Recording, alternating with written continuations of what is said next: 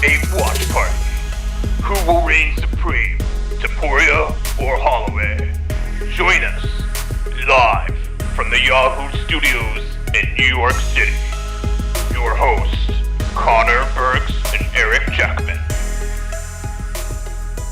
Yes, welcome in UFC 308 Watch Party. We are back, like Big Frank just said, in our New York-based studios here at Yahoo. I'm joined alongside me, my man, NewYorkRic. You might have seen us here just a couple days ago on The Boys in the Back. Well, we're back. We redid the place. It's a little bit more like our living room now. A little redecorating. I mean, we got the Spain, we got the Hawaii, we got the BMF pillow. We don't have the actual gold, and BMF isn't technically on the line tonight. But yeah, we tried to redecorate, make it a little more homey, make it a little bit more comfortable in here. I feel like it's looking good. You just heard him on the intro. We're also joined alongside Frank. Yeah, you did. Big and serious Frank. How you feeling, man? I mean, you're just our DJ this week. It's apparently what it's become, but you know what? I'm here for it. Frank let me in on a secret today. He's just like, well, we can just always use royalty-free music. And I was like, that's been an option this entire time. Maybe it hasn't been. A little late on that, but either way, it was tremendous stuff, Frank. I mean, you sounded fantastic. It's better than coming in cold. I mean, especially for a party, we're supposed to be getting hyped up here. I think we need to do a face-off between the song from The Boys in the Back and this one. Frank, a lot of people were hankering for you to add that to Spotify, for you to really give that a shine. I feel like we need to post that and let people, vibe out to it in their cars. It's not mine. I got it off of independent artists. Exactly, and I have to ask them first. They want to remain anonymous, and I can respect that. Was it the same artist for this one, or is this a different artist? No, I did this one, dude. Come on. Oh, you did this one. Come okay. on. Got it. All right, so we're here. UFC 308 already underway. The prelims are done. We were hoping to come in and react off the top, be able to watch the featured prelim of the night with you guys. Ibo Aslan had other plans. Comes in there, gets a 50-second knockout of Rafael Sequeira, knocked him out on the feet, and then knocked him out again. Gets on the mic and cuts a beautiful promo. Turkish power, I'm coming for everybody. Everybody. Loud and proud. We saw a watch party on the broadcast of fans in Turkey, and I mean, light heavyweight, a lot going on there, but looks like they got a new guy. 14 wins, all 14 by knockout. It also looks like they nailed putting him in that slot. Right before the pay-per-view kicks off, you get one like that. This is the one that gets the energy up. Dana White was actually asked at the press conference about it, why did he get bumped up to the featured prelims? And they were like, well, we were looking at the matchmaking, and we said, let's put these guys here, guaranteed fireworks. Good call. And that's what we got. And he took Sequeira's, he was undefeated going into that one. Quick work in 50 seconds. A lot of other good fights on the prelims. We have to start with not only the fight of the prelims, the fight of the card so far. Yes. The fight of the month so far, and I think it's going to be in conversations for fight of the year. Multibek Orolbai versus Mateusz Rebecki.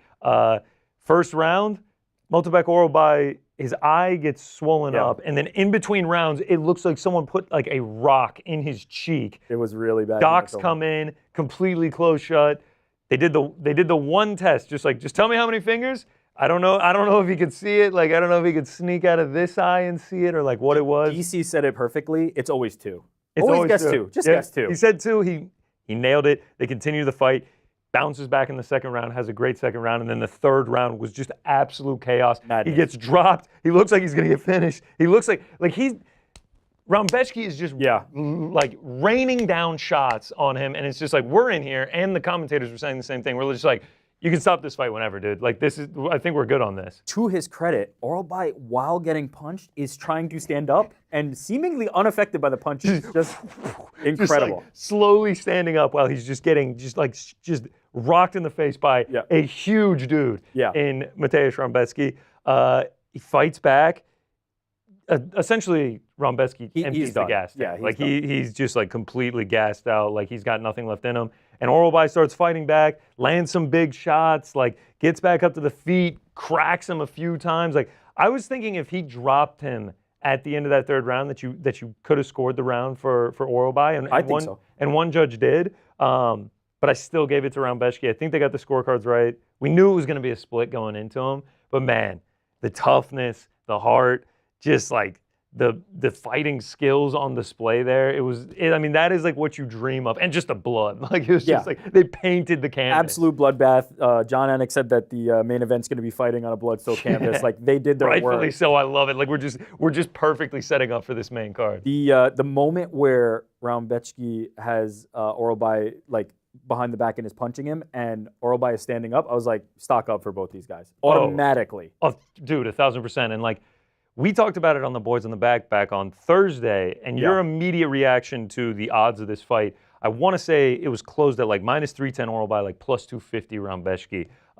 And you were like, dude, that just seems off. Yeah. And then during the post-fight interview, they show Rambeshki, and it's just like, you stat here, he's won 17 of his last 18 fights, and he's like 21-2-1 in his entire career. Like, this guy is an absolute animal. And you got plus 250 odds on him, and it was just like, if you cash that, congratulations. Oh, congratulations. Well, what we said is he's raining down the shots. They're about to call it, and you're like, man, those Rambeshki bettors got to be hyped right now. And I was like, or they're sweating their ass off because this is getting dicey, dude. And then by the end of round 3, they were sweating their asses off. Bro. But when you got a plus 250, it's better to be sweating that than having a minus 310 or whatever in your parlays. But it speaks to what they think of Orolbai right now. Like, he is a guy that it seems like the betting public believes in. And after that performance, I know he lost. I get it. Like, he showed everything that I'd want to see. And it's just like, until proven otherwise, I think it was our guy, Graphica Hitman, Kaposa online said that until otherwise proven, like, Orolbai is unfinishable. Yeah, like 100%. That was just like, he's got the look, like the prehistoric look almost, to put it lightly. And like, man, just the chin and the survival instincts of dude was unbelievable. Yeah, I'm stock up on both after that. Rambeshki, I'm looking at as like, I don't imagine he'll be 3-1 again against most people, but I am still stock up on Orolbai. Like, that was a performance that I was looking at and being like, this dude has what I want to see. When round 3 comes and Rambeshki is fading and he turns the tide on him, I'm like, this guy has whatever it is to be a championship level fighter. It's like lightweight has some good fights at it, man. Lightweight's like, pretty good. Just a little bit stacked. The fact that was just like an unranked matchup on the prelims, and it was just like an epic war. It just speaks to how deep that division is. It really is incredible. Some other fights on the prelims. Unfortunately, we essentially saw 2 injuries in the Jeff Neal RDA fight. Really unfortunate for RDA. 40th birthday, flies all the way over to Abu Dhabi, and that's the result that he ends up with. It's unfortunate for Jeff Neal too, because that's the type of fight that you want that can make your name. Like, that's the one that can kind of elevate you, and for it to end that way, it kind of feels like a bit deflating. He gets the win, but he didn't get to show what he can do against a guy like RDA. So not great for either guy, but obviously Jeff Neal going to move on to bigger and better, and hopefully RDA heals up. Yeah, man, and then Chris Barnett, who we hadn't seen in 2 years, he's had a lot of personal issues, lost his wife back in 2022, has been a long road back for him, has been injured as well over the course of that time. I think 4 cancellation bouts between the last time we saw him and tonight. And then it appears that he got injured during his like pre-fight warm-up routine, and he jumped and he like landed funny on it.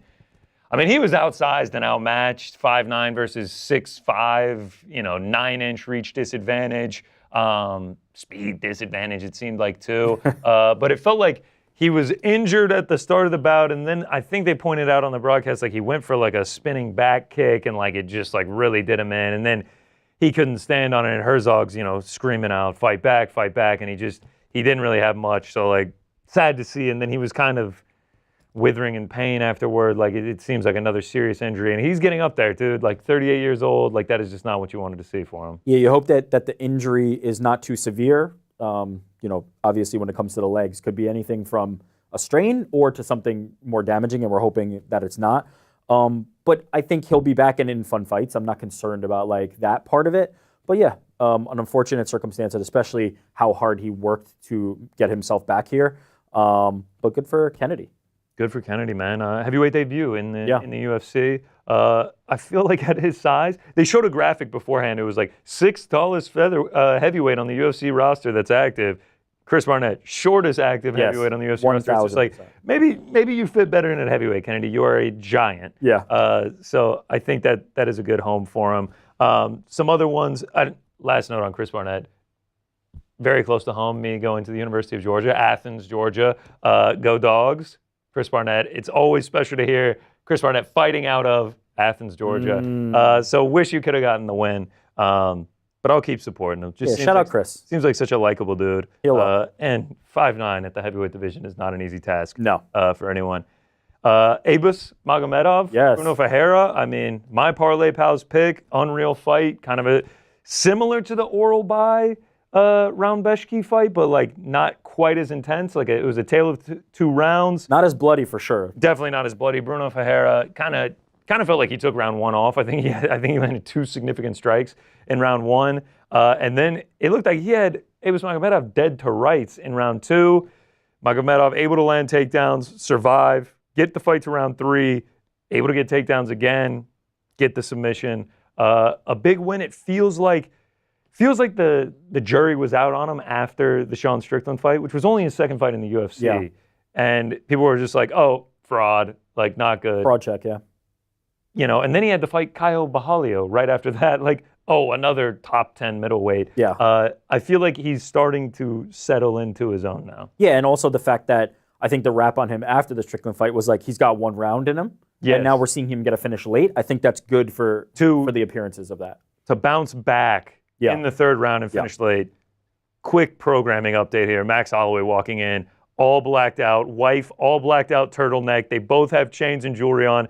But Holloway has like a like a reflector thing on his sleeve. Looks so sick. I mean, he was swagged out. Like that looks like a guy that's about to go win the belt. Like that was. I don't think they showed Topuria. I'm sure Ilia looks good. I think Topuria is probably gonna have a suit. The woman on the arm as well. I mean, these guys are. Do you think these guys are superstars? Do you think the all black? By the way, just get a little sip out of here. Look at that water bottle, folks.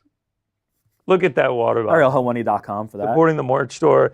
The merch store, yeah, that's a new one. Mine's plain black. Thanks, Frank. Speaking of the black, I was going to ask, do you think that that's a bit of a funeral thing? We've seen this in the NBA many times. Like, do we think that that's what Max is going for? Who was the OG to do that? I don't know. We're all black because there was a team that did it. I think it was the Washington Wizards ahead of the Cavs or Celtics, and they just got completely demolished. And whoever did it first and did it properly and went in and won, it should have never been recreated. Probably the Undertaker, if we're being honest. He's the one. It should have never been recreated after that because you just run the risk. Like I don't think that's what Holloway was doing, but like you do run the risk of like, oh, I'm wearing all black because it's Topuria's funeral. That's the thing, you don't talk about it. Exactly. You just do it, and then afterwards, then you're like, it was the funeral. You guys see the all black? It was all black. The fucking funeral. It was the funeral. It was Topuria's funeral. But yeah, he looked great. The couple matching, them both going all black, that's a great touch. They're always great, and come Halloween time, I guarantee you, Rush, his wife, they're going to have incredible costumes. Yeah, she's very game. Great follow on social media.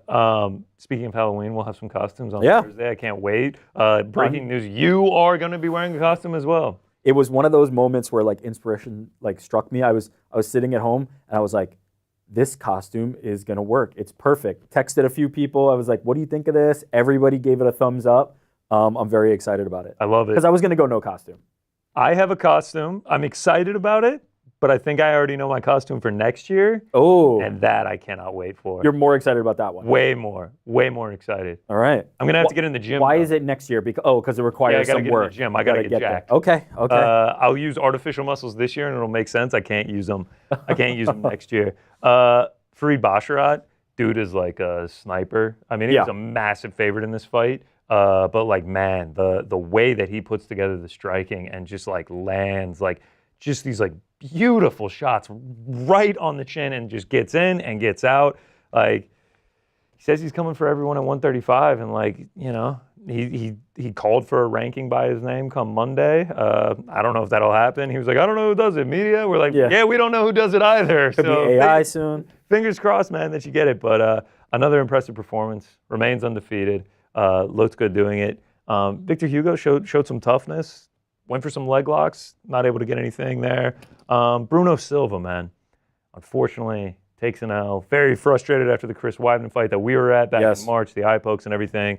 And then takes on Nardiev and loses by decision. Never really got it going. Yeah, just unfortunate to say, but like just been a tough road. I don't know where he goes from here. Yeah. And he's had some great fights. Like when he went in the distance with Alex Pereira, sure, it was a one-sided fight, but to make it that far wasn't that one-sided. Like that was a fight where he was one of the guys who tested Alex early. That people started to go, is Alex the truth? Now from there, it kind of became the Alex show, but it was one of those that people started questioning. Well, you want to know what's so crazy about that? is that was the last time and only time, actually, that Alex Pereira fought in the Apex. Oh, Every other makes time, sense. he's been on a pay-per-view He's been card. main evented. And now he since then. only main events. I think since the 281, I guess he didn't main event when he fought Jan, but anyway, putting Alex Pereira in the Apex is a disservice to humanity. Last one I want to talk about on the prelims, but the first fight of the night, Rinat Fakhretdinov taking on Carlos Leal. Carlos Leal coming over from PFL, making his UFC debut, has also fought in LFA. Was kind of memed this week for his picture where he's like flexing, screaming, a lot of people pointing out the back knee, like, maybe he's capitalizing on the no USADA. That's neither here nor there. But, dude, he put on a great performance against a tough opponent in Rinat. Yeah. And I think, dude, I really think the judges robbed him blind, man. I had it 30-27. Carlos Leal, I could see how you could make the case for 29-28. But then when they said 29-28, 29-28, 30-27, I was like, oh, Carlos Leal won. Then there's no doubt. And then just Rinat Fakhretdinov, I was like, it's just so shitty to think about. Like, Carlos Leal making his UFC debut, has probably worked his ass off for this, flew all the way to Abu Dhabi, puts on an incredible performance, and now he misses out on. Yeah, now he misses out on half his money. Now he misses out on progressing throughout the rankings. Trying to become a mainstay in the UFC. It's just like, it's shitty to see, dude. It sucks. It's one of those, though, that I think people will remember it for what it is. Like when these kind of fights that are quote unquote robberies, or people look at the scorecards controversially, and MMA decisions, which tracks like media scoring and fan scoring and things like that. All the media obviously had it for him. People remember that. Remember that, and I think it will be viewed as if not a win, at least he doesn't lose stock in most people's books. Yeah, so that was the prelims. Out of 10, I'm gonna give it. I wish we didn't get the injuries and the robbery, but I'm gonna give the prelims a 7.5. I think that's right. I thought there were some great moments. I'm bumping it to an 8 because of the oral bye. Yeah, that's all you needed, dude. And then you get a great finish to finish him off in the Aslan fight, and a couple more great performances. But yeah, shout out, man. They always put on a good show when they go to Abu Dhabi, and there's still a lot of show to go. The table is set now. Woo, the real show is getting ready to start. They're showing Ilia Topuria highlights right now. The beatdown of Bryce Mitchell, the comeback, and then just like the absolute destruction of Jai Herbert. Oh my God, Ryan Hall. Clark. Yeah, Ryan Hall. I almost said Ryan Clark. RC. Shout out to RC. Josh the man Emmett. Himself. Volkanovski. Hey. I mean, the power, the technique is there. Everything. The aura, the swag. Now they're showing Max Holloway. So main card. We'll start with the main event. Yeah. We've talked about it on several occasions. Has the excitement waned at all? Has it wavered one bit? I'm at a 12 out of 10. Yeah, I love this fight. I really think we're going to learn something about Ilia Topuria one way or another here. I love it. Even if he gets tested and wins, I think we'll learn something valuable. If he loses, I think it'll be valuable. And if he wins, oh boy, like we started forecasting 2 fights away, 3 fights away. It would be a rocket ship. We have a star on our hand. I think we already have a star on our hand. I think both these guys are stars. I think whoever. I mean, we're looking here. The size difference is notable. Yeah. You know, like there is a real thought in my mind that it's gonna be hard for Ilia Topuria to get in on Max. Like Max is long. He knows how to use his range. But I don't think Ilia is gonna be the problem with the guys that have a lot of power. Like I use Francis Ngannou as an example because he's the best example of it. If you can't stop somebody that powerful from getting inside because you can't threaten them with your own power, and let's call it what it is, like Max is not a power puncher. The Justin Gaethje knockout aside, he's more of a volume striker. Volume, out-technical you. If you can't deter him with your power, then his power is going to be either be the equalizer or the difference maker, and that's going to be hard. So I think Max has to be really diligent about keeping him on the outside. And that's kind of something we saw him do against Gaethje. Like it was like he just used that perfect level of caution and carefulness combined with still keeping the foot on the pedal, and it just came together in this master class and just this beautiful performance. And then he throws it all caution to the wind at the end. Of course, gets the unbelievable moment of the knockout. But I think he's going to have to fight a similar fight, and it's just like, let's mind our P's and Q's, but against a better technical striker. Yes. Let's mind our P's and Q's, and let's just make sure we're putting up the volume, we're staying aggressive, but we don't get too aggressive. Yeah. If Ilia Topuria is able to close the range in a way that Justin Gaethje was not, it's gonna be dangerous. It's gonna be really dangerous. Well, a lot of people pointed this out to me after our discussion about it on Thursday. I said Volk, Topuria killed Volk. I really just meant the knockout. Like if you go back and you rewatch the fight, he was competitive. He kind of just downloaded first round. Volk was having success in the first round. I scored it for him. Yeah. And there's a world where Max is able to accumulate rounds like that if he's able to stay careful enough. So I mean, it's just. But that's where the power becomes a difference maker. Because if you bank those rounds, that's all good and well. Until but you get if Topuria is inside on you, then that's a real problem. And brother, it don't matter if you get caught in the first second, 5 seconds when you get running across a knee from one Jorge Masvidal, or the last second buzzer beater like Max Holloway did to Justin Gaethje. A knockout is a knockout. A win is a win. It does not matter. Max Holloway needs to fight a perfect fight. A perfect 25 minutes. But to Max Holloway's credit, he can do that and has done that. For sure. Everybody but Volk. He's able to execute that game plan. Even the closer ones, even the ones where Arnold Allen is taking rounds or Yair Rodriguez, like Max Holloway has a way to win. Yeah. And it kind of really starts, honestly, with that chin. Like that chin is just uncrackable. Which is it's something that needs to be studied by science. Yeah. People are like, oh, donate your brain and your kidney. Max Holloway needs to donate his chin to science. Far in the future, when his career in life is over, we're not killing Max Holloway. No, not yet. He's only 32. That was a big thing. He's got a long time to go, but his chin needs to be studied by science. I mean, dude, I woke up this morning like on a high. Like it's one of those days where it's just like it's a beautiful, crisp fall day here in New York City. We need to do a pie, right? Okay. What percentage of that is the fights themselves? What percentage of that is like debut? Welcome to watch parties, the uncrowned watch parties, beginning with UFC 308. What part of that is the beautiful fall day in New York? Like, where are we at percentage-wise? Give me the breakdown. They're all working simultaneously. So 33? No. I would say 50% the fights. Okay, love that. Just knowing you have day fights ahead of you, too, where it's just like, you see all these people. I'm on the train, and all these people are just like, oh, we're going to do this and this cafe. And I'm like, no, I'm about to hunker down in a dark room and watch fights all day long. Yeah, I got this guy with one eye that I need to watch. Hopefully massacre this other dude. The fights are 50%. Debut of the watch party, I'm going to say, is 30%. Love it. And the beautiful fall day is 20. No, you know what? I'm going to redo all of this. 45% fights, 25% debut. Okay.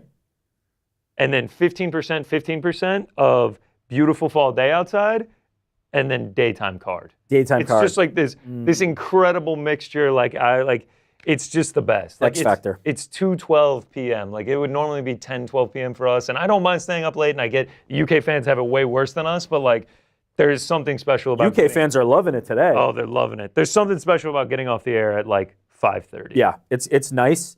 I will say it does feel different. Like I do. My body has and my circadian rhythm has adjusted to the late night fights. Yeah. But I do like this as a side quest, but then we return to it. I wouldn't like it if they were always this time. I love it because I'm on the train and like people are like sipping their coffee. I'm just like, we got fights on, bro. Like we're already underway. I'm watching Renat put on the robbery class of the century, and just like that, Sharabutdin. We've broken down this whole card. We've looked forward to the main event, and now we got Armen Petrosyan making the walk to the octagon. He's taking on Sharabutdin. You've said Sharabutdin, he's undefeated, 3-0 in the UFC so far, but like I think we both can agree he hasn't had that wow performance. He hasn't had that dude, this guy is. The debut was good. And I think it got people on side, but he hasn't had the one that makes you go, I really need to watch this guy. I really need to pay attention to this guy. I think this could be one for him, but I think this is a more evenly matched fight and might turn into one where they're just trading. It's going to be interesting. Yeah. So then there you go. Took him as a dog. We'll see what happens. I got a couple dogs on this main card. I got Petrosyan. I got Rakić.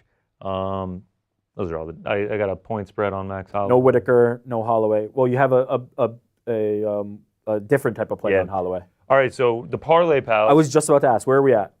2 down, 2 to go. I had Abus Magomedov. Yep. Frank had Jeff Neal. They Damn both right come I out did. victorious. You're damn right you did, Frankie. Good job, Frankie. Frankie was actually whispering to me beforehand. He's like, the fix is in. 40 years old. He's going to get injured. And then afterward, I was like, you're a Wow, fortune Frankie teller, knew. Frank. When you have the script, you have the script. When you have the script, you have the script. So 2 remaining. down, 2 to go. Remaining, one Juliana Pena's pick, over 2.5 in Dan Ige, Lerone Murphy, and then your pick, co-main event, Khamzat, Chimaev.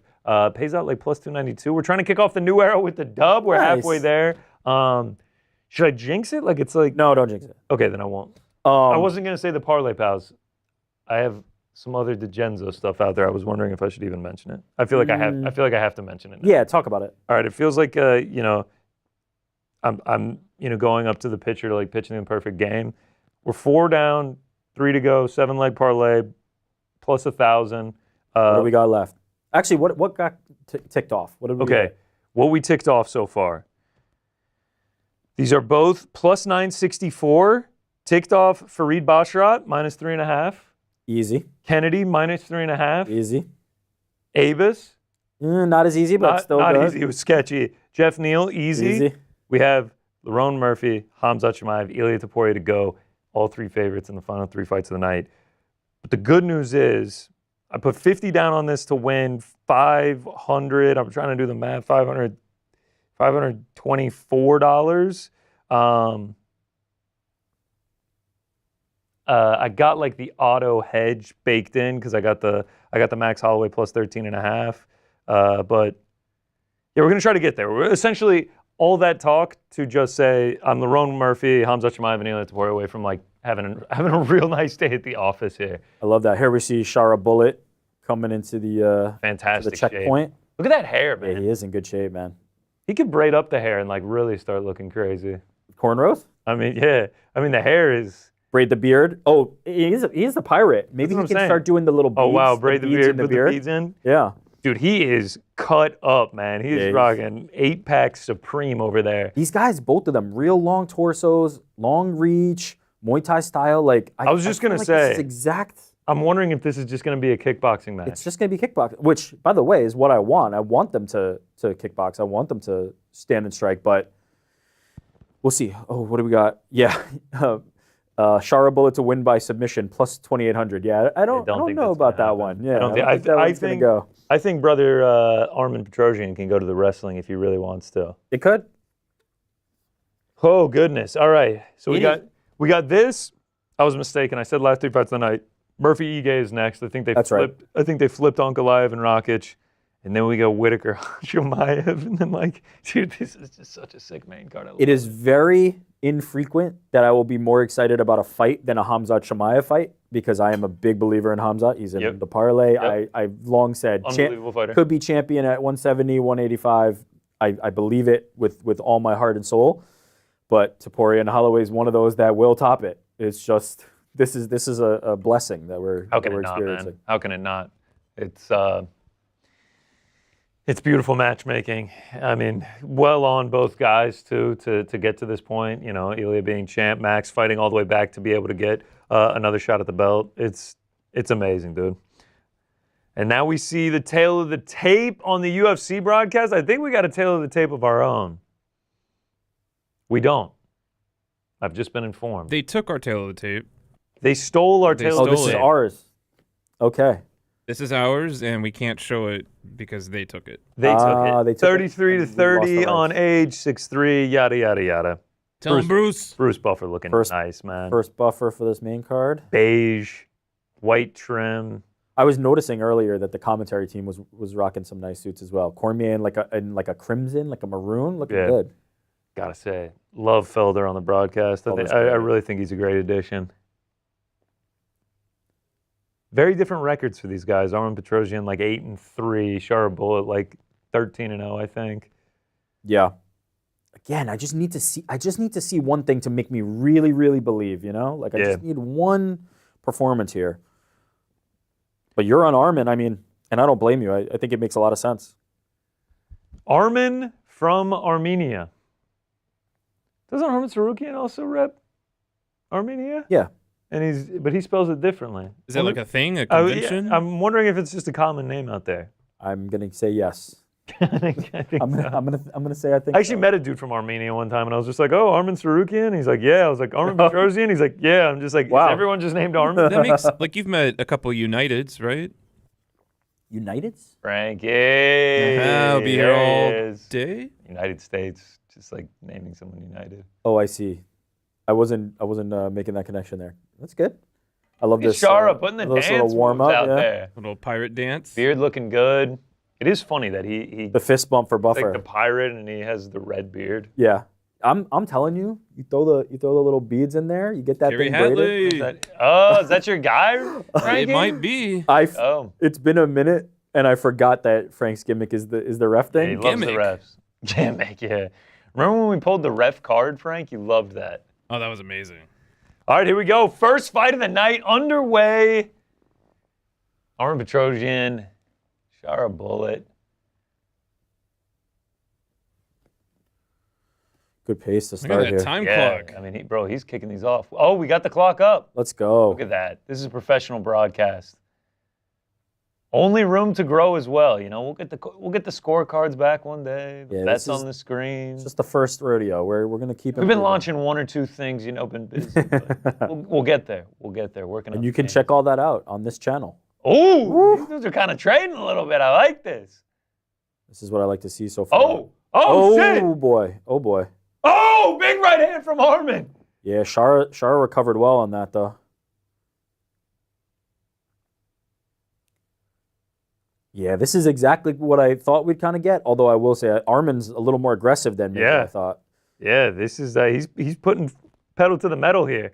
He's working that inside leg kick right now too. This is either going to be brilliant or not smart if it turns around quick on him. I mean, Shara's got knockout power. We know that. He's getting the best of it at the moment, though. Armen is.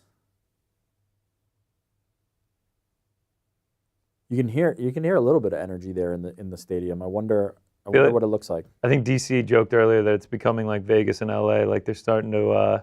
They trickle in later. Yeah, they trickle in later. You know, they're like, oh, it's another UFC card here. They missed some good stuff on the prelims if they did. Yeah, for real.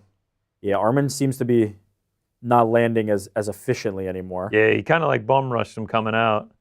But I mean, landed a lot of good shots. He's working these kicks he's too, still man. doing very well. Staying active with these kicks. I feel like Armen is starting. I mean, Shara is starting to sense the range now, though. Yeah, I was gonna say Armen. He just escaped that one.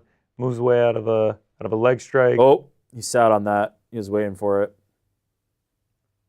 The kicks. The one thing I will say. Oh wow, Armen had some nice knee. punches in there. These dudes are going. I love this. The kicks for Shara just elite. Oh yeah, can snap them up. Oh, Armen. yeah, nice little left hand from. The hands are working well for Armen here.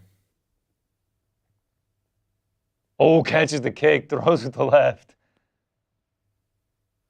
Shara's clearly trying to counter something big here. Yeah, he's doing well. John Anik just yelled at the corners, yelling to Armen, "Don't back up." He's been doing a good job of it so far, staying moving forward. Can you keep up this pace for 3 rounds is a legitimate question. I don't know. I don't know if either of these guys can. Ooh! Nice counter by Yeah, Shara. really nice connection on the left hand there for Shara.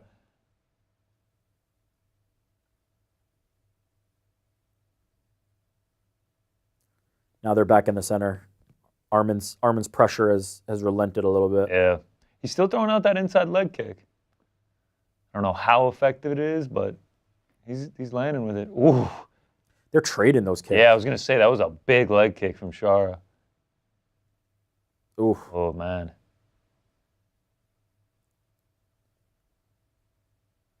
Nice body kick from Armen. This is a great Inside fight. leg Wow. kick. How many kicks have they thrown this round, dude? This is They a are just- very kick-heavy fight. They are just, can you do the can? Yeah, you can feel the pace now. You can feel Yeah, it it feels starting like to they're swing. they're starting to settle in a little bit Yep. more too. I mean, Shara's clearly just sitting down for the one shot. He's looking for something that he can return at him. I feel like Armen kind of knows that now too. Yeah. He's definitely become more tentative. Who's got this round so far? Armen, right? I say Armen, especially with the way that he came out in the first minute. Yeah. He was having a lot of success. Ooh, that was a nice right by Shara. That was stiff.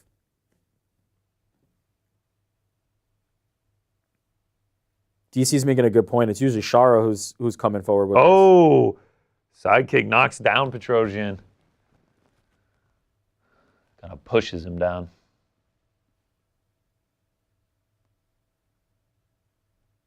God, this is high level right here.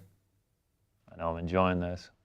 Ooh. The kicks, we got to get it between rounds. We got to see what the kick count is. Yeah. Pull up even the strike pace right now is crazy. Nuts. Petrosyan's throwing 74. Good opener here. Oh, spinning back fist from Shara. I think it went off the glove. Oh, okay. I gotta see it. I gotta see a replay.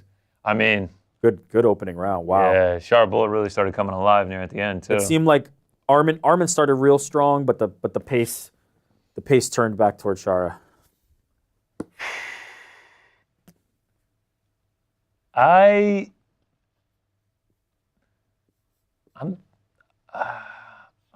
gonna go with Armen based on the volume and the start of the round, but I wrote this very small. 10-9 Armen. I feel like some judges gave it to Shara. 10-9 Armen. I mean, big right hand to start off the round for Armen. The counters were there. Ooh, that stiff right from Shara. Big overhand left from Shara as well. There were a few of those. He's starting to get the range. He's starting to get the timing of Armen. When Armen was pressuring him. Yeah, I don't feel confident in my Armen 10-9. You think it could go either way? I definitely think that could go either way, especially the way that he came on late. It was kind of half a round each, you know? It was Armen early and then Shara late. The momentum is with Shara. Oh, no doubt. I'm curious to see how Armen comes out in the second round. I think he lost some steam real quick. But when he's on the front foot, he's getting them. Just never know what adjustments these guys make, too. What are we preference-wise on the shorts? Do you like the ones that are tighter to the body, loose. Or you like I'm the loose. If I ever became a fighter, I would go shorter than Shara, but I would go with the slit and loose. I'm down for whatever the fighter is more comfortable with. I was talking about like you, Frankie. Yeah, personally. Me. Yeah. When you get in the octagon, Frankie, what are you gonna? When I get in the octagon, I like to have the long loose. Yeah, I'm not gonna go long. I'll go shorter, but slit or no slit, Frankie. A slit, of course. You got to have the full range of motion. Yeah. Kind of fuck with the ankle like sleeves too. It's not a terrible look. Could I bring the shooter sleeve to the UFC? Get a knockout. Oh, some stance switching. That one's not going to fly with the commission. The old arm sleeve. Shout out. I think there's certain jurisdictions where you can wear like the knee. Oh, we got to hit to the nuts. Low blow. Yeah, low blow on. We're gonna see Jordan's reflexes here on air. Jordan, gonna have to stop the clock. Yeah, how you doing back there, just Jordan? Wants to let it go, man. No, you can't let it go. That's why we got the start and the stop, huh? Oof, direct shot.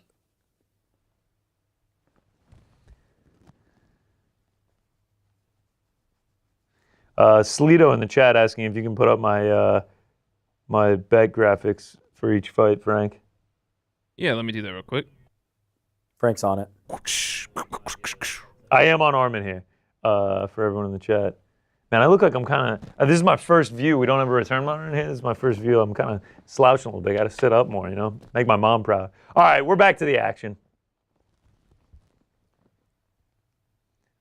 Pace noticeably slower, but still. Oh, for sure. But they're still bouncing. They're still throwing. Ooh, nice right hand. I think Shara landed there as well. Yeah, that one came over the top. Clenching up against the cage.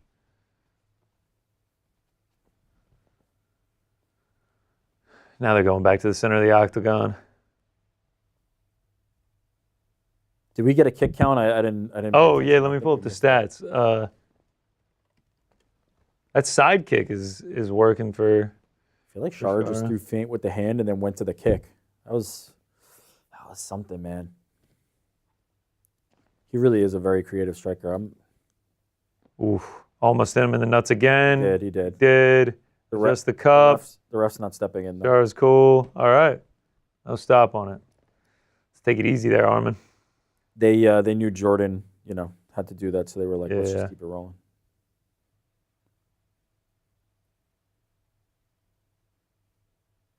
This is such a good matchup. I know the matchmakers nailed it with this one, dude. I mean, they're just kickboxing out here. It's fantastic. At a crazy pace. They're still putting up volume here. You think we see a takedown in this fight? Oh, that barely missed, dude. Big overhand right from Shara. Yeah, I mean, round one, the story was Armen had Shara on against the cage. He was, on the black line, and now it's just Shara standing in the middle here. It just keeps slowly creeping more towards Shara being on the offensive.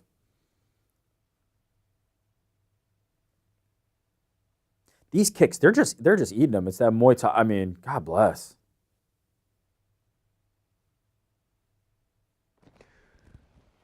Shara getting close on these big load-up shots. Yeah, he's clearly gotten the oh my head Lord. Kick. Armen eats it. He's got the range. Another nut shot, man. This time on Armen. 3 nut shots in round 2. When you're throwing this many kicks, it's just gonna happen. Yeah. So I'm not mad about it. You know what? We don't have exact kick stats, but Petrosyan has landed 40 of his 52 leg shots, so leg kicks.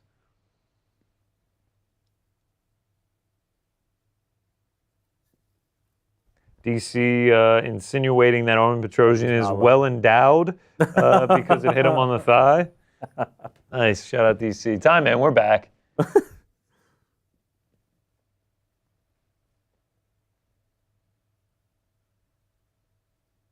That one seemed low to me. Yep. They are throwing so many kicks. Yep. Yeah, leg kicks. 42 of 54 for Armen. Petrosyan. Nice body kick.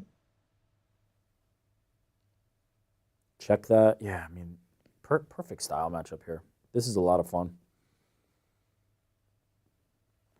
Oh, nice now left. Armen back on the offensive. When he has Shara backed up here, that's when he does his best work. When it's in space, he lets Shara off the hook. Shara whiffing on. Oh!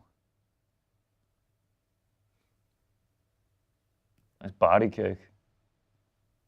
And I'm really liking the volume of Petrosyan. Well, what I don't like is Shara is clearly waiting to hit that one shot, and they seem to be landing in the first round, but he's a little shorter on them now. And if you're doing that, Petrosyan is getting the volume up. This is a Petrosyan round for me. I think so too. And you might have dropped the first one too. Because Shara was landing big shots in the first round, whereas he's not landing those now here in the second. No, they're coming up just short. Again, he was short there. He was just. And then the kick misses as well. Yep. Side kick. Ooh, spinning back. Wow. Oh my. Drops him and they call the fight. Wow. It's over just like that. Was that a spinning back fist? It was. Oh I thought it was just a knockdown. No. Oh, he got it. Shit. He got it. Wow. Yep. I got to see a replay of this. That was the one. Holy shit. I thought that was just a knockdown and they were going to keep fighting. I said that was a walk-off KO. I said I was waiting for the one highlight. He's got it now. Wow. What a fight. What a great start to this card. Dude, that was sick. That was sick. All right, let's see this. See, this is the thing. He's got... Blocked it. Oh, he does a double spinning back fist. Goes with one, I didn't even blocked, pick that up. Picks the other one. That was crazy, dude. Not only that. Oh. He feints with the leg into the spinning back fist and then hits him back. Oh yeah, and Petrosyan was out, bro. I'll be honest. Immediately covers up. You could have let that go, but it would have been academic. Oh my I don't know. You Lord. could make the argument 8 seconds left. But man, he was moving slow, dude. Gets blocked. Goes back with the other one. Oh, dude. Man. That was incredible. The creativity that Shara has, very impressive. That was incredible. Some of the things that he's doing in terms of the feints into some really unorthodox strikes, impressive. Truly impressive. But wow. My other takeaway though is you can you can compete with him. You can fight with him. Like Armen had a really good game Oh, for plan. sure. He's fighting really well. Man. We're just gonna break the fourth wall here. What'd you say, Jordan? I didn't You understand said that. the favorites. Oh wow. Red corner is 9-0 so far. Or is it favorites? It's a great question. Red corner. Okay. It might be favorites. Let's see.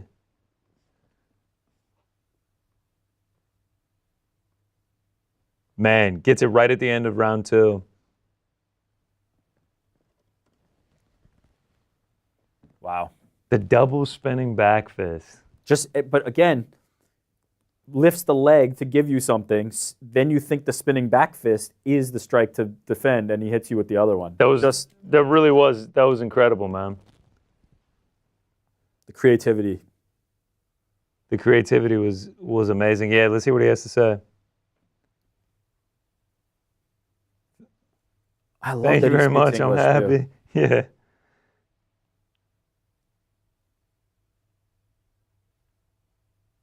Ooh. I'll Smashing smash Israel Israel Adesanya. I love it.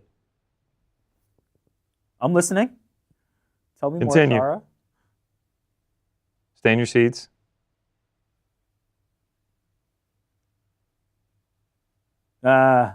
This island what? Is captured by the pirate, Oh, I think. okay. He came for the gold. I love that. I love that he's like Let's watch this one more time. The leg goes up. And, Oh! That Face is- goes to jelly, swinging around. That's a thing of beauty, man. What a knockout.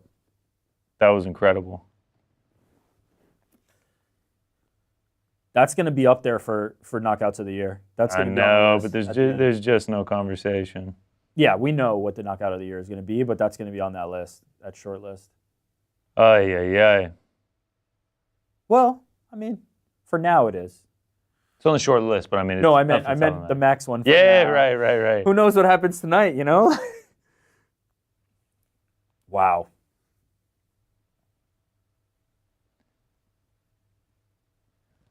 Wow. He's saying he's trained that. And then, He's trained that. and then it's his. He's saying, Yeah, I've been done training that the double before." spinning back fist. Wow. Honestly, just based on his creativity, I would not be surprised. Wow. That's 50K? That's what they're saying? What I was going to say earlier was that I love that he kind of gets the promotional game. You know, he comes in the mic, he knows he needs to speak a little bit of English. He plays into the pirate gimmick. I really like the way he's kind of like crafted his career so far. And this was kind of that performance I was looking for from him. This will go a huge way to kind of continue to catapult him. Also, he's just fun. He is, dude. He's just a fun fighter. He's fun. He's got the personality. He's got everything. That was something, man. That was one I won't forget, man. That's gonna add to the aura of this guy for sure. Yeah, great performance from Armen up until Armen was fighting it great. wasn't. Yeah. And even better performance from Sharabutdin. Continues to be undefeated. I think 14-0 now. 4-0 in the UFC in just 1 year. He debuted this time last year on UFC 294. 4 wins. Does he exclusively fight in the Middle East? So far, yes. Looks like he's maybe There's his been- kid, but No, that was the Rosic guy, the other one from Hezbollah's enemy. Yeah, Hezbollah's enemy. I think I'm pretty sure. Don't quote me, but I believe so. I mean, we know he can go to LA because he did it for the That's movie. what I was gonna say. There was this whole conversation about like, is it the eye that's preventing him from getting licensed in the States? But Right. I don't know. Like we Maybe it still is. don't know. Maybe it is. Maybe it's not that he can't travel to the States. It might but not be a travel thing. It might. yeah, be that's a what I'm saying. It commission might be thing. the eye thing. But he's lucked out because they've had an Abu Dhabi card, a Saudi Arabia Saudi, card, and yeah. now 2 more Abu Dhabi cards. If he's fighting, I'm watching. I don't care where. Look it at is. Big Eric Nixick in the back with Dan Ige. Shout out to Eric. Shout out to Eric, man. He's just stayed out there after last week. Big You know, Franny. I'll fly over from Saudi to Abu Dhabi. This is gonna be a banger. Dan Ige, Lerone Murphy. Dan Ige as tough as they come, like as game gets. Dan Ige takes the toughest fights and has no problem doing it. That's the story of Dan Ige. Lerone Murphy, man, he's been looking good as of late. Obviously, still believer. undefeated. We had an interview with him on the YouTube channel. On the Crack. youtube.com/ArielHelwani, where you're watching this right now. Shout out to Pizzi Carroll and the Crack, who had Lerone earlier this week.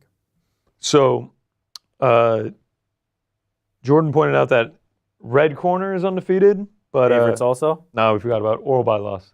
Oh, Oral by. Yeah, so Only one favorite loss so far, though. from Becky, the one dog to get it done so far. Let's be real. Like, he probably shouldn't have been a dog. That's like Probably a shouldn't coin have been a flip dog.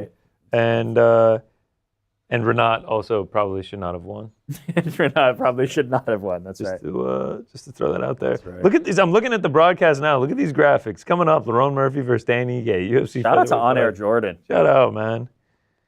Oh man. Actually, I did that one. Oh, Frank, that was you? Yeah. Let's not give all the credit to Jordan. So does that mean on Monday when I ask you to make those, you're going to be able to do that? What's up with your earpiece, man? You got small ear canals or something? Little tiny ear canals? No, we've obviously talked about like me not being able to keep an earpiece in my ear, but have we gone into like the details of it on anything? No, I don't think so. But on Thursday, you were rocking it. You never touched it once. Yeah, shout it out, stayed in there pretty good. shout out to Hector. Oh, here we go. Ilia Topuria showing up. Also All black as well. Also all black. Wife also in all black. He's got the rose on the lapel. Wait a minute. Diamond out bracelet. Those sunglasses. There was a man. time, Yeah, he's rocking it, dude. remember on the show, they were together. They were on the MMA Hour together. And in the interview with Ariel, she said something to the effect of like, if there's going to be a funeral, it's not going to be for my man, something to that effect. Did somebody else try to do like funeral to him? Is that Maybe. where that originated? I forget what the circumstances Look for that at was. Holloway in the black tank with the chain on, getting the gloves taped up. Can I just say, not bald, but not super long hair Max Holloway. Like this length is my favorite. Max Yeah, Holloway. I mean, it feels like that's kind of the older school. That's the Max old Holloway. school. I like that hair. Yo, shout out to Hector Ramirez. Someone asked if Ariel's here, and he said his kids probably have a soccer game. Nailed it. Nailed it. Nailed it. Kid's got a soccer game. But we will hear from him later. Esoteric Fitness says, can somebody answer my question? When are the main events on? I don't know, probably around 4:45 Eastern, 5 o'clock. We got 4 great fights to get to. Don't get so ahead of yourself, Esoteric. I've also on the show before done the Google it. Just Google it. That's the answer to all those. Wow. Let me Google that for you.com. Still Yeah. a thing? Google that. Love Cross still bringing up the chicken loco moco. He's pissed on that, man. He's pissed on that. Look, That it's not he authentic. has to try it before you. Yeah, like I had the same sentiment, but after eating it, like Well- I want it again. You just have to get into the mind frame that this is not loco moco. It's a separate dish, right? Just consider it chicken something else, and it was delicious. Is that what they should name it? Chicken something else? Yeah. Uriel Orozco asked. It was.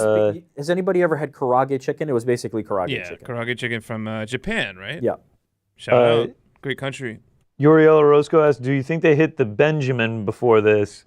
Auto correct, the Benjamin. So like the dab pen or the weed pen beforehand. Definitely not. I could not go on air after that. There is no chance. I would actually be in a coma if that happened. Garrett DuPont. Boys, how many DraftKings points did Chara score? Boys, help a guy out. I have no idea. I am not playing UFC fantasy right now, unfortunately. I've kind of Ed retired. says he's in the chat and he can't Google. Shout out. I actually, I do agree with that. What do you mean? No, I don't buy that. I've kind of I We retired couldn't a get long time black ago from fantasy. chargers for Rick's devices. What? We couldn't get black chargers for Rick's Yeah. devices. Yeah, I actually have the black charger. Do you for have mine. one? Okay, all right. Okay, this actually brings up a great point. Michael Miranda says, how did you get Hawaiian food, but you didn't get the garlic shrimp on rice? That was on the menu. I said, should we order it? I said yes. Frank vetoed it. No, this was all I said Rick. yes as well.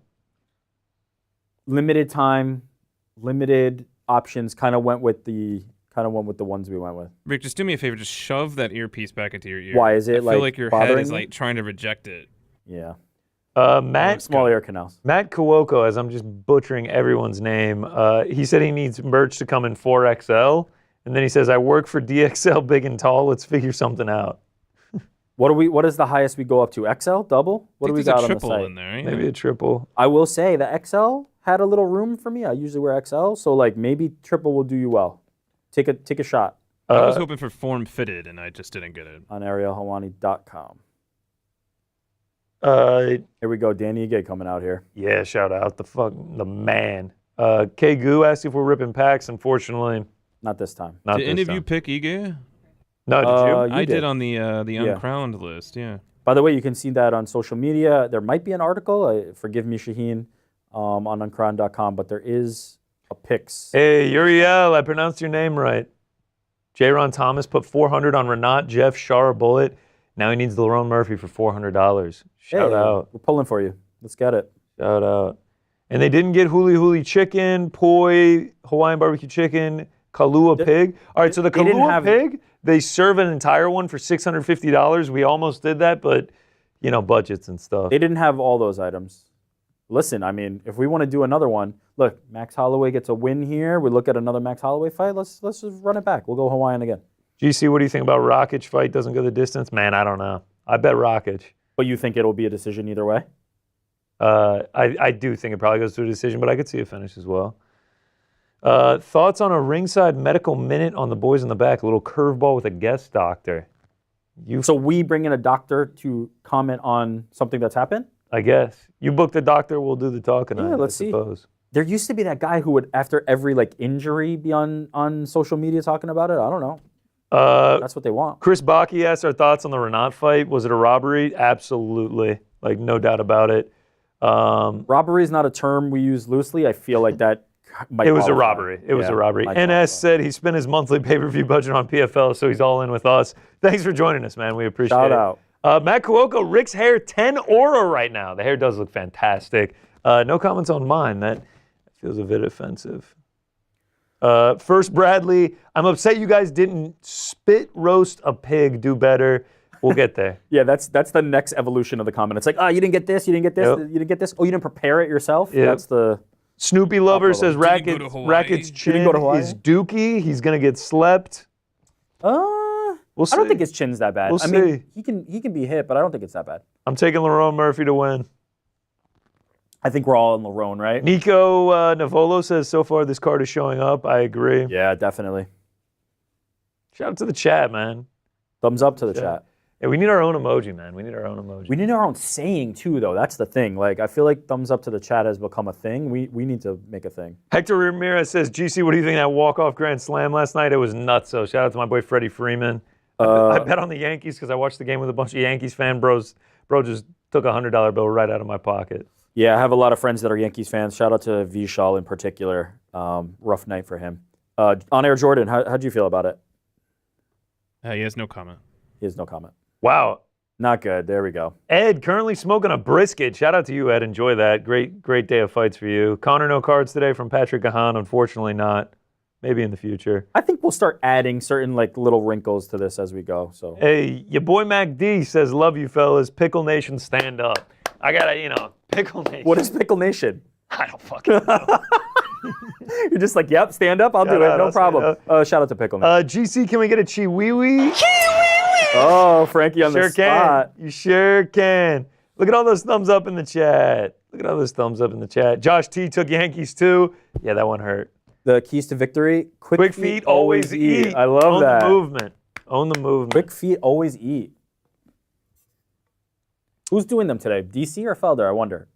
CY Stevie says Benjamin and fights. I mean, shout out to everyone with hitting the Benjamin today. So there's this guy.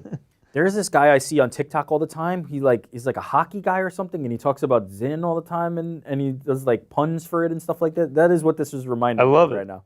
I mean, I've been known to hit the Benjamin every once in a while, but not when I'm on the 8-pack, okay? Biggie song for Ige, two-pack song for Murphy. Shout out. Oh, I didn't realize. I love that. I like that. Tupac versus Biggie. Look at Ann Evans in the chat. England, stand up. So I think he's back in Dan Ige here. Yeah. This card is moving. No, he's back in the delivering. I was joking. Oh. 33, 5'9", 5'7", 146, and 145 and a half. I feel like Dan's going to have a hard time with the range. Dan Ige plus 220, dog. How do you like The Alchemist? I thought it was great. Still working on it, Mike D. All right, let's lock into the fight, man. Chris Baki, didn't know you were chill like that, GC. There's a lot you don't know about me, Chris. I didn't know you were chill like that. I don't know about me. It's tough. it is, as they say, difficult. Ige with the monster on the shorts. I feel like that's typically reserved for, you know. I don't know, like, I feel like they get a cut of the pie when they put the monster on the shorts. Dan 50K Ige. We already saw the Orolbai fight. Do we get another 50K performance out of this? I'm going to say no. I'm going to say... I mean, look, I don't know. It could be. But I think the monster not on that. So clearly not from the UFC. That's interesting that Ige is able to do that. Fighting out of Manchester. It's my city, if you guys didn't know. I'm a Manchester man through and through. Bees up. Shout out to Tommy Aspinall. Shout out. That was a chance to drop that. There we go. We were kind of getting fried for our fight fees. A dream would be to go to Manchester and do a fight fees. I don't think we were getting fried. Not by anybody that Mark Smith knows. Yeah, in the Mark octagon, Smith. looking That's your around. guy, Frankie. That is your guy. I love the play-by-play. Is Jordan going to claim Octagon Girls? Like, so you got the refs, he's got the Octagon Girls. I've got it all. Jordan, let's take it easy there. Aren't you a married man? All right, here we go. Underway. Yeah, we're starting a little less hot on this one. Oh, maybe not.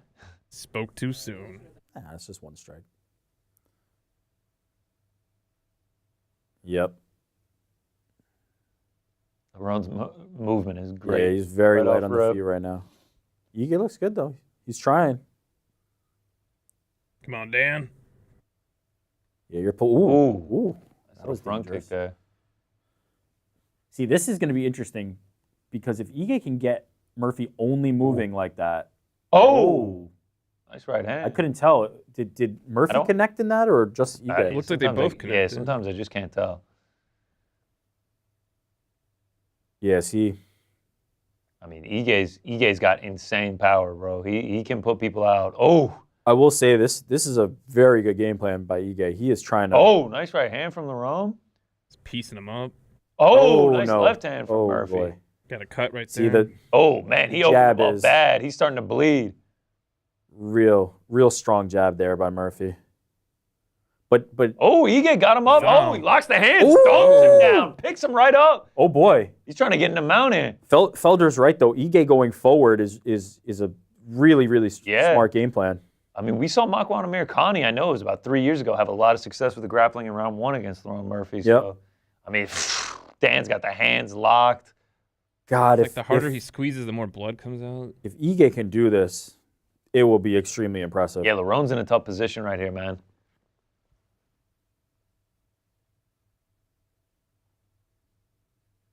Dude, he's got his legs trapped, man. He looks like a little kid on an inner tube with his feet sticking out like that. Yeah, we're just going to have to see, does Murphy have this in his game or not? I don't know. He's got good wrist control, just wiping him out.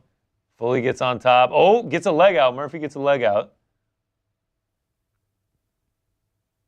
You can hear Eric Nixick yelling, man. I love it.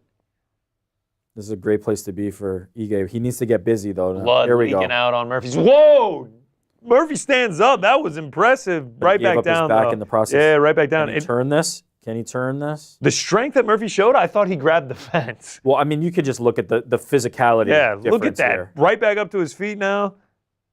Damn, way to get up there, Lerone. Now pushes him up against the cage, lands a nice knee. Good stuff by Lerone there, but I like the game plan by Ige. Oh, nice shot to the body there from Lerone.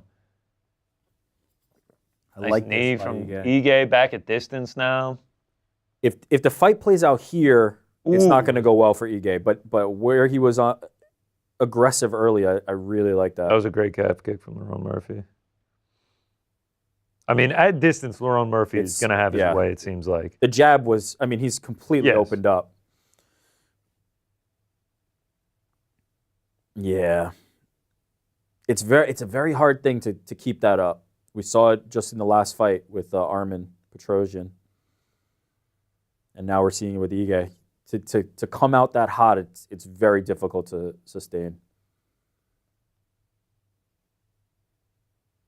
I'm curious if Ige is going to go for more takedowns, man. I mean, the way that he dumped him down was impressive. He has to be able to get in here. He has to be able to close it. A little spinning back kick to the body from Murphy.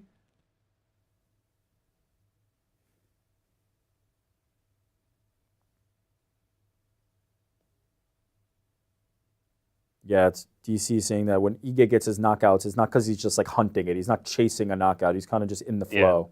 And he just has crazy power. Yeah. He's got big paws, man.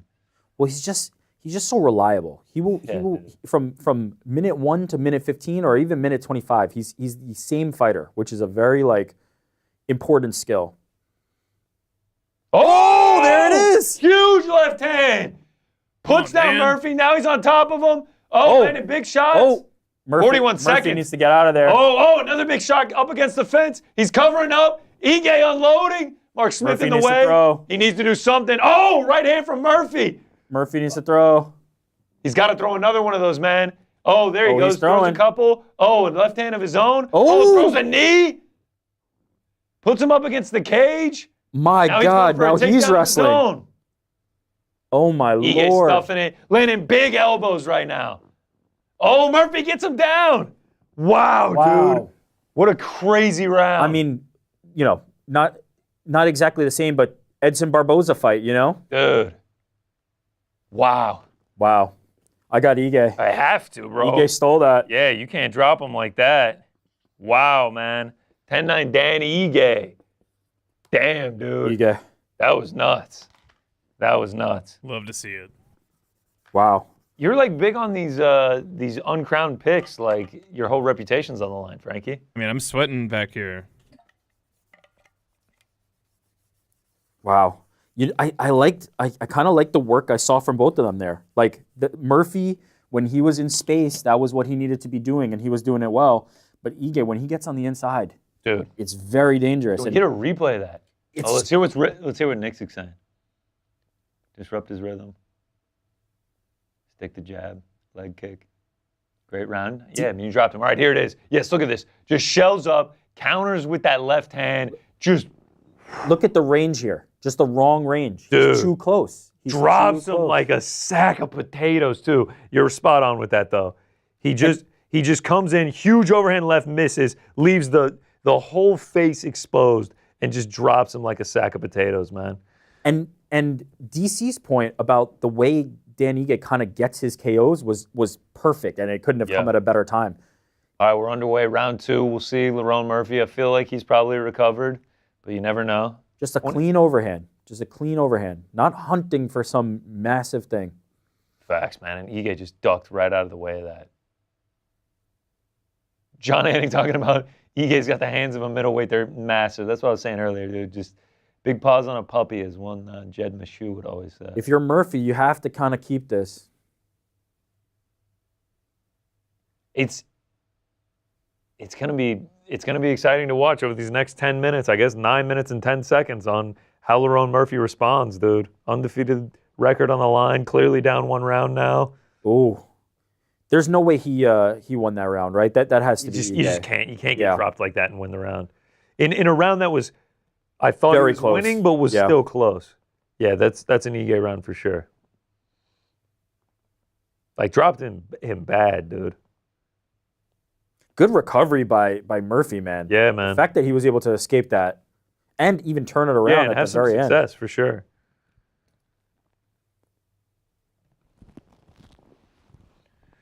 That has to, the confidence for Ige now has to be through the roof. That you know you can get to him from that. No doubt. Murphy's got to go back to the jab more. Yes, for sure. Get on the bike and just kind of jab, move.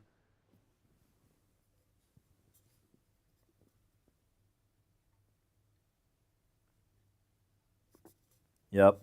Yeah, DC pointing out that Lerone's just going one and done on the strikes, not really putting together combinations now. The jab's not setting up anything. He's not jabbing. Yeah, I mean, a shot like that will wake you up. He seems to be here. He's fully recovered, but the fear of what's coming back his way. For sure. Kind of a ho-hum round so far. No one really separating themselves, about halfway through it. They recovering from that first one? I think it's more just we're settling into where this fight's going to play out. Where Murphy's at the range he wants, but Ige's trying to close it. And there we go. For a takedown Ige. Lerone stuffs it. I think he threw a knee there. He's in on a single. I mean, we've seen him, going back to the Makwan Amirkhani fight, we've seen him land knees on takedown attempts. There you go. Flips it around. Lerone uses that size and physicality to flip him up on the clinch. Nice dig to the body there. We saw how easy Ige got that first takedown, and now we've seen a real reversal. Oh, yeah. Lerone looked much more comfortable stuffing that one. I honestly wonder if he just was so caught off guard by the first one. Maybe. I mean, that was a very non-Dan Ige game plan to start that fight, which I loved because that's exactly what he needed to do.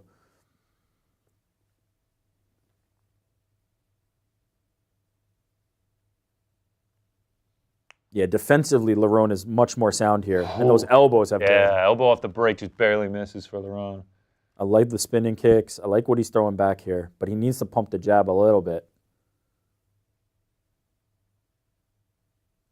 He's been jabbing more to the body, actually, so that's... Ooh, question mark kick.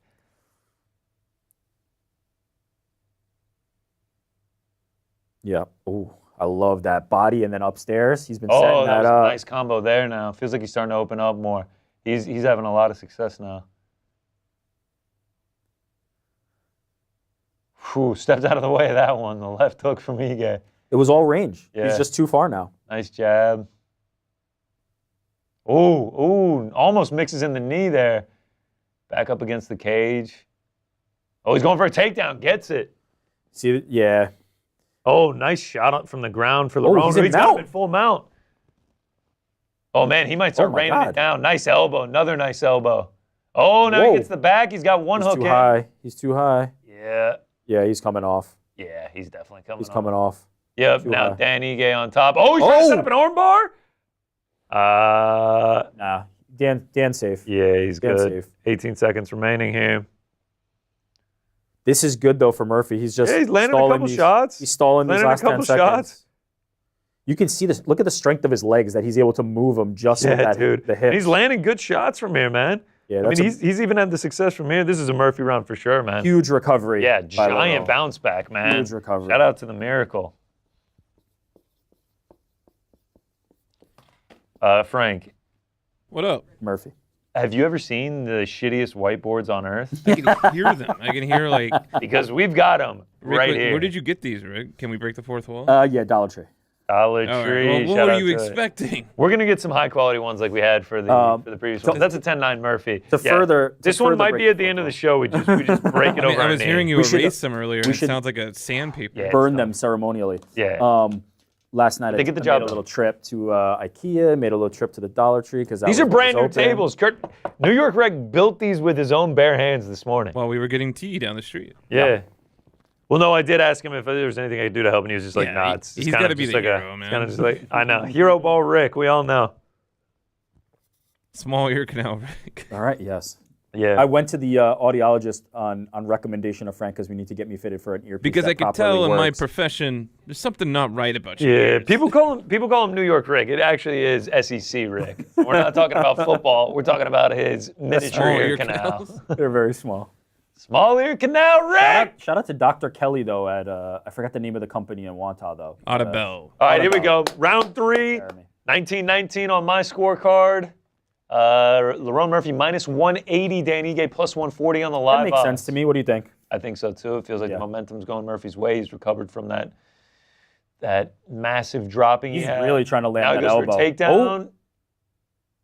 Kind of both on one knee, lands a shot. Yeah. Still kind of trying to drag him. They're both on one leg, down to a knee.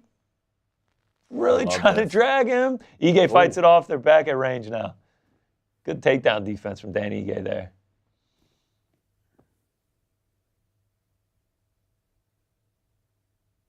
It's up for grabs here. It's for sure. I love this. This is all you can ask for, man. 4 minutes to go. Both these dudes are as live as they come in this fight. This is the thing. If Dan Ige is not coming forward, and if it stays at this range, he cannot win this fight. He just. Oh wow! Nice level change there by Lerone Murphy, but Ige kind of. Good scramble by Ige. Yeah. Good scramble by Ige. Daniel Cormier said it looked like Lerone Murphy was almost uncertain, and it did look like that. It looked like he was like, wait, should I do this? It was very reactionary. But here's the problem. They are tangled like spiders right now. Good work by Dan there. Wow. Now Dan just kind of on all fours on top of him. Murphy trying to roll, to push that weight. Ige pushes him back onto the floor. Lerone clearly has the physical advantage, but man, Dan's technique is just Dan's so just good. a beast, man.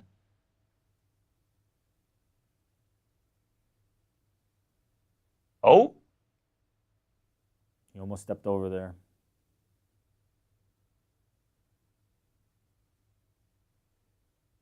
Yes. Yeah, Lerone Murphy's got to get off his back. Dan Ige's not really done anything with this yet.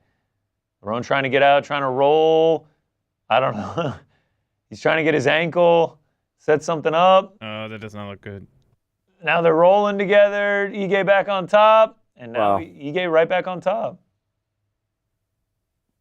This is a worst case scenario for Lerone. Lerone Murphy for sure, man. Because Ige can just kind of lay here and like there's nothing you can say that Lerone's done to win the round. He needs to explode here.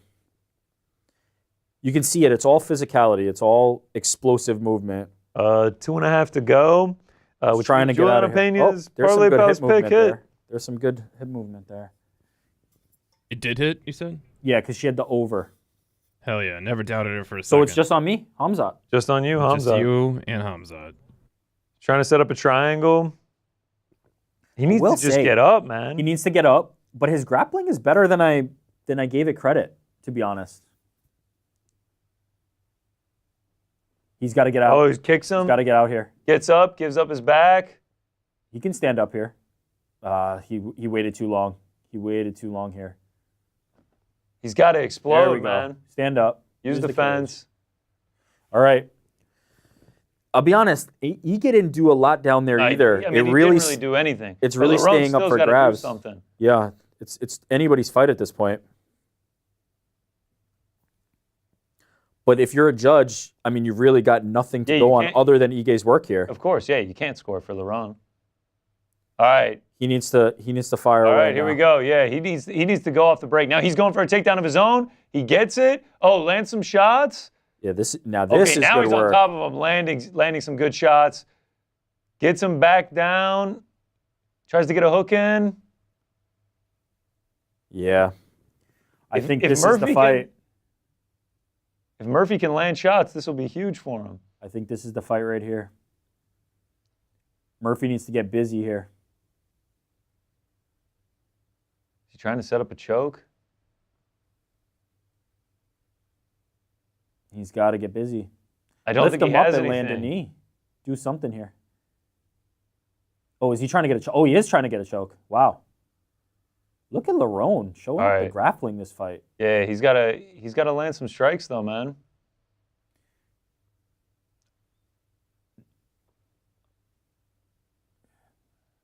Man, I don't know who this round is going to go to. Yeah, I have no idea. He should break away and just throw one of those elbows right now and try and steal this. Oh, there it is. Nice elbow. Couple good shots. Oh, another nice shot from Murphy. Good shot by Lerone. Oh, he goes for the knee. Oh, a couple good shots. He just stole the fight with that. Oh, another nice knee. Oh, another left hand. He just stole the fight. I think I'm going Murphy. 10-9, Lerone. He took it right at the end. Because I just don't think Ige did enough with the control time. That opened up the cut again. That is very difficult to score. But yeah, I have to. I think we might. I think we could go split decision. Yeah, give it to Ige. You give it to Ige? Yep. All right, that's what I'm saying. We could go split decision. It's possible. Splitty City. I wouldn't be mad at it. I think Lerone stole it. I mean, we're very clear 1 and 2, right? No debate. And then it comes down to 3. All right. What's the chat got? What's the chat got? What do we got? What are the scores? Great scrap. It was a very good fight.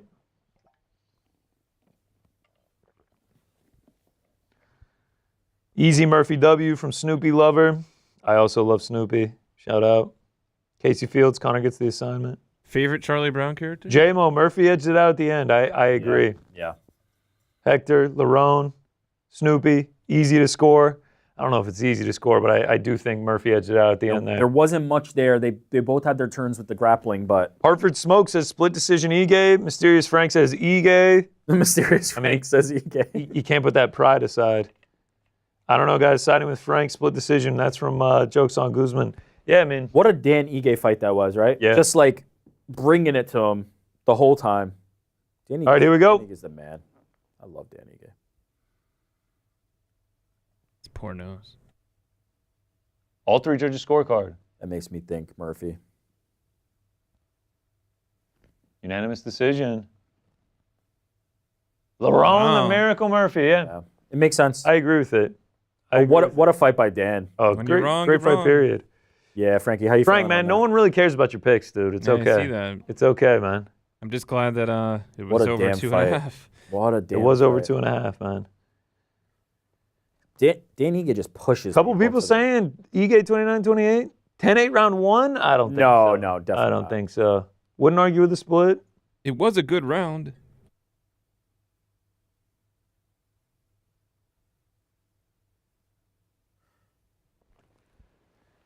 Yeah, Murphy got the shots at the end is what saved him. And on the ground, he's right. When he was on the ground, he was trying to strike. He wasn't always effective, but he was trying to strike. Ige didn't throw enough when he had him down there. He had him really controlled for a lot of round 3. Lerone says just a flash knockdown there. He recovered well from that. Dan Ige, man, he just brings hell to everybody he fights. Even if you win, he's gonna bring hell to you. He's an incredible fighter.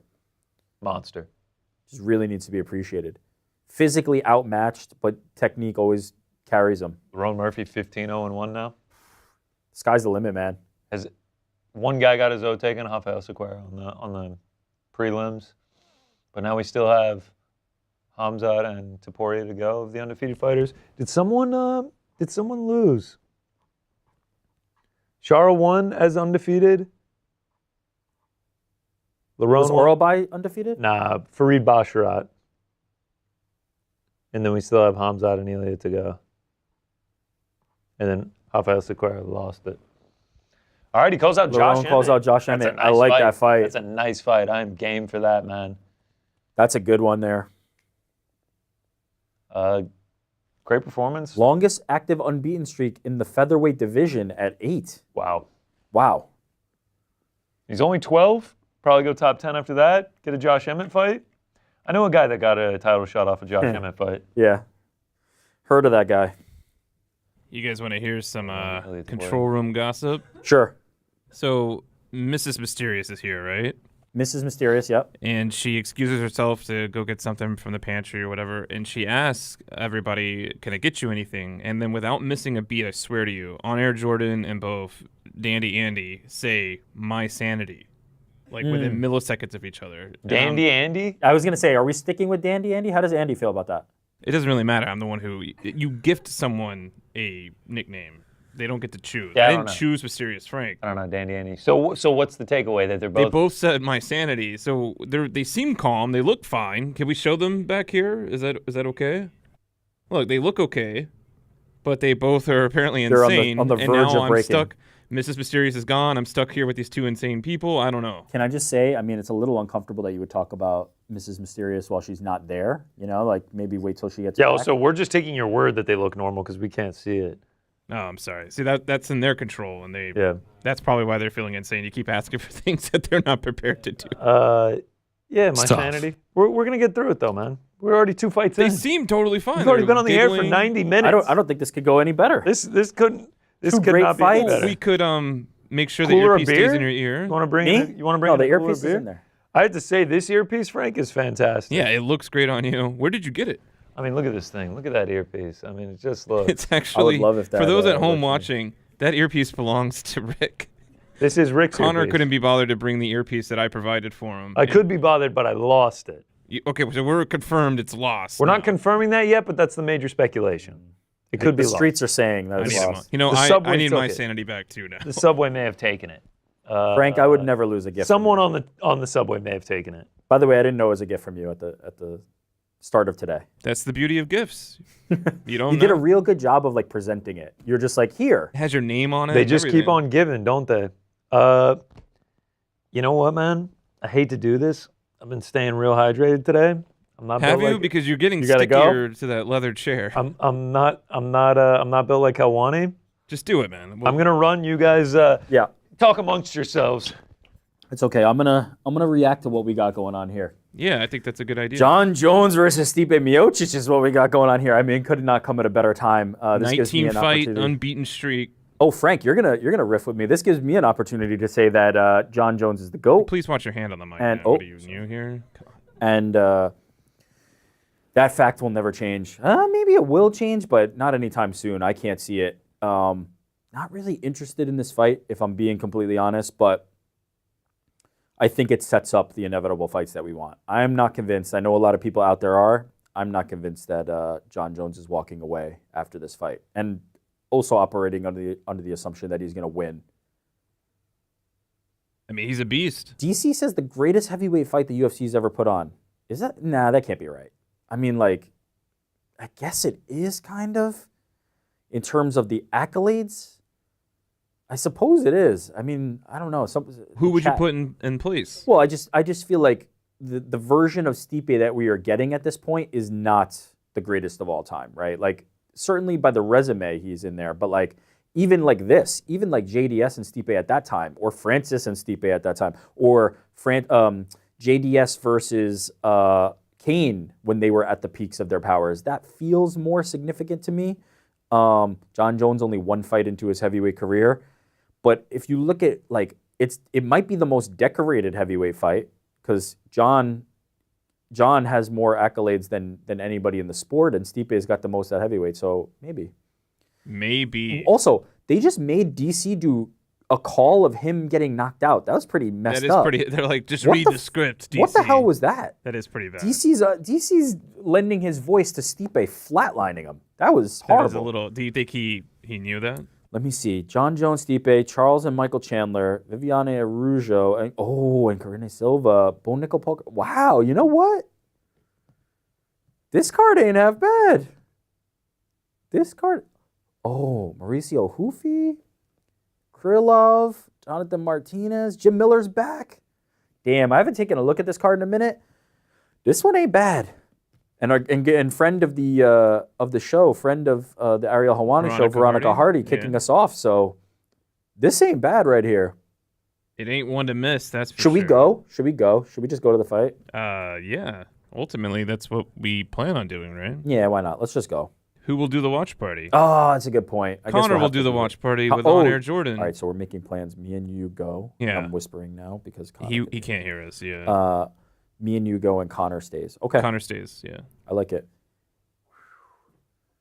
He's back. Is he? I could hear everything. He can't hear shit. Don't listen to him. Oh, I could hear everything. He's gaslighting us. Also, can we talk about the new office's bathroom being much further than the last ones? That was we need one positive affirmation for every negative affirmation. That was a haul. The bathrooms were clean. There's my positive affirmation. They are clean. Very nice facilities here at Yahoo. Thank you. Also, it's kind of tough running with the pack on. 2 packs on. Yeah. But I made it. Plenty of time to go. Just as we get started on the next fight. Magomed, Ankalaev, Aleksandar, Rakić. Did you hear what we were talking about with John Jones? That you're not really looking forward to the fight. You don't think it sets up like the future. No, I do think it sets up the future. I'm not looking forward to the fight itself, but they said Daniel Cormier said the greatest heavyweight fight of all time. I don't think that can be true, right? Like also like Crow Cop and Fedor, yeah. like it just can't be true. Cormier versus Stipe. Okay, so Decorated though. In my research for Kennedy versus Chris Barnett, I was just watching short versus tall fighters. Fedor fought like this gigantic dude. Yes. Like he was like 7'2" or something. Hongman Choi? Who is that one? It was like it had to have been like a gimmick fight or something. Oh yeah, right? They did a lot of that in Japan. So in Pride in particular, Fedor had fought some guys like Hongman Choi. He fought Zulazinho, who's also like a six foot versus 7'2". Yeah. I watched the whole fight. It was crazy. Like, dude, he put some like big shots on Fedor, and eventually he got the armbar. But that's scary to think that, like, obviously I'm the only one that can see the picture. You can too. But that like, it's an iconic photo. Fedor is my size, and he's ripping that armbar on it. It's incredible. This would be to put you in the right frame of mind. This is like if Tom Aspinall fought Despain right now. Yeah. That's what that would be. Yeah. In terms of the size, I'm trying to be equivalent, but also in terms of like not being anywhere near the skill level. Yeah. Like that's what that would be. And they did that all the time at Pride, which is kind of bizarre. I love it. But made MMA fun. Mysterious Frank, I had a chance to meet him in Vegas, and I was too busy helping GC with fight fees. Who did you have a chance to meet? Oh, Mark Goddard. Yeah, Goddard himself. Hector Ramirez, it's okay, GC, we all poop. That is true. Unfortunately, that's not what I was doing. Unfortunately? Would have taken much longer. Yeah, unfortunately, we wish. I mean, we don't enjoy going to the bathroom. I wonder if Frank was listening up. into that. Has anybody ever left the watch party to go to the bathroom before? Yeah, man. Mr. Invincible says this card sucks. Nah. Mr. Invincible coming in with the hot take. Kyle Argata says he's sorry, but it's mid. Nah, those two fights were great. They might have been talking about the UFC 309. Oh, okay. I get it. I was okay with it. I mean, I'm going to go see it live. Yeah, we're going to go. We're leaving you behind. Chris K, instead of thumbs up in the chat, what about gloves up in the chat? Yeah, I don't think I like it. Workshopping. Can I say? Here comes big Aleksandar Rakić, Serbian flag. Let's go. I really like what the UFC production crew tries to do when they have like the reporter standing and then the person walks by them because they're trying to mix up the angles in the shots. But it looks rude, right? It just doesn't do anything for me. Like it's just not hitting. Like we need to stop. When they move the camera and they're still talking, it doesn't look rude to you? It looks weird. It just looks weird. And I know they do this with Megan O'Leary too. Are you saying time it out? No, Yeah. I'm saying where they have the like reporter standing near where something's happening and then they walk by and it's like a they moving time it shot. out perfectly. I just don't like that stuff. Oh, I've always enjoyed it. It looks I love the timing. goofy. It looks goofy to me. Frank Kyle Argata wants to know who you cheering for in the main event. Khamzat. Although I do like John Gooden. I should say that was not a reflection on John Gooden. I think he's absolutely tremendous. You're cheering for Khamzat in the main event? No, that's the co-main. I'm sorry. Misunderstood. You got Khamzat. Garrett DuPont, pick a flavorful LaCroix next time. Come on now. Yeah, you saw me crush this can. No big deal. Holloway, all the way. I actually don't like the flavored ones. I'm a pure kind of guy. You know, I don't need the natural flavors of the fruity stuff. This D is a Loop good one, says too. best walkout song of the night. I think it's Rocky 4. Oh, is it? They're saying in the chat. I will say, Frank has done a tremendous job. I can hear everything commentary-wise. The music is the part that's like a little hard for me to hear, but I wouldn't change a thing. I think Do you need me to fix it? No, I do not want you to touch You a want thing. me to beatbox it for you? This is at the perfect level. That I wouldn't mind. Krillix in the chat asks Frank, do you use any AI behind the scenes? Absolutely not. I thought you were a big chat GPT. However, guy. I, for one, welcome our new AI overlords. Yeah. All right, Aleksandar Rakić making his way into the cage. People sleep on Rakić. I know you're not, because I know you're favoring him at least at the odds. But like people sleep on Rakić. I think this could be a statement if he's able to get it done. Dan O'Connor asks GC Ankalaev sub or Rakić KO plus 600. I don't know. I'm very, as I It's gonna said, be exciting. I think it goes to a decision, unfortunately, but I'm wrong all the time. as I said on the boys in the back, they tend to pick a phase. Both of these fighters. Yeah. It's either all grappling or all striking. I'm going to be interested to see which kind of phase they are picking and if they mix it up. If they mix it up, all bets are off. But I do love this song. This one I can hear because I also know what it is. Yeah. I love when they come out to this one. Well, here it comes. Magomed Ankalaev, the #1 contender. Hasn't lost in Lord knows how long. Yeah. Ever? No, he's lost. Yes. But last us was Paul Craig, 2018. I mean, he's that. Oh, the buzzer beater. Yeah, the buzzer beater. Buzzer beater triangle choke. Oh, my God. 2018, yeah. Paul Craig. Paul Craig, man. He's got wins over Jamal Hill, Magomed Ankalaev. Nuts. Insanity. Black Ops 6 is a big sponsor of today's UFC card. You guys getting it or what? I don't really play video games I've anymore. never played any of those. You've never played Wait, not even Call of Duty 4? Not even Call of Duty 4. Modern Warfare or Modern Warfare 2? Wow. Neither of them. I played Medal of Honor back in the day. Okay, that was a good series, though. But to not play Online or COD just the ever? single player? Just the Online. campaign? So like, you don't even do Warzone or anything like that? No. Wow, you really are old, I'm Frank. more of a role-playing guy. I tried Warzone after not having an Xbox for 10 years. I came back to it. I was really good at Call of Duty 4. Didn't play for 10 years. Came back, tried Warzone, and I suck. Oh, I'm Bad. terrible. Meta, man. I have always been so bad at shooters, and my boys are always like nasty, and I'm just like the anchor weighing down the team because I'm Yeah. just ass. But man, Warzone during the pandemic was good times. I could not even stay alive for 2 minutes. I picked up a few dubs. I never played solo. It was always teams. That was no good. But the reflexes are gone. I'm just an older man. But God, I was good at Call of Duty 4. yeah, I saw someone, they were like hopping on Black Ops in my 30s, and it was a picture of Michael Jordan on the Wizard. Shit, I might be Michael Jordan now at this point. All right, here we go. Magomed Ankalaev is in the cage. So is Aleksandar Rakić. It's time to get it on. Title shot automatic for either of these guys with a win? I don't think automatic. I definitely don't think it's automatic for Aleksandar Rakić. I think it is. I think if he wins here, Ankalaev will get the title shot. Okay, let's say he does get the title shot, though. Is it automatically next? Is Alex Pereira's next fight against Magomed Ankalaev? I think his next fight at light heavyweight. That's not what I'm asking you. Man. I'm going to say yes. I feel like Alex Pereira is motivated to beat Ankalaev. I don't think he is. Nor should he be. He's trying to make the most money he possibly can. Facts. But I think it'd be a good fight. Rakić been training in the mountains with Roberto Soldic. I mean, he's always in good shape, but he looks in insane shape. Insano shape right now.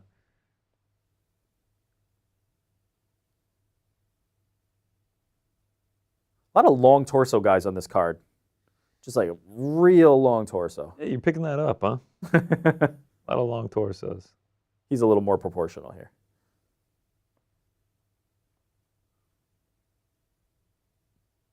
Closed as a fave in all 14 of his UFC fights. Average line minus 426. That makes sense to me. Although, yeah, that makes sense to me, actually.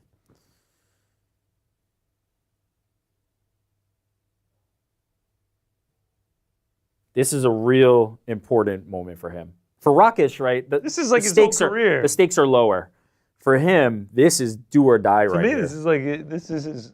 Other than the actual title fight against Jan If he loses, can you even build back up, right? Like it has taken this long. It's kind of how it felt. It's how. I mean, it's actually crazy that like he's not like he's not a fan favorite, and then the one time he got the title shot, it ended in a draw. I felt this way about Bilal Muhammad and Leon Edwards, where I was like, if they lose these opportunities, I don't know that they ever get that shot. Yeah. And they didn't, to their credit. They kept it going, but we're about to find out. Come out swinging.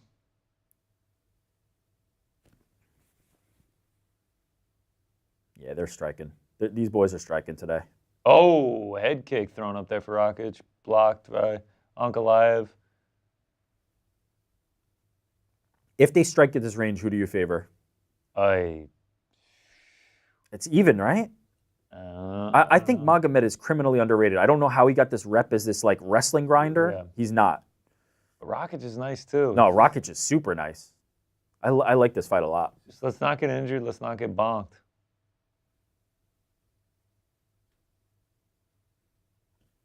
Rakić is also just massive. He is a huge human being. Both these dudes are pretty massive. Ooh, I like this so far. Ooh, catches the kick.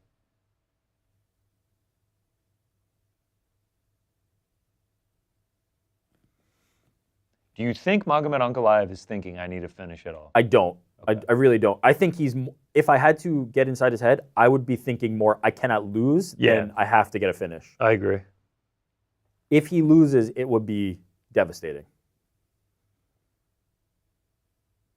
Ref calling out to close the hands. The one in the eye pokes out here.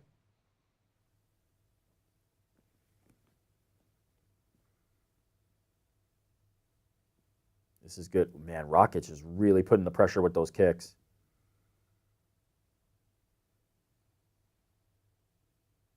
Ooh, both guys barely missed there. Ooh, nice left hand from Ankalaev. Nice straight there.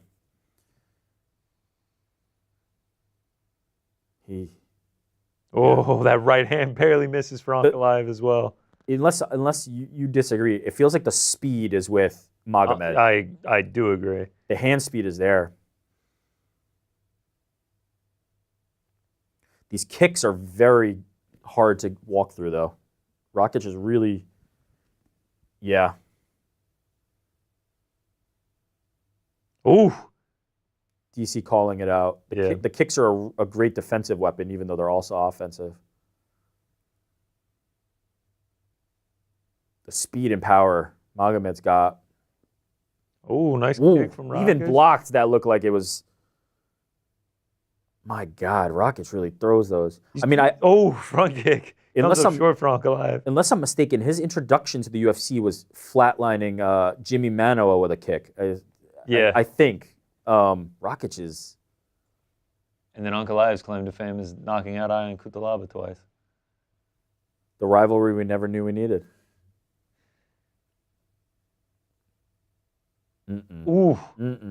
Magomed's getting close on these. Yeah, it's dicey.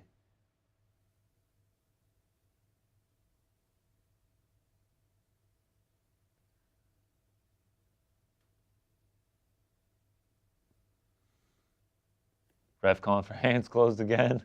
DC's calling out that Magomed is doing a really good job of cutting off the cage, which he is.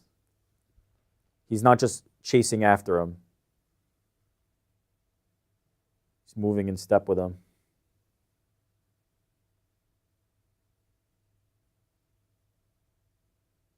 I like the work that Rakić is doing here, though. I mean, he's getting out of the way.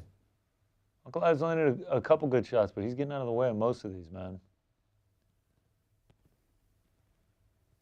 Yeah. Ref again.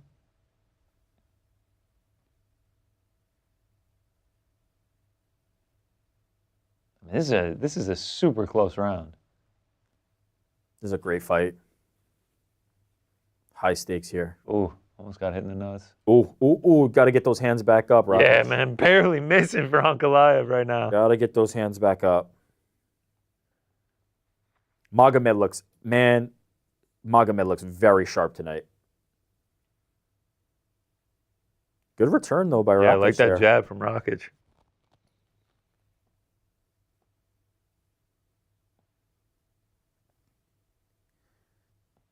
The other thing is he's coming straight with these shots. No loop. He is just trying to end it.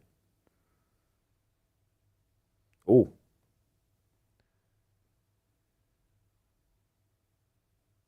Was that an oblique kick, or did he just slip on his knee? I feel like he slipped.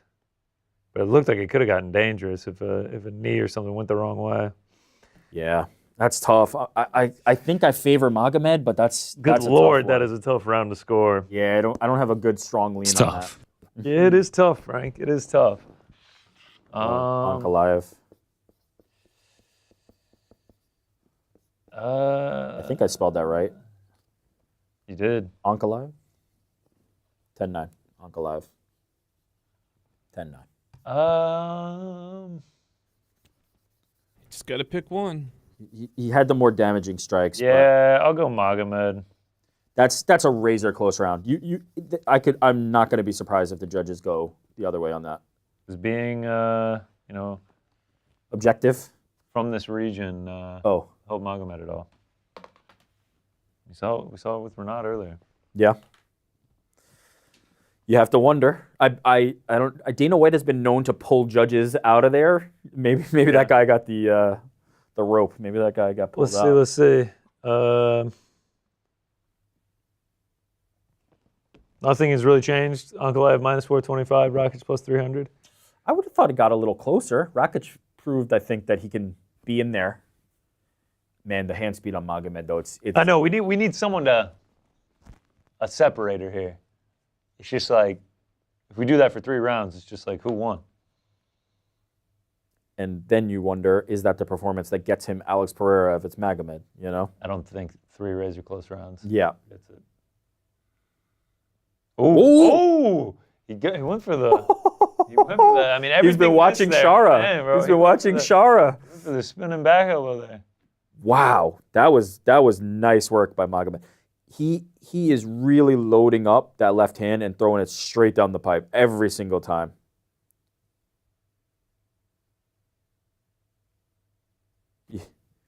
Aaron Bronstetter tweeting essentially the same thing. Yeah. That straight left is getting dangerously close. 10-9 to Rakić, Kevin Iole. I don't hate it. The leg kicks. 9 Ankalaev, Nick Baldwin. It's a good shout. I feel like it just depends on the person who scored that for who. Henry Cejudo, 10-9 Rakić. Razor close. That's why I'm surprised the line didn't move any, but I'm so impressionable. I think if you had scored it for Rakić, Rakić, I would have been like, yeah, I think it's Rakić. sure. I'm not a judge for a reason. The difference in the volume from Rakić now is evident. He's, you know what? He's still doing good work with the leg kicks though, which I think is hopefully going to pay dividends. But Ankalaev seems unbothered.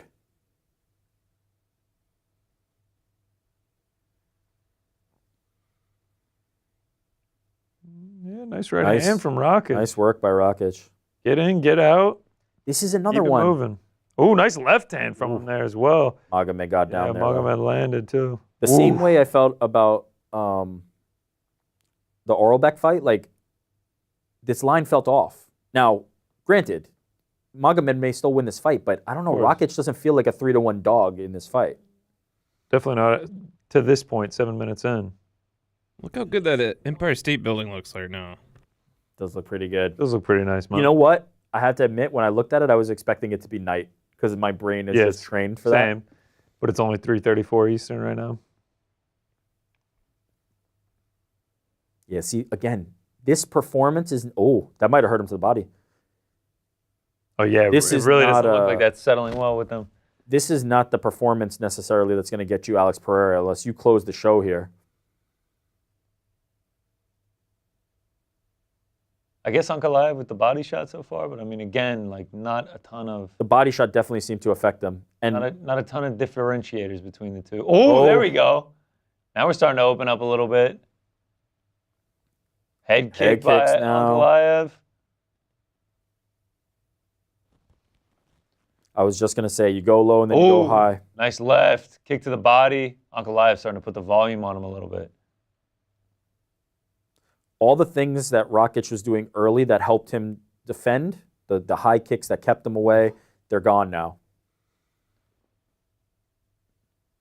He's just turning into throwing hands and leg kicks. The leg kicks are still good, but...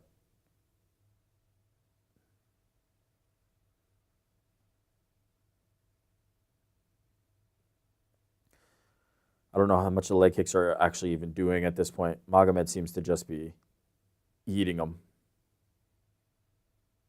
Was it the Jan fight that Magomed just got his legs completely chewed up? Yes, it was the Jan fight.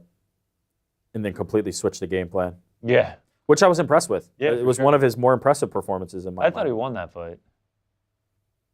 I thought he won as well. Ankalaev using, Rakić using some clenching, gets flipped back over by Ankalaev. I mean, this is a clear Ankalaev round so far. No doubt. Oh, nice left hand from Ankalaev. The left straight is just the money. Oh, nice body shot from Ankalaev. Yeah. He's starting to make Rakić wither. He's starting to fold him up a little bit. Oh. It's a good performance. Oh, nice shots by Rakić. Yeah.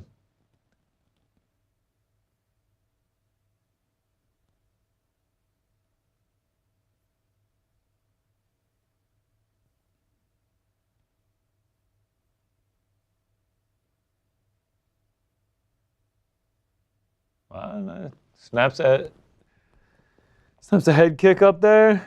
They're a little too few and far between at this point now, though. All right. 10-9 Magomed again. Could be 19-19.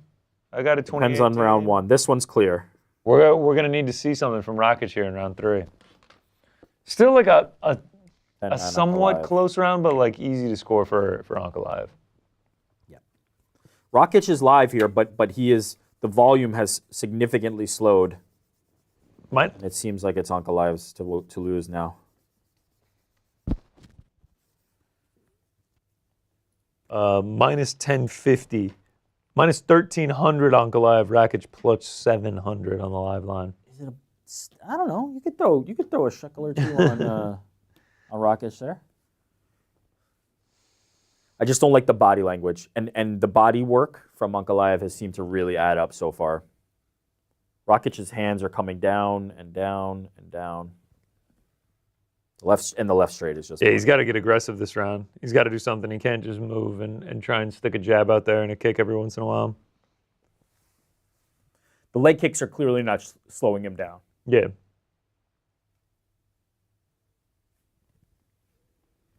Clearing out the sweat. Abe Lincoln beard. Love it. All right, here we go. Round 3. All right, Rakić comes out, immediately throws a right.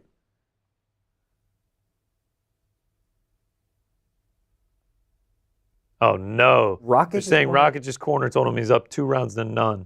That is not good advice. At best, he's got it 19-19, man. Brother, minus 1,300, plus 700. You have 2 rounds to none, brother. Coast. Irresponsible corner. Just coast here. Just coast here. Oh, snapping shot there from Ankalaev.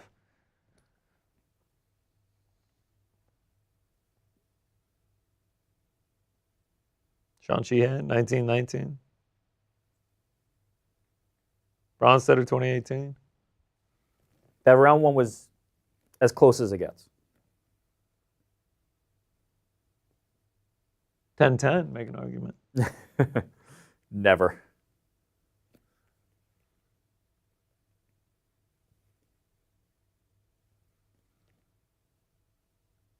They're talking about the Sharabutdin knockout still. Oh, right, Rakić a little bit. Body kick for Ankalaev. I think a lot of the power from Rakić is starting to fade now too, though. He's not having the same effect on Ankalaev.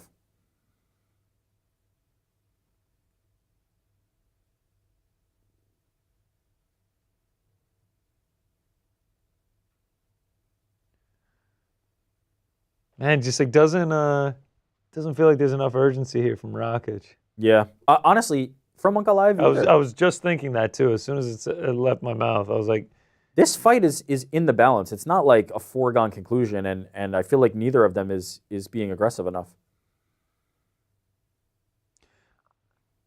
I guess Ankalaev, only staying striking could be like, this is what I do. I'll do the same with Pereira. But is this the one that you go, yeah, we have to put him in there with Alex? I don't think that happens right away. Ooh, nice left hand from Ankalaev. That stunned him a little bit.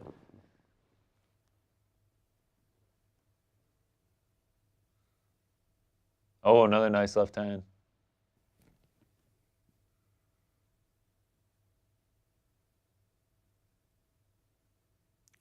Again, I don't know where this he's only a wrestler thing came from. He's really not. And so we see it here. Oh, goes for a takedown, Rakić. In on a single leg. Very capably stuffed. Yeah. Puts him up. I like the idea, though. I like mixing this up.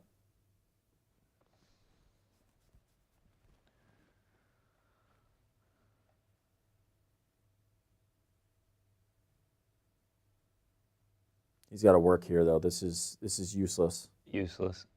Oh, look at those underhooks. He really cranked that right up.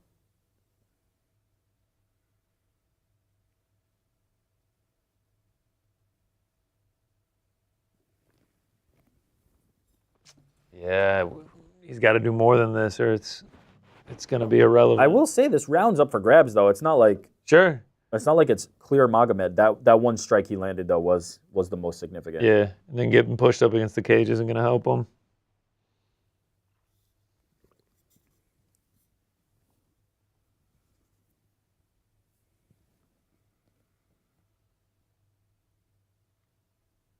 John Hennig pointing out that Ankalaev lists himself as orthodox. He fought southpaw the entire fight.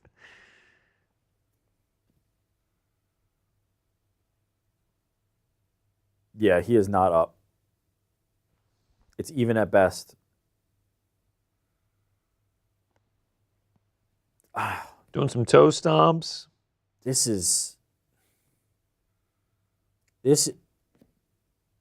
Even if he wins, this is not what you need from Magomed Ankalaev. I'm sorry to say, I know he is the #1 contender, but if I'm Alex Pereira, I can't be looking at this and going like, this is my path to another huge main event. Yeah, I agree with you. Yeah, this is not the way. Oh, there we go. Now some throwing.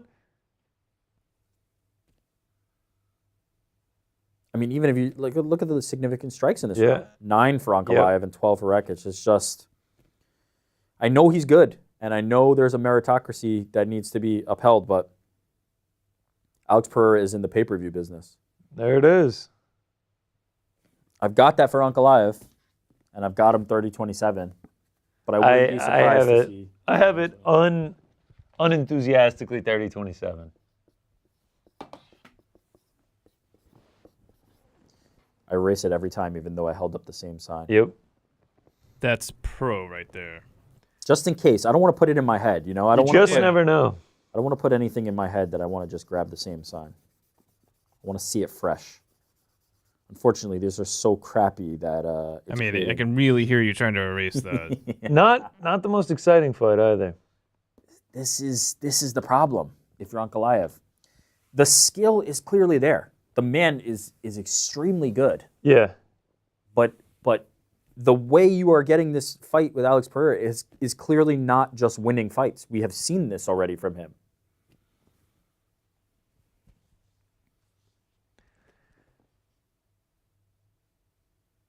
All right, we await the judges' scorecards. I think it's going to be Ankalaev. I bet we go 29-28, 30-27, 30-27. That's my official prediction. I could see it. I wouldn't be surprised if somebody had that first round for Rakić. I don't see how you could have 2, and 3 was close, but I can't see it. He won 2 and 3 for me, pretty clear.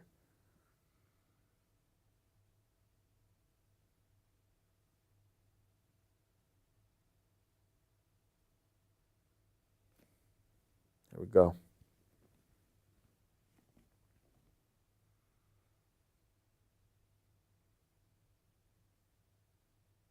Wow. All 3. So he won 1 or 3. Definitely won 1, I think. Okay. I wonder how they got there. I wonder how they got there. Yeah, you're right, because it could be somebody gave him 3, somebody gave him 1. Yeah. But if I told you before the fight,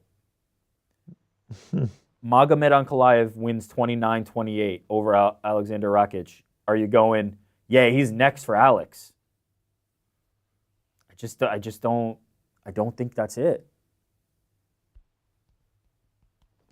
Yeah, I don't know, man. I don't know. I mean, like, what else can he do? It's going to be timing. Number 5 guy. It's going to be timing. If a big opportunity for Alex Pereira opens up at heavyweight, I would imagine he goes after that. If it doesn't, then you do the Ankalaev fight. Was the Gilbert Burns win enough? I feel like Ankalaev at this point now just takes the Bilal route and just is like, I'm not fighting again until it's for the title. That's a dangerous proposition. When you've put in a 29-28. Over the 5th ranked guy, though. Like, this is not the business. I know.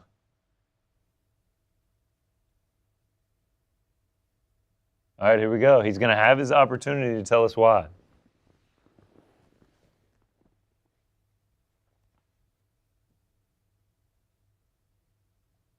He's not speaking English, but I don't know if he's nailing this right now. I think I've done everything to deserve the next title shot. I'd like to talk to Alex. Hey, stop running. We should fight. That's what everybody wants to see. That part, I'm not sure.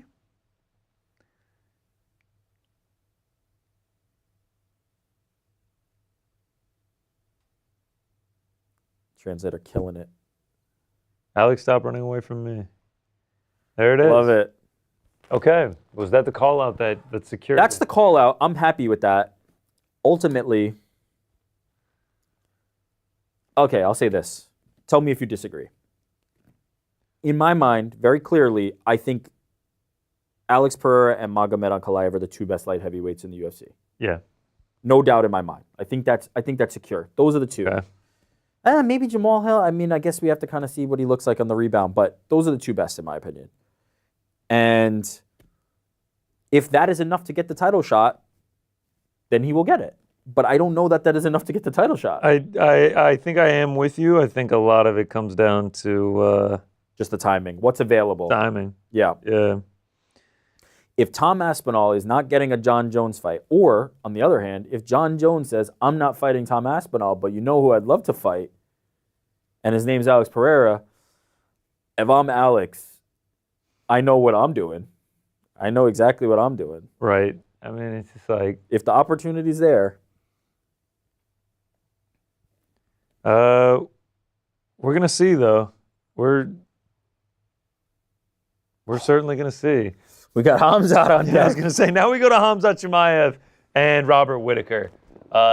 Speaking of title shots, do you think Khamzat Chimaev gets a title shot? Yes, I do. With a win over Robert Whittaker. I do. He will fight the winner of DDP and Sean Strickland? Okay, so I do with a caveat. Okay. I don't know if Khamzat Chimaev can get into any of the countries other than somewhere in the Middle East, and so that would could certainly limit hurt things.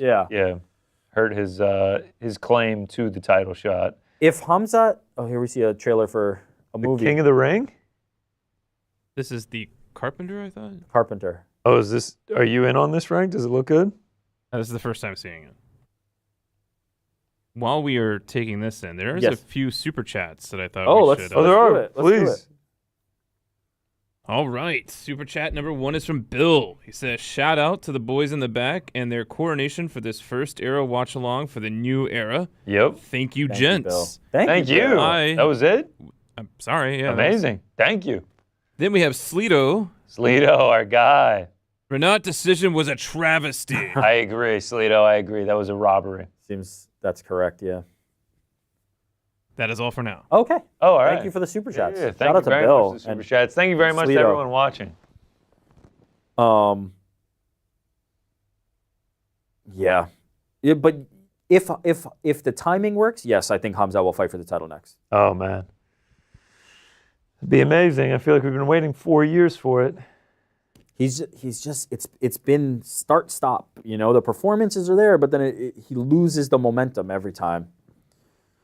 A win over Robert Whittaker is like a exclamation point. You know? Yeah, especially if he's able to finish him somehow. I know another guy that got a title Finish shot over Robert Whittaker and got a title shot. The title, yeah. There are certain guys, if you can get past them, it's clear what we need to do next.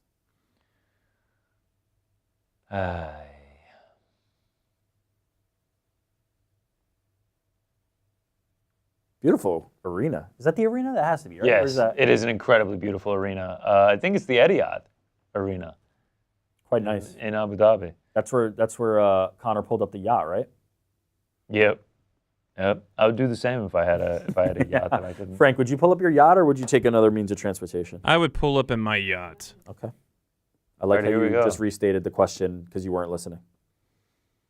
Kind of We're got getting, a producer jumping on. We're getting a Khamzat Chimaev promo right I mean, look at that. The dude sounds It's like, easy to forget. The dude sounds like a supervillain. Yeah, we Got to tell the tape. got to tell the tape. Is it up right now, Jordan? It's up right now. Yeah, maybe we can take a look. I mean, maybe wait closer to the fight, you know? It's a gorgeous tail of the tape. With the UFC. Look at that tail of the tape. I'm sure the height's on there. Spacing is off. I bet the reach is on there, too. Record? Record is probably on there. Pictures of the guys. You guys are seeing it. 26-7 for Whittaker. 13-0 for Khamzat. 10 knockouts for Bobby Knuckles, producer Jordan says. And this is all just going into my ear, yeah, Jordan? Straight in the ear. Just repeating you as you say it. Yeah. Shout out to that tail of the tape. So the two fights we had a tail of the tape for were the co-main and main? Yep. Yeah. We'll get there. We'll get there. I don't know if we need to read them out. Frank.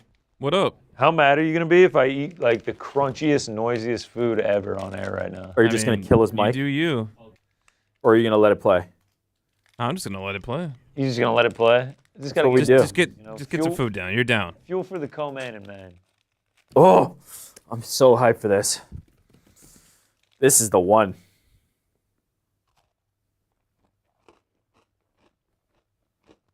Gonna need to bring the vacuum in after this. Yeah. What was your thought after the Aleksandar fight.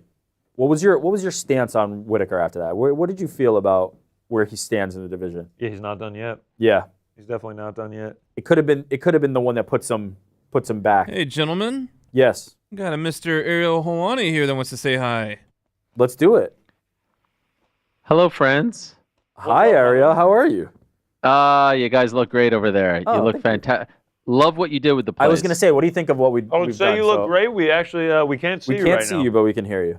Well, love what you did with the place, and also love what you did with yourselves. The outfits look fantastic. The vibe looks fantastic. Dare I say, the window looks exquisite. You see the sun kind of. I mean, it looks like a beautiful fall day. It's a real in New York window. City. Do you know that? Oh, it's real. I see everything. Real. I've been noticing the sun moving from east to west. I think it is. That's the east to west. sunset in the west. Yeah, nailed it. You've joined us at a very opportune time. We are now heading into the co-main event for which you have made a bold proclamation. Well, of course, I couldn't miss this because everyone's been buzzing since Thursday afternoon when I made the triumphant return of the H-Dow. I very boldly predicted that Robert Whittaker is going to win decisively. I believe that was the exact quote, and so I am here to take it all in. I've been here the whole time, and we'll have a lot to say about what Magomed Ankalaev just did. Still can't believe Sharabutdin. Shout out to the Miracle Man, Lerone Murphy. We're going to have a post-show immediately following this. You guys will be a part of it as well. And I do want to let everyone know, if you're a Knows It All member, don't fret that there's no fights on tonight. At 7 p.m. Eastern, 4 Pacific, you can watch the entire Helwani Vision broadcast that aired live last week on DAZN pay-per-view. The entire broadcast, the fights, and me watching them alongside Chael Sonnen, Megan Anderson, Tyron Woodley, and others. That entire broadcast is going to air live for Knows It All members beginning at 7 p.m. Eastern, following the post show, which should kick off at around 5 p.m. Eastern. There's a lot going on, guys, on the Helwani Show YouTube channel, of course, led by you guys doing tremendous work. So shout out. Co-main event about to start. Here comes we got Khamzat sprinting into the arena.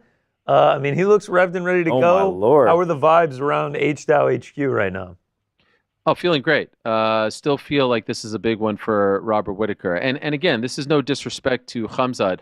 I just think that Whittaker, as they say, is switched on right now. And I just don't see a path to victory, a dominant path. Of course, he can catch him. Of course, like anyone can win, especially at this high level and with these stakes and how good these two guys are. But I think that Whittaker is enjoying a bit of a renaissance right now in his career. He never really fell off. The DDP loss was somewhat of a blip in the radar. I just think he's going to have a tremendous showing here. And he just saw freaking jacked. Yeah, we just saw back the Aleksandar fight, and it's a carbon copy, right? It is the young, hungry lion, and they're supposed to eat the old lion in most scenarios, but Robert Whittaker turned that back, and if he can do it again, it'll be extremely impressive. Oh, yeah. I can't wait. I can't wait for this. These last two fights are as good as it gets. Can't believe the whole card has been great. I can't believe how excited I am for this one, and then to get even more excited when the main event comes. I love that Rob is the red corner here as well. I also think the 5 rounds isn't being talked about enough. I think that was a huge thing in Robert's favor. I think that might be the biggest thing going for Rob in this one. If he can survive early, you tend to believe that it will swing in his favor. Oh my God, this is gigantic stuff. Of course, just as I logged on, my ESPN Plus went out. So sick. Yes, you're just going blind right now. I'm going off the commentary. I'm going off the commentary in my ear. Thank you for doing that for me, Frank. I appreciate it. Hey, we're going all black. It is completely dark in the arena now. Black. Getting ready for Robert Whittaker. We got a Roy Jones. Yeah, classic. Oh, look at this. Now I can see Helwani. I got the stream up. You're looking good. We're looking good. Casey Fields says you Drake jinxed Bobby Knuckles. Helwani. Yeah. How are you supposed to how does that work before the fight starts? You can say that after the fight. I don't know. He's claiming, wow, Whittaker is. He's got the mean mug on. Locked in. He has got the mean mug on. He's ready to roll, man. switched on, right? Yeah. When Whittaker, remember when he walked out against Aleksandar? It was the same. It's this. The guy looked It's freaking. this. He looks like he's ready to rip his head off. And after he won, you could see it too. He was just Look like at that. like a coiled spring. What is that called? A scowl? Yeah. Yeah, scowl is a good Snarl, word for it. scowl. Got the hood up so you can't see his eyes. It reminds me a little bit of the Weber, the snarl. He looks like he is ready. Oh, our great TD, Andy's telling me that my camera's shaky. It's only because I was feverishly trying to put in my password. Now we should be good now, and so I was leaning on my laptop. I apologize.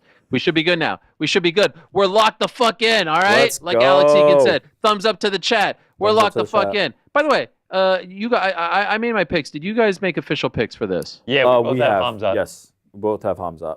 How? I would have to think early finish. Yeah, I don't know which way it's going to go. Wow, early finish. If it goes long, it's not going to be Khamzat. Yeah, I agree. If it goes long, I think it favors Robert Whittaker. I'm not on the camp of like Khamzat is just like useless in later rounds. I don't buy that. I don't believe that. As I said on the boys in the back, that was kind of the narrative around Dricus du Plessis as well, right? That he's just got the early thing. And then we saw him in a boxing match against Sean Strickland and he's winning round 4. Like it's just not, I don't think it's that dire, but I do think that the experience in 5 rounds that Robert Whittaker have is going to carry him if it goes late. I don't think Khamzat's just like dead in the water. But if it's early, it's probably going to be Khamzat. Dang, I'm excited about this. Oh, I can't wait. Also, I feel like we've been talking about this fight for a long time. Yeah, This and the main event, dude. But even like dating back to 3-4 years ago, COVID people were times, asking this was Robert one of the about fights. him, right? Yeah. And he's like, nah, not yet. And he was right to say that. But now look at that face. Look at Robert Whittaker switched on right now. Oh. Sheesh. Oh my God, this is huge. I mean, you can make a very strong case, can you not, that the winner of this fight is getting next? I have to think yes. But again, we just talked about that before you hopped on. It depends on the timing though, right? Because Khamzat, do we know if he can fight anywhere else? What happens if you have to wait till the next? It depends on the election, my friend. It depends on the election. We have to wait to see.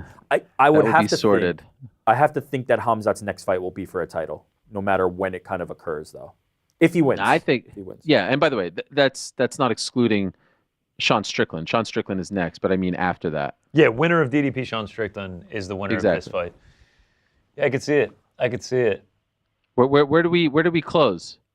Oh, here it is. Plus 185. Yeah. Plus 185 for Whittaker, minus 225 for A lot of respect for Khamzat here, to the point you've been making. Up a Robert weight class, Whittaker is the guy and has been for a long time.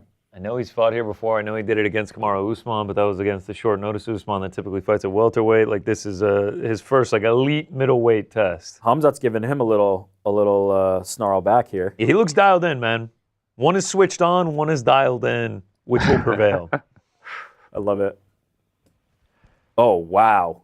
Robert Whittaker just looks... Oh Who can look God. meaner? I feel like this is a mean off. I feel like Khamzat's a little calmer than usual, actually. How do we feel about longer hair, longer beard, Khamzat? I kind of wish he went like... I like how Alex Pereira grows the hair out in between fights and then shaves it on fight week. It's kind of become like his thing. Couldn't agree more. I kind of wish Khamzat did it too. By the way, closes as a favorite in all 8 UFC fights. Average line minus 536 for Khamzat Chimaev. Oh, so this is actually the smallest that he's ever been as far as being a favorite? I don't not know possible. if it's the smallest, but it's one of them. One of them, yeah. Who else would it be? Gilbert Burns, maybe? Yeah, I don't remember what the Burns line was. Yeah, I don't know. I feel like this has got to be the closest. I mean, he did do those And really short notice. His but early fights, did we know how big? I mean, he must have been a big favorite over Mearshard and. Let's see. Okay, so this is what I've always Against dreamed of Usman, being he was minus 170. Eddie Bravo Oh, in did you between hear that? rounds. Usman. Okay, that makes Usman was sense. the That makes sense. Yeah, forgot about that one. Means odds. Is this I'll right? I'll let you guys do your thing during the fight. You can come to me if you want in between rounds. If this in fact goes past the first round, you guys don't seem to think so. I didn't say I think first it's- round. I love said the I'm conviction. thinking 237 second I'll be here. round. I'll be here if you need me, and if and when Whittaker wins, you can come This is to great. me. The I H-Town love on it. the line. I We'll get love instant it. reaction to what happens. Here we go. We're about to get underway. Woo! This is amazing. Khamzat's back. I like the little Oh, wow. little paw from. Crowd's pumped up. They've both beaten their chest so much that they're red pecs. I love it that they have red both marks. smacked their chest so beating much. the shit out of your chest. There we go. Leg kick right off the rip for Whittaker. How long do you think Khamzat is just a massive human being. Yeah. Stance switching. Leg kicks for Whittaker off the rip. Oh, there we go. Quick takedown. Oh, Hits boy. it. Locks the hands. Dumps him down. It's one hook in. He just sprints at him and just grabs him. Or he's got a hook in. I mean, his wrestling is good work here by Whittaker trying to. Oh my God. Oh, lands a shot. I can't even talk right now. Yeah, this is a great point by Paul Felder saying, if you're Whittaker, you had to prepare to be in this situation. Oh, for sure, for sure. Chimaev riding on him. Get some wrist control. I think what has just been clear in every single Khamzat fight, when he grabs you, it is different than everybody else. The strength is just different. next level. It's just absolutely insane. And we said it on Thursday. If Robert Whittaker is going to win the fight, like, you got to go through hell. He has to survive this, yeah. You got to go through hell. So far, he's doing well. I like this patience from Khamzat. He's really trying to control it here. He's not getting too... Nice knees. DC now saying when Khamzat grabs you, it is different. Yeah, like it is just, the dude's strength is just unreal. Robert Whittaker has been in there with everybody, and he just dumped them. Landing knees. I like both. I like them both Dumps here. him to the ground. Both being patient. Keeps trying to get the hooks in. Rob not letting them.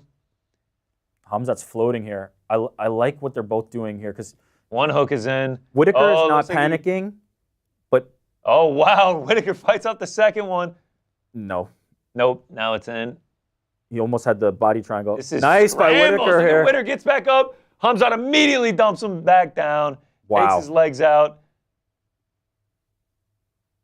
Oh man, gets on top of him, lands a shot. My God. The grind is just insane from Chimaev. What I love is he's not using all his energy. And what I love from Whittaker is he's really staying calm here, too. Yes, he's staying patient. He's staying patient, which is really nice to see. This is exactly what you want to see from both.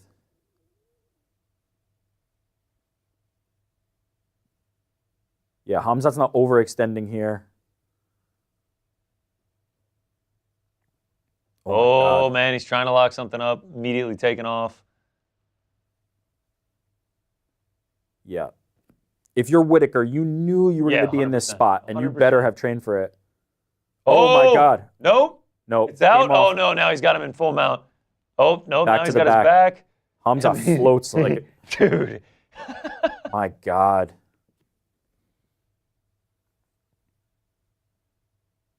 I think Whittaker was asked this week, like, you don't have anyone to replicate this on your team here. And Whittaker was like, yeah, I got big guys that wrestled me at home. Like, I've prepared. I've tried. I know it's different. That person was right, though. You do not have guys who can do this. Sure. But like, he's definitely has been preparing for this. Oh, he tapped immediately. Oh my God. Khamzat Chimaev, round one. Wow, throws the mouthpiece. Oh my God. Complete domination. That's the champ. Shot. That's the champ. Complete domination title. That's the champion. That's the champion of this division. Round one, Khamzat Chimaev. Wow. Wow. Yeah, that dude is different, man. That dude is absolutely different than everybody else. Didn't let Whittaker have any moment the entire time. Nothing. This is the thing about Khamzat. Can you keep him off you?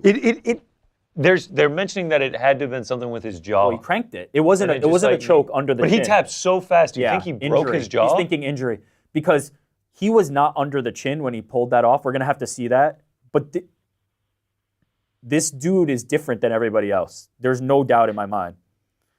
Yeah, so as I was saying, decisive. As I was saying, it was going to be decisive. It was going to be one-sided.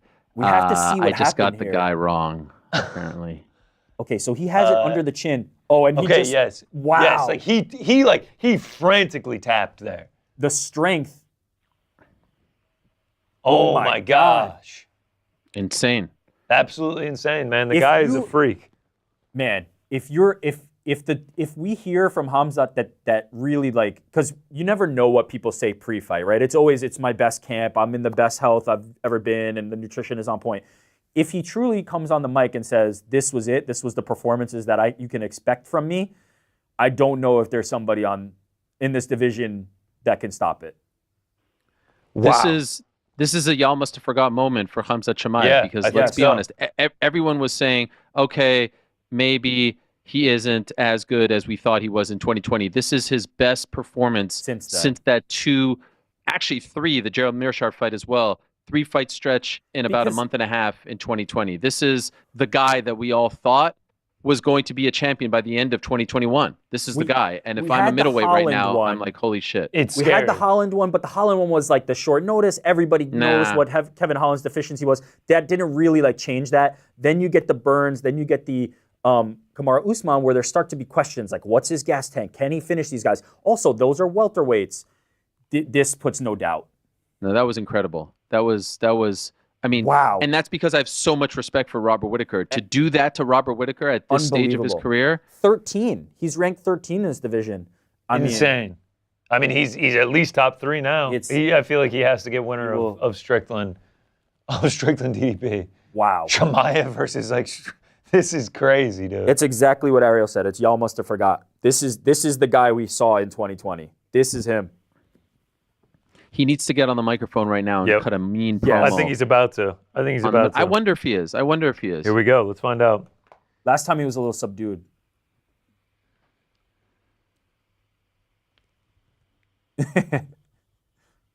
By the way. Said you'd be better than ever. What about DC suit? Yeah, the burgundy from DC, not bad. He's going for the belt. Thank you, Rob. Love you, Rob. Legend. Respect for you to take the fight. No one wants to fight him. All the champions are running from him.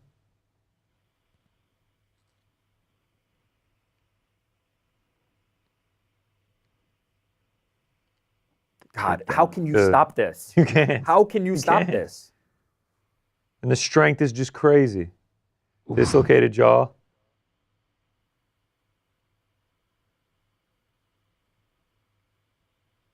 Oh my God! Gosh, it's just such a frantic tap from Rob, man. That had to have been was wrong. Yeah, that had to have been serious pain. All right, here we go. It almost makes me think though that it was before that. Screaming, "Give me the belt!" That might be hard to argue. Okay. Hard to argue. He said, "What's wrong with UFC, man? Give me the belt." Now he's thinking Abu Dhabi. Turned off the mic. Thank you, Abu Dhabi. Lives here now, best country in the world. Thanks for everything.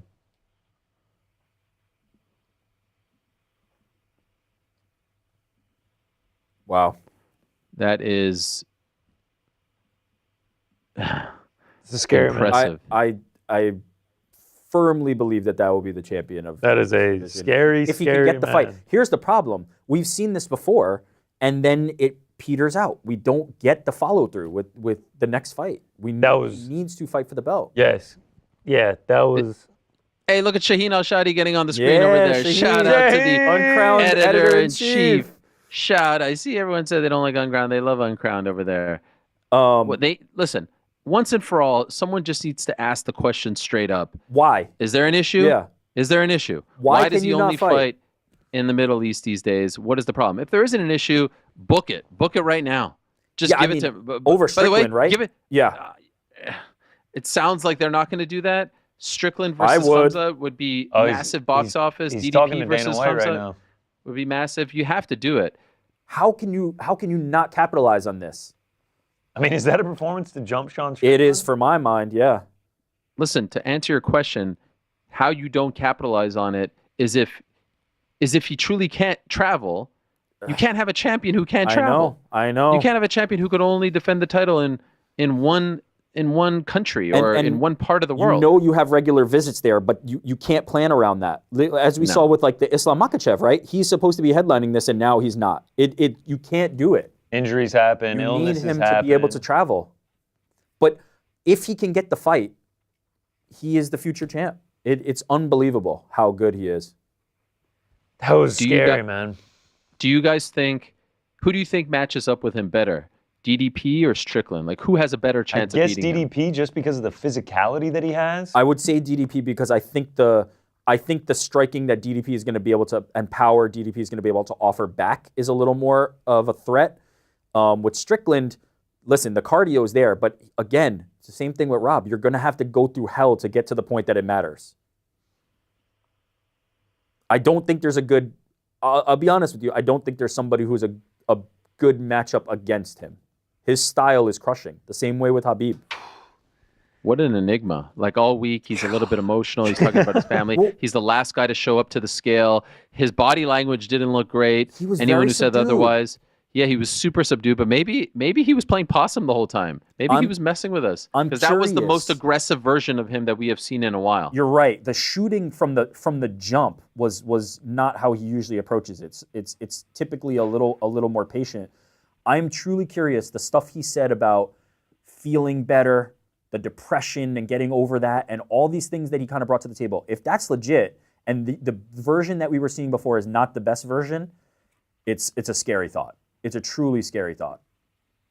Yeah, afterwards he said, come on UFC, what are you waiting for? Since September of 2022, he's averaged a fight a year.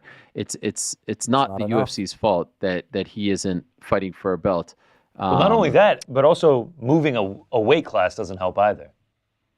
Yeah, but I mean, like, this should have been resolved a long time ago. It's been a bunch of stuff, right? It's been the sickness, it's been COVID, it's been whatever's going on with the travel. But if he has figured it all out from a health standpoint, from a life standpoint, from a travel standpoint, I mean, there's no reason why this time next year this guy isn't the champion of the UFC. Another big problem was that welterweight was kind of too stacked, right? You have guys like Bilal, you have guys like Leon that are like waiting for their opportunities.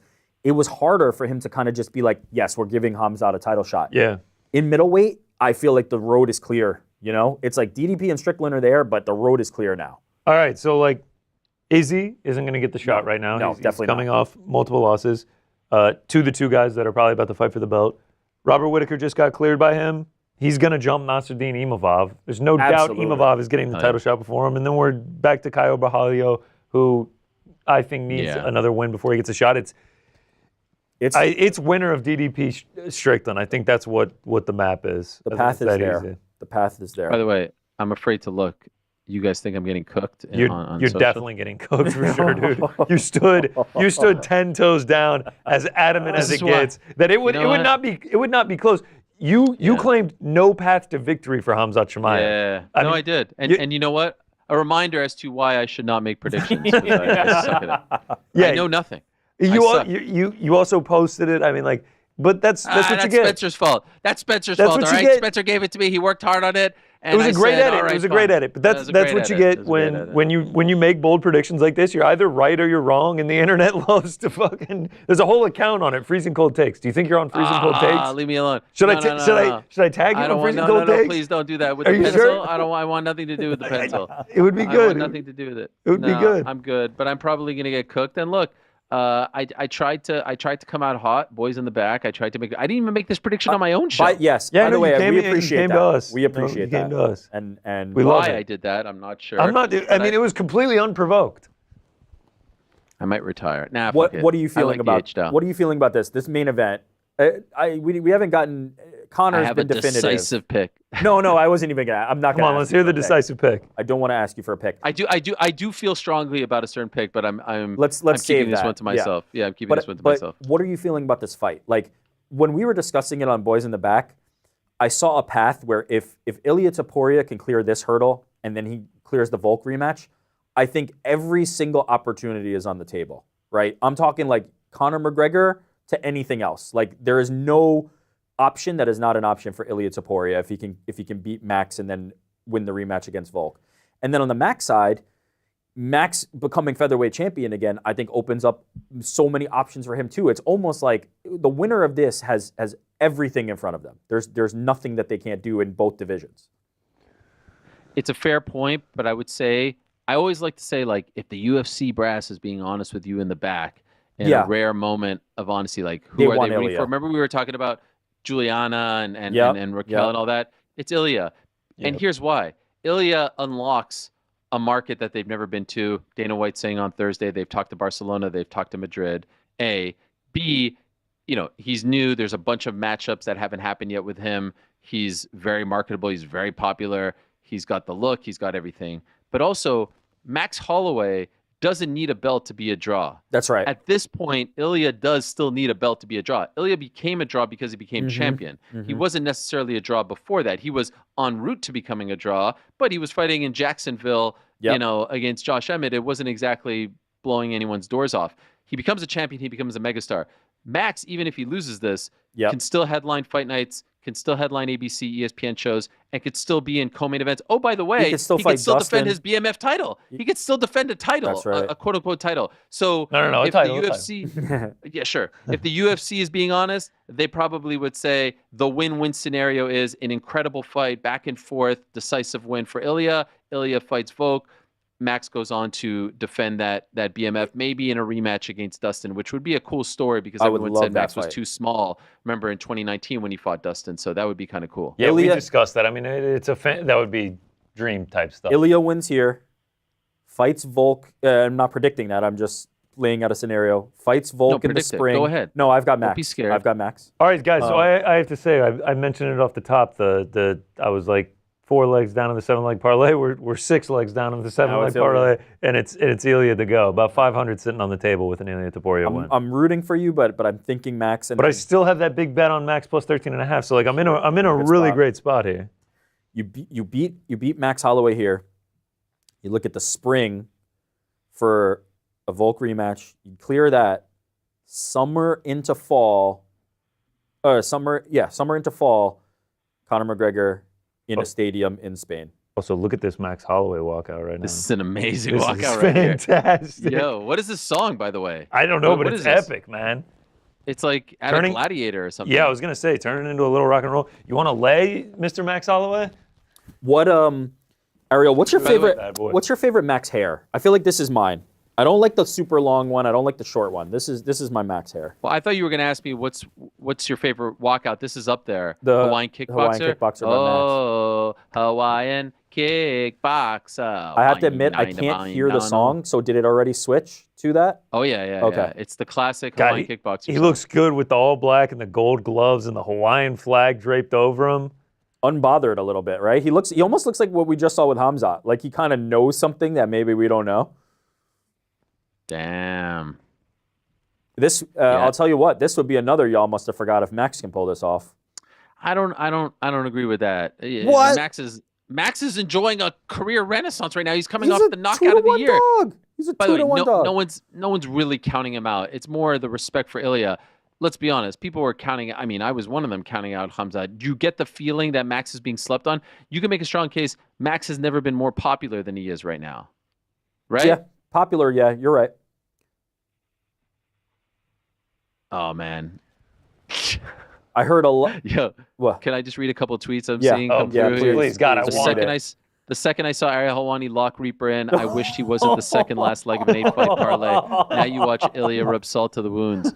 Great call, Nostradamus. Thanks for the free fade. Submitted round 1. Can I tag Flaming Hot Tweets? Do whatever the fuck you want. Oh, I don't man. care. I can't. I could appreciate it. Did you tweet out the video? I don't make strong. Of course, maybe I did. I don't remember. I don't make strong predictions, but Robert Whittaker is going to win on Saturday in decisive fashion with a quote. How's this going with some stupid meme? Good call with Whittaker. You are a fraud. I know you're crying right now. Apologize. I just want to say, brother, how'd this taste, you hack? By the way, what does that even mean? Like, I guess, you know what I mean? Like, what is it? How does that make me a fraud? I made a pick. There's a 50-50 chance. I just want to say, and even though this didn't go your way, and even though you're experiencing the wrath of the internet, which can be very brutal, I appreciate what you have done. I appreciate you making the pick. You got to stick your neck out there. I don't care. I do. By the way, I'm not a prognosticator. Okay, I'm the best interviewer in the game. Yeah, I'm going to stick to that from now on. No disagreement on that one. Nah, fuck it. I'm not gonna stick. Nah, get some more prognostication in there. Oh fuck, Connor with the old takes exposed, huh? Oh no. Some friends, huh? Oh, no. Some can of piss. We had to do it, man. Oh no. We had to do it. Oh, Frank telling me to turn down my mic. All right, well, you guys do your thing over here. I'm going to go. Yeah, let's all right, man. I mean, well, we're going to toss this to you right after hear this from to you get all between your rounds, thoughts though. on the event. I wanna hear from you between rounds. Between rounds. Love it. Yeah, I'll be here between rounds. Love it. Oh, Ilia. Yeah. Crazy walkout here. This is sick. He's getting the champ treatment here. Oh, Is it, like the Undertaker bell tolls. song? I don't know, but I'm praying it switches into Some ACDC. the. Frank, is my mic all right under these lays? Yeah. Nice. It just sounds like they're under a bunch of leaves. All right, do you want me to take them off? No, you're good, man.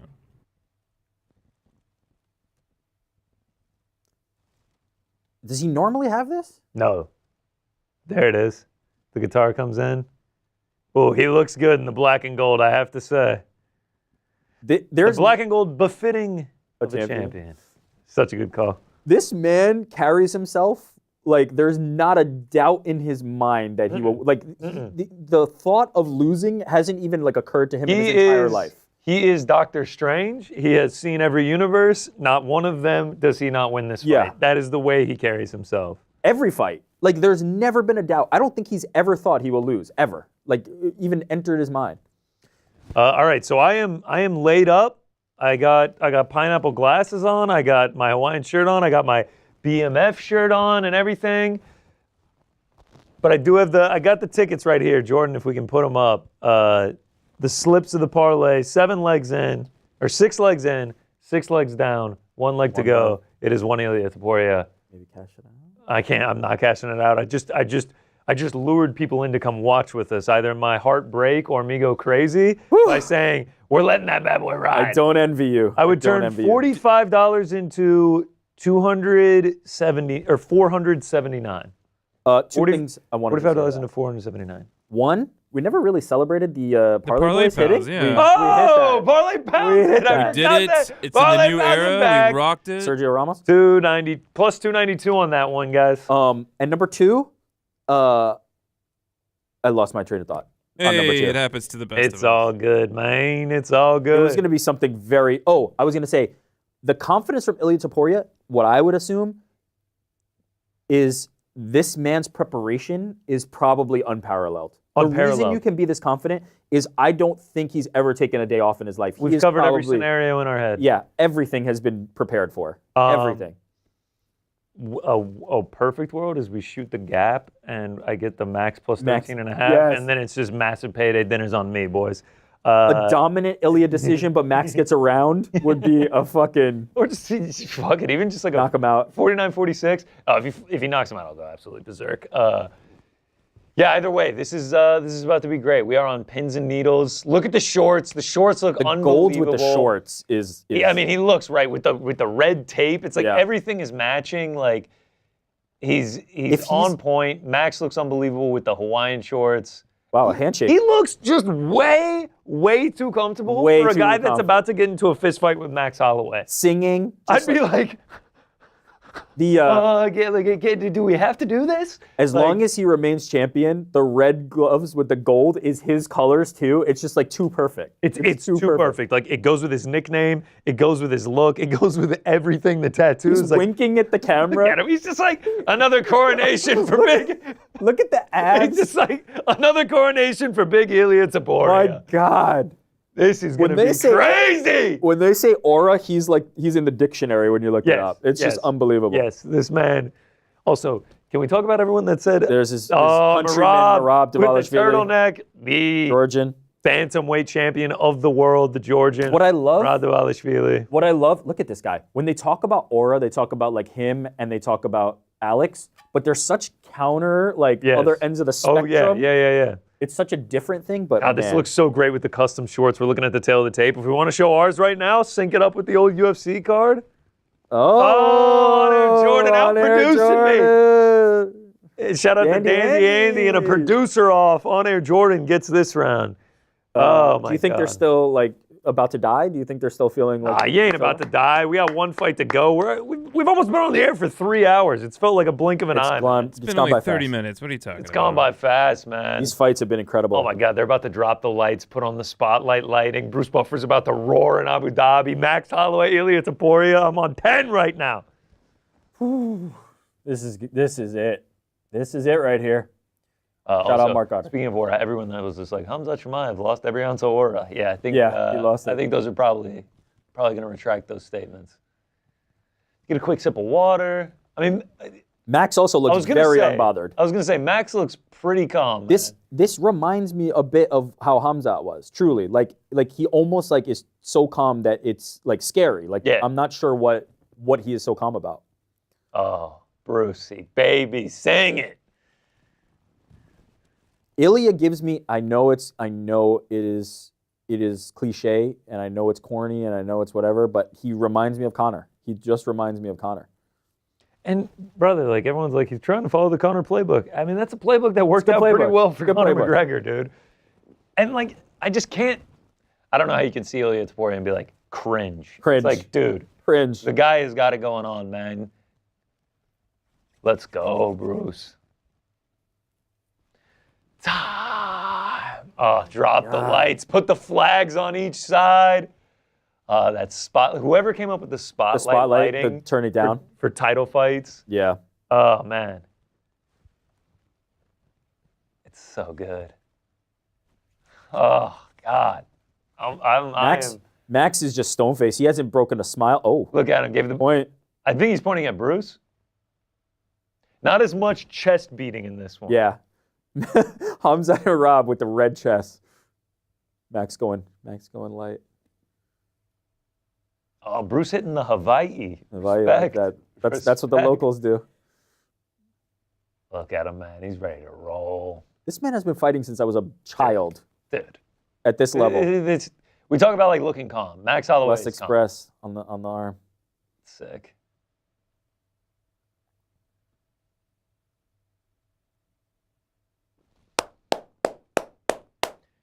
Wow. Like you can't get the smile off my face right now. This is like we've talked about this for so long. This is as good as you get. Oh my God, he's so happy. So happy. I love it. Just the shadow boxing. Like he's just at the crib. He looks like me in the living room when I'm watching at home. I'm sure you look as clean. Yeah, I definitely look just as clean.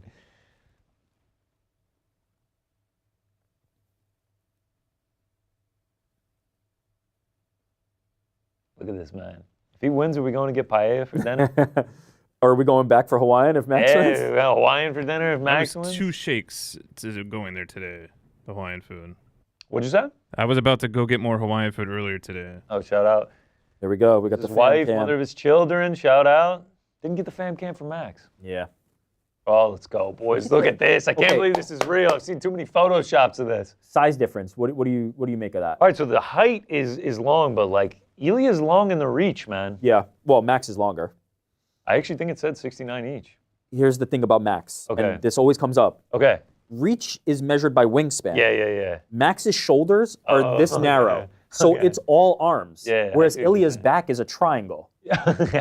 I like that. I like that breakdown. So you actually, when people think about reach, they don't really counter like what the shoulder. This is exactly what I said. This is exactly what I said. He did it. He pointed. Oh, and he hit him back with Matador. Matador. And this is it. That is exactly I love it. I knew that was how it was going to go. Max. Ilia said, come to the center. And Max was like, bro, stop. Hit him. Hit him with it. Oh, I'm nervous, boys. All right. So we already see Max on his bike. He's trying to maintain the range, but Ilia is getting close. I'm definitely more nervous than both of the fighters right now. A front kick from Max. I don't know how much I'm going to be able to talk during this because my... Just lock in. Ooh, big overhand right, and this is for Ilia. Little combo from Topuria. The hands are fast.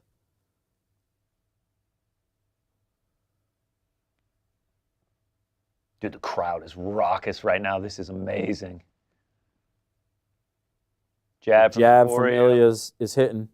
Oh, he's chasing him down, man. All the blood from the fights earlier. That oral by fight feels like a year ago. Oh, nice right hand. He was short there, but Max really needs to keep him off. He really needs to.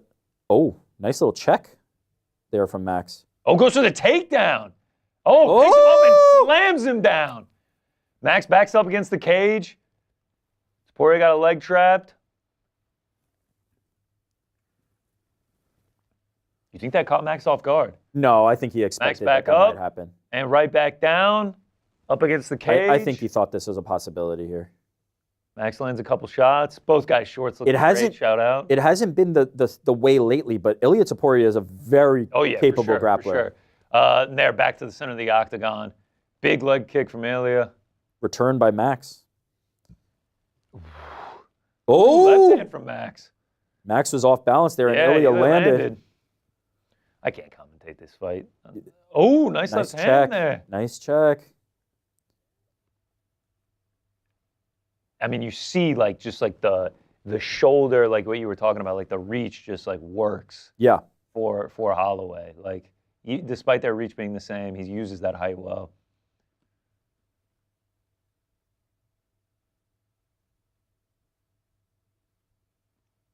Topuria already getting a little swelling under the right eye, Anik says. Oh, nice right hand, overhand right for Topuria. Goes for the uppercut, misses. Oh, he's got him up against the cage. If Max can do that, if Max can stay on the outside and circle. That was a stiff left hand from Max. Ooh, nice leg kick by Ilia. Yeah, I like the kicks. If he keeps that going. But you can see Ilia is having a little trouble closing the range. He is whiffing on some of these shots. Oh, for sure. Max has had some success at the range still, man. Front kick from Max. The one thing that's really underrated about Max, most people aren't the first. This is not the first thing you think of, but the footwork is spectacular for Max Holloway. These guys are just chilling on the Monster Energy can right now.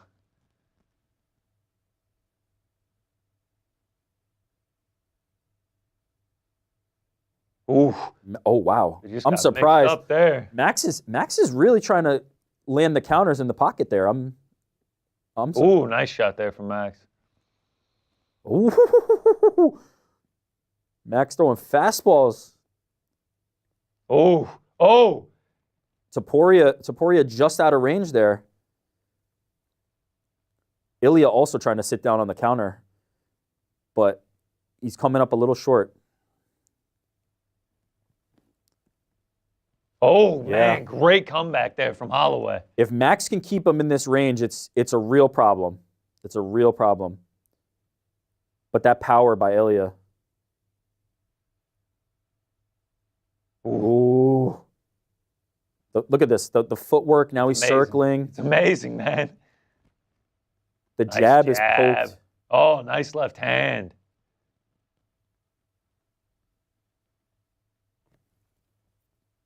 What Max has to be careful of is if he gets too comfortable with that jab and Ilia is able to time it and come across the top. 100%. Yep. Like I was saying earlier, just mind your P's and Q's, man. You got to stay cautious for 25 minutes. Oh! That looked like a slip, Yeah, I think it was a slip. That looked like a slip. I wonder how they're going to score that, though, because that would be a Max round if that wasn't considered a knockdown. I think I still have it as a Max round, man. I saw that as a slip. He was landing. I got to see it. He was landing. I got to see it. I'm going Max round there. Man, listen, this crowd is nice right now, man. Respect to Abu Dhabi. They know what they're seeing. They're fired up. 10-9 Max. Yeah, I'm going 10-9 Max as well. 10-9 Max. Not out of his depths, that's for sure, man. Didn't expect him to be. Ariel's got a 10-9 Max as well. 10-9 Max for Ariel as well, man. What'd you think of the first round? Okay, Jim. 10-9 Max blessed Holloway. You know something, Jim? That's a shout out to the legend Harold Letterman, who used to go to in between rounds, every 3 rounds at HBO Boxing. No, I thought he looked fantastic. Vintage Max Holloway. What looked did you incredible. think of Ilia? It's everything we wanted it to be and more. I think he's trying to catch him. Was amazing. What did you think of Ilia mixing in the takedowns? Because he went to it twice. He tried to take down. Ooh, I didn't see that elbow. Yeah, that's clearly a slip. Ah, man, it's like a combo of a slip and like he was landing, but he was also slipping. Either way, I had that 10-9 Max. 10 Max. All right, brother. Talk to you in 5 minutes. This is amazing. God bless. Amazing. Look at the eye of Ilia. He's already marked yeah, up. yeah, man. Started getting some swelling. Here we go, round 2. You have to, if you're Max, you have to replicate that for 20 more minutes, which is the problem. But if anybody can do this style, it's the one who does it every single time. Yeah. Listen to this crowd. I'm Max, loving it, dude. When Ilia is first, Max is really good on the counters so far tonight. Oh, my God. Credit to Ilia's beard. I mean, he is eating that. Yeah, brother. My God, what a fight this is. I'm still on like pins and needles. A little bit nauseous. I'm so nervous. I mean, Ooh, the oblique kick. Oblique click there from old You see it. Max Holloway. When Ilia is trying, he is whiffing. He is getting over the top.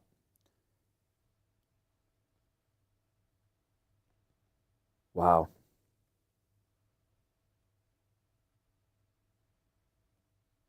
But you know that when the power lands for Ilia, it is different than when the power lands for Max. Because Max is landing that clean, Man, straight. that was a nice right hand from Ilia there. And then he's missing on the But follow. yeah, you're right. No, for sure. When He moves, man. He gets out. when Max lands the power, it's not the same as when Ilia lands the For power. sure. Nice combo from Ilia there. Shot to the body. But Max is staying real clean on those checks, and the jab has been good. No, that's not a knockdown. Ooh, nice overhand right. Very nice shot by Ilia. Working these leg kicks. Oh, that Max right hand snapped almost his head landed back. with that jab from Max was nice. That's it. He has to stick that. Can you imagine the focus it takes from both these guys right now? I just can't imagine being that locked in. Well, I will say, the one thing with Ilia, I think he's not really scared of Max's power. You know? So it allows him a little more like nice that. left hand from Ilia. But Max, you have to be scared of Ilia's power. For sure. Dude hits like a truck. Oh. And that's a nice return by Oh, Max. another nice right hand from Ilia. Ooh. Oh, nice shot from Max, man. Oh, a little head kick mixed in there.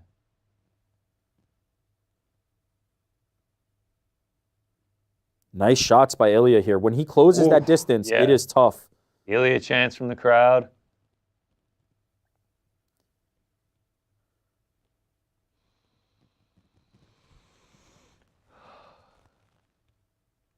What do we got? Significant strikes. Yeah, Max is getting the volume in. Yeah, but of the harder strikes are very sure. clearly from Ilia. Right now, I got this as an Ilia round. Same. He's doing the better work. Nice body shot there.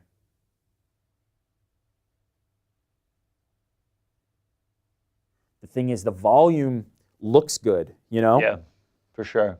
But man, those heavy shots look good too when you. I'm definitely on Ilia this round, but still 90 seconds to go though. This is more time for Max to get that volume up. And the leg kicks are fantastic by Ilia. Oh yeah.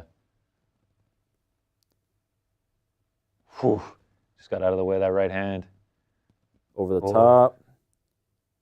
I do like how Max is, when he's crashing in, he's kind of either out, or when he's in, he's really trying to Ooh, nice right hand from Max. Ilia said, come on. Ilia waved him on. Ooh, nice right hand from Ilia. I mean, you think these boys came to scrap or what? What do you, now how do you have it? That strike by Max was a good one. I got to see the last 60 seconds. This could go either way, man. Wow. This is one hell of a fight. I don't think I've blinked. I just blinked now that I thought about it. I don't think I have any saliva left in my mouth. I don't think I was blinking. Ooh. Nice by Ilia.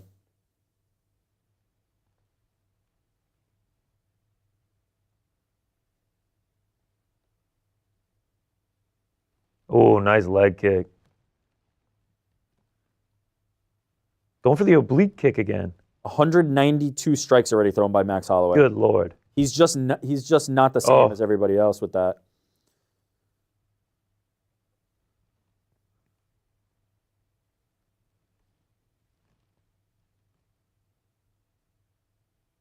Oh. Ilya says whatever. I don't know. I think Ilia, but I don't know. I'm gonna give it to Ilia, but that's a. I'm gonna say that Max actually took it on the volume. I could buy it. I don't know. I'm unsure. I'm gonna give it to if this thing Ilia. goes 5, it's gonna be tough for the judges. I'm gonna give it to Ilia, but I really don't know. Ariel, how'd you have that one? I think 19-19 after 2, but honestly, that's that's razor close, that one. It's honestly, I don't even know about the first round, so I'm kind of trying to. I'm hoping that live odds right now: Topuria -130, Holloway +100. That makes sense to me. That makes sense to me. This is as high level as it gets. You just see like the level of intensity and the level of focus and the level of technique. Max looks phenomenal. I mean, when you consider how long he's been in the sport and he's looking like this against a young gun like Ilia Topuria, it's nothing short of amazing. It Brother, really is. I am on literal pins and needles. I can't look away from this. What you're seeing though is these guys at their top level, the other guy is up for the challenge, which is what you typically don't see, right? You see a guy like Ilia, he steamrolls. When you see a guy like Max, he's typically going downhill on everybody but Volk. These guys are equal. These guys are the top of the game. All right, here we go. Round 3.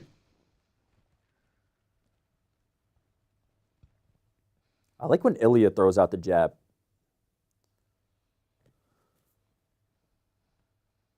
Nice by Max there. He's going to the oblique kicks quite a bit.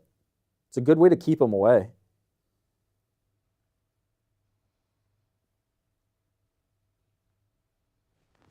Ooh, body shot by Ilia. I like that rip. Ooh!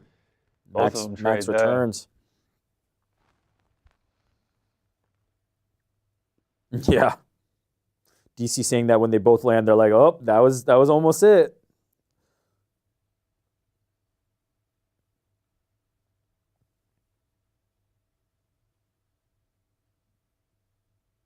Ooh. Nice counter left there from Ilia. When they come together, it's so hard to know who's getting the better of it because they're both landing. Oh, he really rocked them with the oblique. Max, that's adding up. Is that a welt on his leg? Is that like a cut on That's his a leg? welt. That's a welt on his leg. Oh! Huge right hand! Oh, he's unloading big body shots! Oh, Holloway gets out! This dude's chin is unreal! Oh, another big right. Max is rocked. Oh, he's rocked, dude. Max is rocked. I feel like this is the first time I've ever seen that. Another big right. Max is... Oh my God! Max Holloway just finished him! He just knocked down Max Holloway! Wow. This dude is a fucking freak! Oh my God! Oh my God! Holy shit! Oh my God! I cannot believe this. He slept Max Holloway. He slept Max Holloway. Oh my God. I cannot believe that. He's He's the guy. a fucking freak. He's a freak. Oh my God. My God. Holy shit. Ariel, you there? That was fucking unbelievable, we guys. just We have just witnessed the birth of a superstar. We have just witnessed the birth of one of the newest faces of the UFC. To do that to Max Holloway after not a tough first couple rounds, but he figured it out. And right before you guys nailed it, something happened to his oblique there. He got nailed, and it looked like, I don't know if there was like a welt in it. I don't know if there was a separation. And then it was almost like Ilia said, enough of this fucking shit, and then brought it on him up against the cage, the body shots, the right, left. He has dynamite in his hands, reminiscent of some of the great strikers in the history of the sport. Steve and then Harvey to sleep Max Holloway with one of the greatest chins in the history of this game, Ilia Topuria. And then what a celebration. Bows, drinks the tea. That is a fucking gangster right there. Gangster, dude. Is this one of the best fighters in the Conor world. reminiscent? I know it's cliche, but this feels like Conor. It's not just Conor. It's just there's always a moment where a superstar is born, and he arrived when he beat Alex Volkanovski. He has emerged as a superstar. Oh my God! With this victory, unbelievable. It's unbelievable. You have Sergio Ramos there, one of the most famous athletes on the planet, there to support him. Ilia Topuria. On a night where last I checked, his beloved Real Madrid is losing to Barcelona in El Clasico, he brings great joy to all the Madrid fans. With a win like that, holy shit. Holy shit. The power is just different. Oh my God. Nobody's eating that. I cannot believe that, dude. Nobody eats that.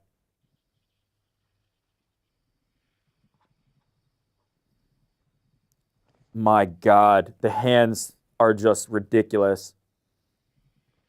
Oh my God.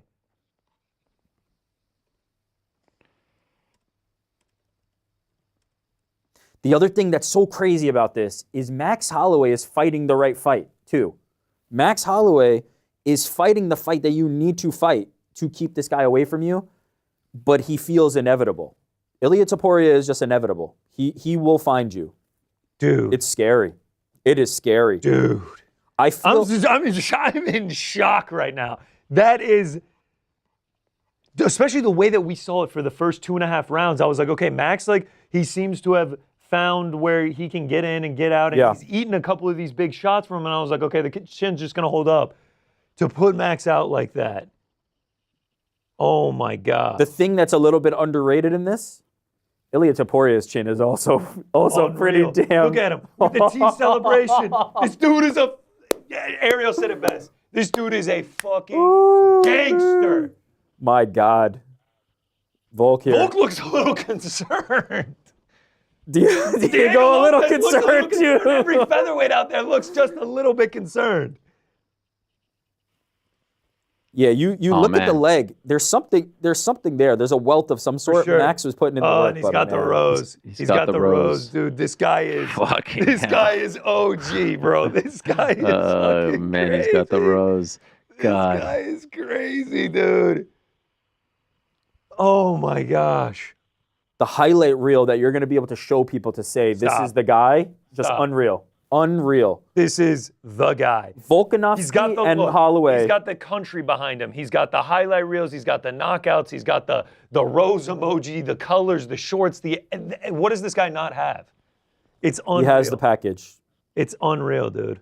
The other thing that I love is, like, unlike with the Conor, it's not going to be like, well, he's never going to face a wrestler. Is he ever going to face a wrestler? It's just like, oh yeah, he'll deal everything. with the wrestling. He has everything. This guy is so crazy. My God.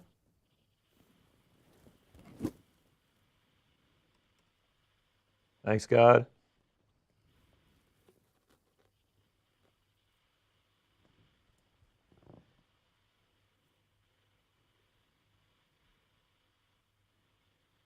Paying respect to Max here. Max doesn't look like he can believe it.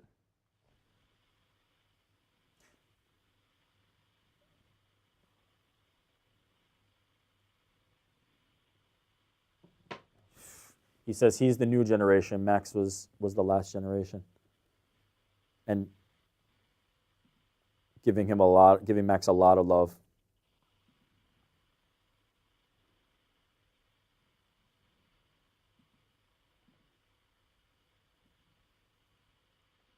He had to nuke Max like 3 separate times to put him down, and he did it. Oh, the eyes are gone. That was like when he landed that first one, and you were like, "Oh, he's right." I feel like that's the first time you've really seen like the eyes be gone. Yeah, like the damn. bobblehead.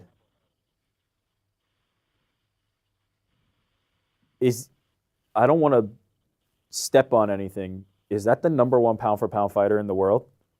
Oh yeah, you guys remember when I said that like if Ilia Topuria wins in emphatic fashion, is there a chance that he's? Well, that's a different combo. I want to know. Everyone relentlessly shit on me. Okay, we can talk about that later. Is he the #1 pound-for-pound fighter on the planet? I think you can make an argument for it, dude. Where are like his major flaws? My God. Like.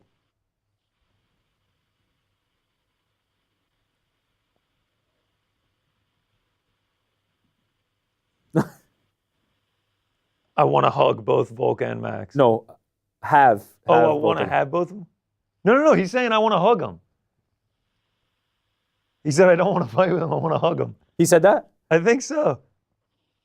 He's so friendly with him.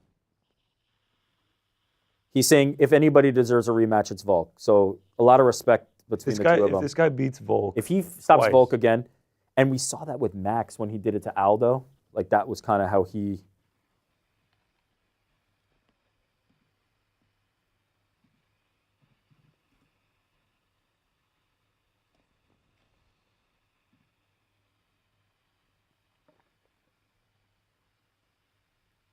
I wonder if he's ever lost at anything. Checkers, dodgeball, basketball, soccer. I don't think he's ever lost at anything in his life. Look at his family. Like the guy just has everything going for him. It's unreal. Yeah, the shorts ain't going away anytime soon. Yeah. He's just got the short glove combo is going to be here for a bit. Look. Are we going to hear from let's Max? hear from Okay, Max. we're hearing from Let's Max hear from Holloway. Max. Just had a baby too.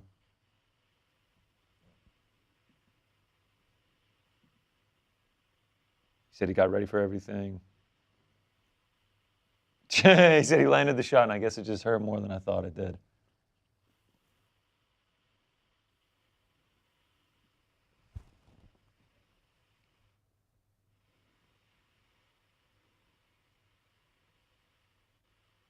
You'll never hear an excuse out of Max Holloway. Never. Did his thing. He was the better man tonight. Wow. Yeah. He says, I'll see you again, my friend. Yeah. I saw him with the corner, and he seemed to be like lamenting a little bit, like, F and this and that. If you're Max, I feel like you think you had the game plan. Yeah, You had it. It's just like he said. It's the classic adage. It was good. He looked good until he didn't. Yeah. Like, he looked good. We talked about it right before the fight. We said, you can fight good, but if you get knocked out, it doesn't matter if it happens in the first second or the last second of the fight. You got knocked out and you lost. And here's the problem for every featherweight on the planet. Ilia Topuria seems to be able to find that no matter what. You cannot keep him away. Wow. Wow. There's no more words from me at this point. Like, There is no more words. All right. We're not done here, though. Fights are over. Uncrowned UFC 308 watch party comes to an end. First one in the books. But stay tuned. You don't even have to change videos. You don't have to change stay right here. anything. You're just going to stay right here. And we're going to start the Uncrowned post show, and we're going to go through everything that we just witnessed, digest it all. And we're going to kick that off with Ariel Helwani. If he's ready to take it away, Ariel, it's your world, my man.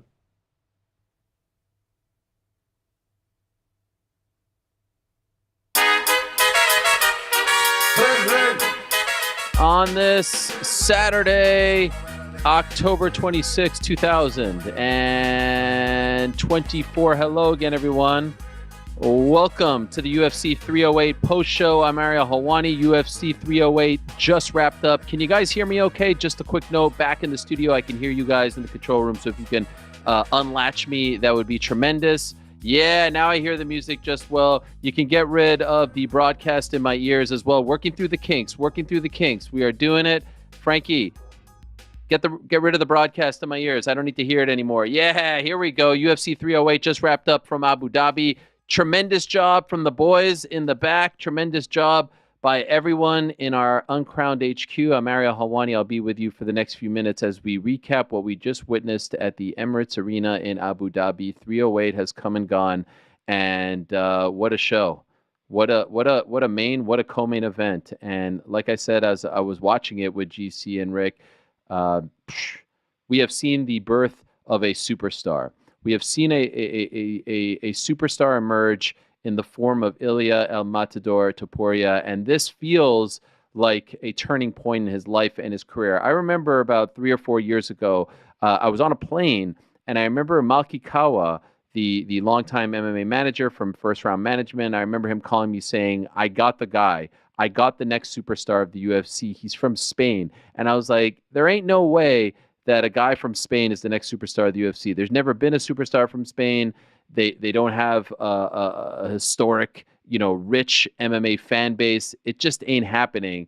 And fast forward a few years, he was talking about Ilia Topuria, and every single time it was either Malki or Abe. Every single time they would tell me, this is the guy, this is the guy, this is the guy, every time he fought. And then we all started to really believe it after what he did to Josh Emmett around a year and a half or so ago. And then, of course, the win over Alex Volkanovski. The Volkanovski win was the emergence. The Volkanovski win was his first title fight. Okay, you got to truly figure out, all right, is this guy for real? Is he championship caliber? Can he fight and beat the elite? He did, but there was a little bit of doubt out there, right? Volkanovski coming off the short notice loss to Islam Makhachev.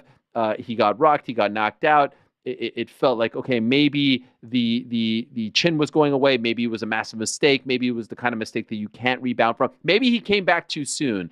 And then what happens? All right, he fights Topuria, heavy-handed, supremely skilled, younger, etc., and he absolutely starches him. Now, credit to Volkanovski, he did look good relatively early in the fight, but we all know what happened a short while after.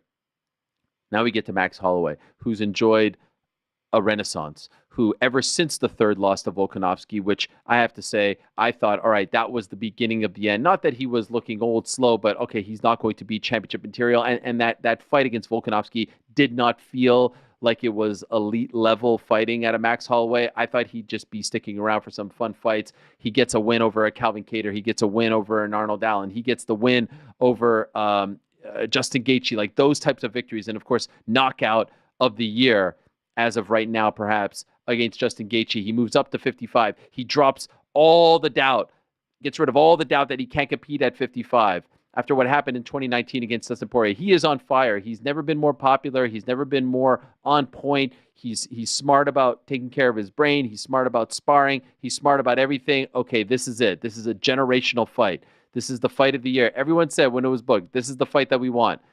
Super duper star. Bill Simmons asked me on Thursday, who's Max Holloway? Rick nailed it. He's Steph Curry. No one dislikes Max Holloway. He's a championship athlete. Everyone respects him. He's cool as hell. He's talented as hell. He rises to the occasion. And how about this? Going into this fight, Max Holloway had 7 losses on his career, on his record. 6 of them via decision.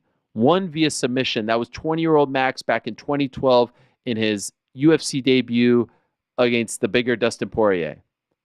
Tonight he gets stopped for the first time since that fight against Poirier. Tonight he gets KO'd for the first time in his career. That's how good Ilia Topuria is. That's how talented he is. And I thought it was 19-19 heading into the third round.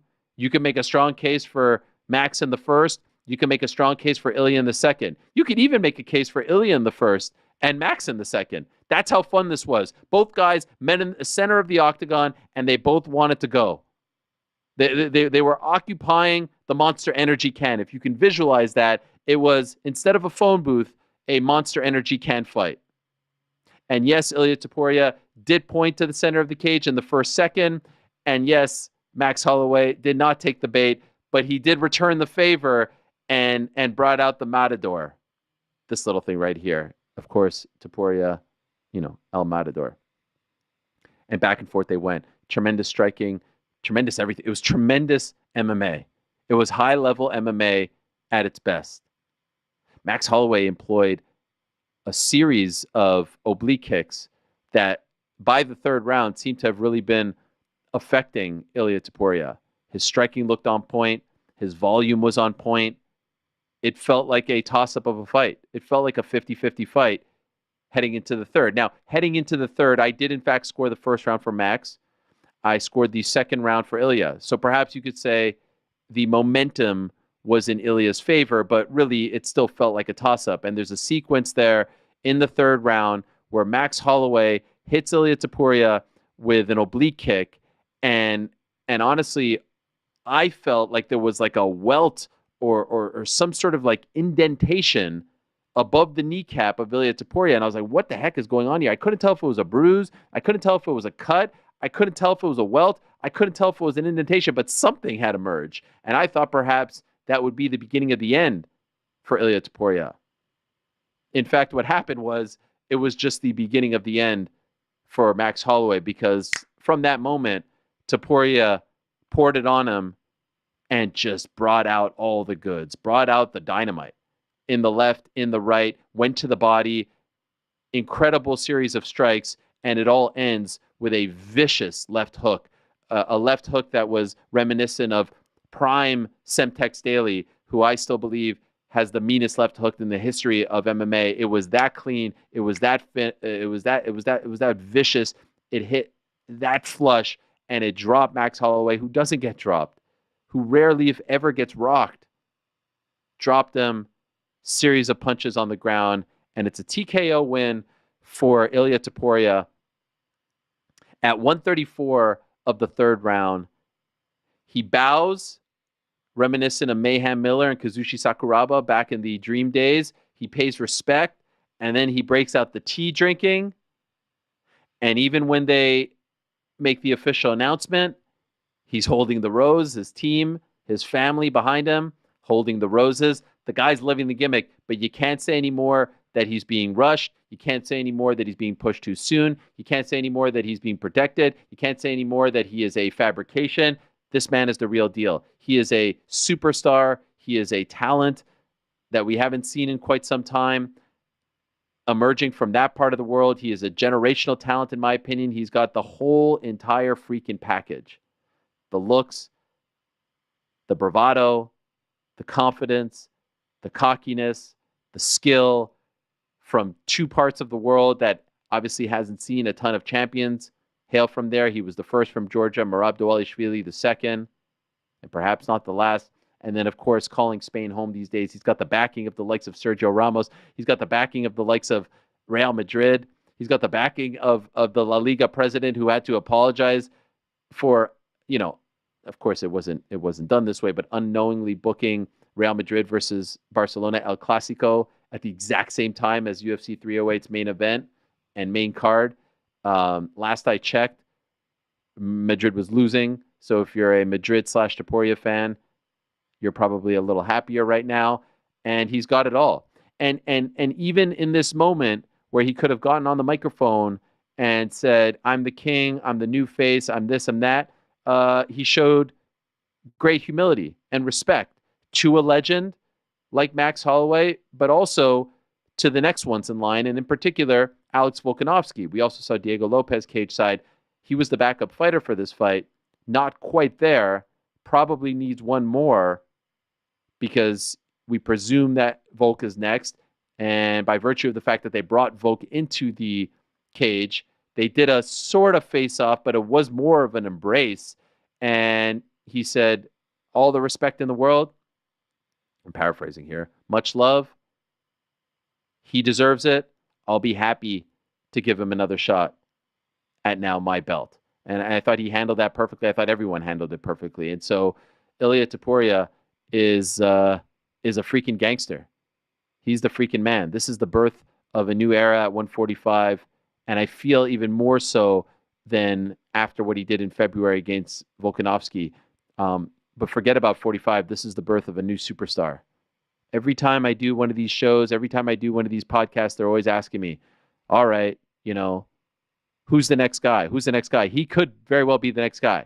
Now, I don't care about, pound for pound rankings, this, that, and the other. This guy is a superstar. This guy is an absolute superstar. As I'm saying this right now, the last guy that we felt this way about, Conor McGregor, tweeting 43 seconds ago, call me. Say what you will.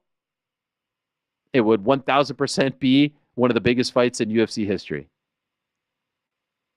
Arnold Allen tweeting, no questions, amazing performance from Ilia Topuria. Henry Cejudo tweeting, Ilia Topuria is the fighter of the year, not Alex Pereira. We could get to that. That is certainly a hot take. Issa Makhachev, congrats, champ. It was amazing. Keep your head up, Max. You are a legend. Alan Jobin backing up what I just said. Obviously, this performance, but this humble side of Ilia as well, will build his fan base. Couldn't agree more. Kamaru Usman saying, damn, that left hook was crazy. Congratulations, Ilia Topuria. Juliana Pena saying, congrats, champ. Josh Emmett saying, hell of a fight. Congrats, champ. And on and on and on it goes. And those are the best of the best. Those are the best of the best paying respects to this guy, showing him love. That is, I'm blown away by how he did it, against who he did it, everything about the whole package. just screams superstar. They have to figure it out. They have to get him to Spain. Dana White saying on Thursday that they're talking to Barcelona, that they're talking to Madrid. They have to figure this out. They have to get him to Spain. They have to get him in Madrid in particular because he is a Madrid supporter. He is a Real Madrid guy. Get him at the Bernabeu. Come on. They've got a retractable roof. This is the time to do it. I know they don't like doing these sorts of things, but they have to figure this out. They just have to. This is the time to do it. Ilia Topuria, the reigning defending UFC featherweight champion, he improves to 16-0. Max Holloway 26-8, and we were talking about this earlier with the guys. We were talking about, in a rare moment, if the UFC is being 1,000% honest with you, if you would ask the brass, if you would go to them and say, "Hey guys, who do you want? Who do you want to win? Who would it be better for the business and for the company if they won? Who would it be better for the business and the company if they won? Who would it be?" I think they would have said before the fight Ilia Topuria for this reason, because of the marketability, because of where he's from, because of the age, et cetera, all the things I just went through. But this doesn't hurt Max Holloway.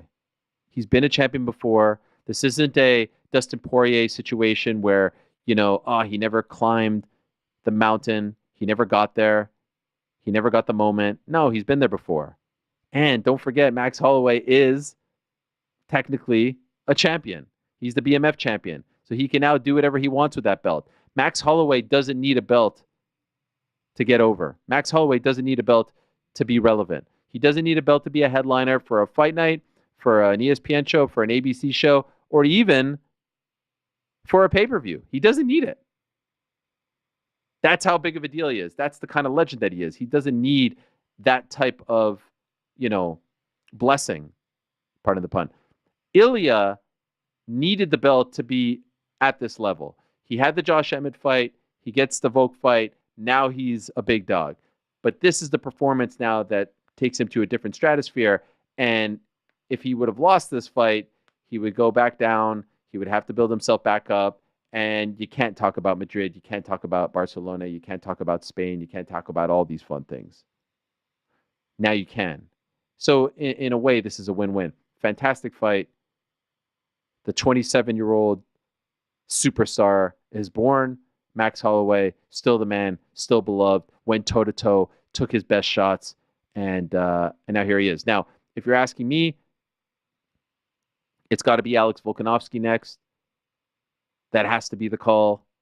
Alex Volkanovski did everything that the UFC asked for and then some, did everything that they wanted him to do.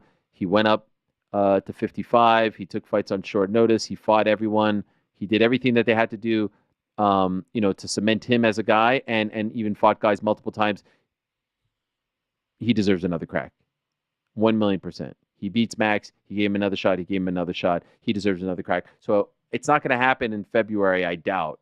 I would be shocked. They're going to Australia, and you gotta go to Spain, in my opinion. But anytime those guys fight, it's going to be fascinating. And by the time they fight again, it will probably be a year plus since Volk's last fight, right? Because the last fight was in February. I doubt they fight. At least I don't think so. It's way too soon to predict, but I would be surprised. And here we are. If we're talking March, April, May, that would be more than a year. And that's what we were all saying, right? We were all saying after the loss in February of this year in Anaheim that he should take a year off. And so he will have taken a year off, hopefully healthy, hopefully in good form, in a good spot, mentally, physically, spiritually, emotionally, and may the best man win. And of course, if Ilia wins that fight, now we're talking massive business because he's just now cementing himself as the guy. There are some options at 45 along the way. There is going to be a Diego Lopez out there. Lerone Murphy looked solid against Dan Ige. He is a rising star at 45, but to me, it's Volk and it's Topuria too at some point in 2025. Much more to discuss here as we recap a very fun afternoon card here in the United States, and appreciate everyone who watched our very first uncrowned watch party. The boys and everyone did a tremendous job. And I enjoyed partaking, but I also enjoyed watching. Everyone's still there, right, Frank? You could talk to me, right? Yeah. I could talk Oh yeah, to you're you. still there. We're all still here. Oh, everyone's still there. Yes, I'm still going through everything, and then I will throw it back to everyone. Oh, look at this! It's your You guys world, are man. there. Yes, this is We're fantastic. now the boys in the back again. You are now the boys in the back. Okay, well, guys, what do you think? What do you think about what you've had now 10 or so minutes to react to all of this? GC, I know you were looking forward to this perhaps more so than anything out there. What are the immediate thoughts now that you've had a few moments to catch your breath?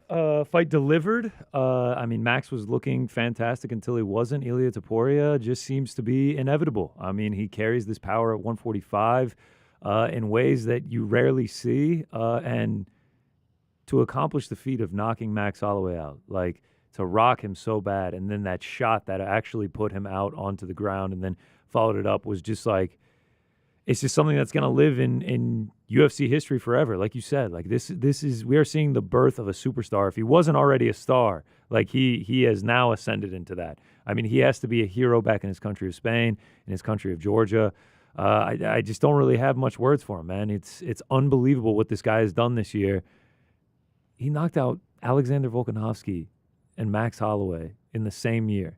I mean, it's simply unbelievable. Got the belt. Now he has a title defense. Yeah, I mean, words can't describe what I think of this dude. I mean, it really is unbelievable. Rick? Featherweight seems to be a division where we kind of see the new king kill the old king. That's just kind of how it goes, right? We get the Jose Aldo era, then we get the Conor McGregor era, then we get the Blessed era, then we get the Volk era. It is very clearly Ilia Topuria's era right now, and he has killed the two kings. But I can't help but only think about Ilia Topuria versus Conor McGregor. I can't escape the thought of that fight happening. I can't escape the thought of two of the biggest byproducts of a streak, of a rise, of an ascendance facing off against each other. And just one more name on the featherweight kind of list that he would be able to neck off. I mean, hell, let him fight Jose Aldo too and just clean out the entire list. But I cannot escape the feeling that all roads point to Ilia Topuria versus Conor McGregor. The machismo would be off the charts, right? Like the bravado, the cockiness, the confidence, the trash talk. It would be just like the. It would be unbelievable. Oozing. You could do it in Ireland. You could do it in Spain. I really would like to see that fight happen in Europe if it does take place. And like you talk about the birth of a superstar, I don't know how big of a favorite Ilia Topuria would be, but he would be a pretty sizable favorite in that fight where Conor McGregor is at in his career. And if he knocks out Conor McGregor, the spaceship just continues to skyrocket. I will say this. I would just say this. I think they're both such big deals and so popular that fight together is too big for Europe. Too big for Europe.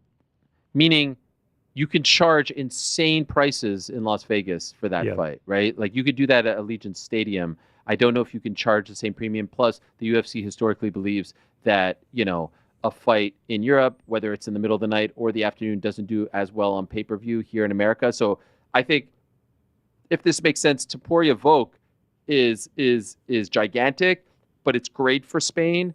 I think Topuria McGregor is like otherworldly, and it's too big for Spain. Does that make sense? It does. The only thing you could justify is a stadium in Spain with the ticket prices being astronomical, but that tends to be the U.S. market, to your point. Yeah, Bernabeu, astronomical ticket prices.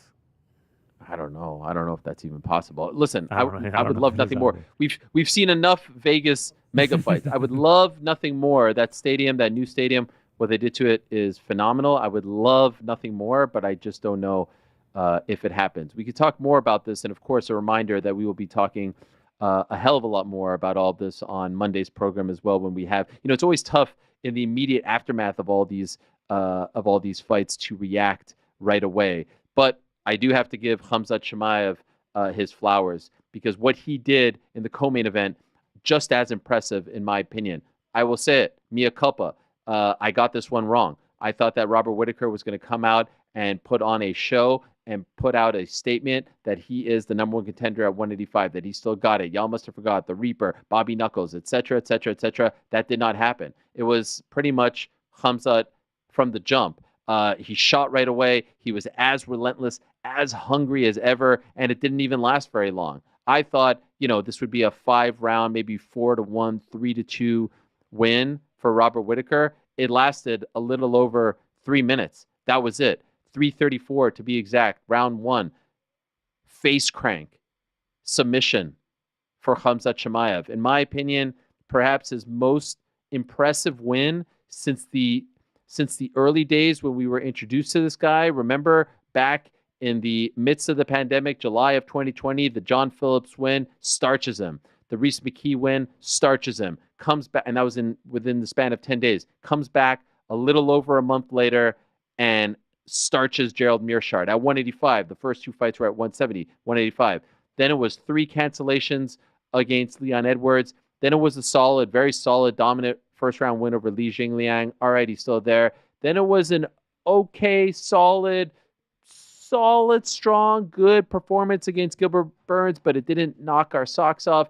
Then it was the Holland win that we all thought, all right, you were expected to do that to Diaz, and we all kind of expected this, especially on short notice. Then it was the not-so-impressive Kamaru Usman win, and we thought if it went 2 rounds more, Usman wins. Then it's the year off, and in the midst of that, a cancellation against Robert Whittaker back in June, and then he does this to Whittaker, who looked so good back in June in Riyadh against Ikram Aliskerov.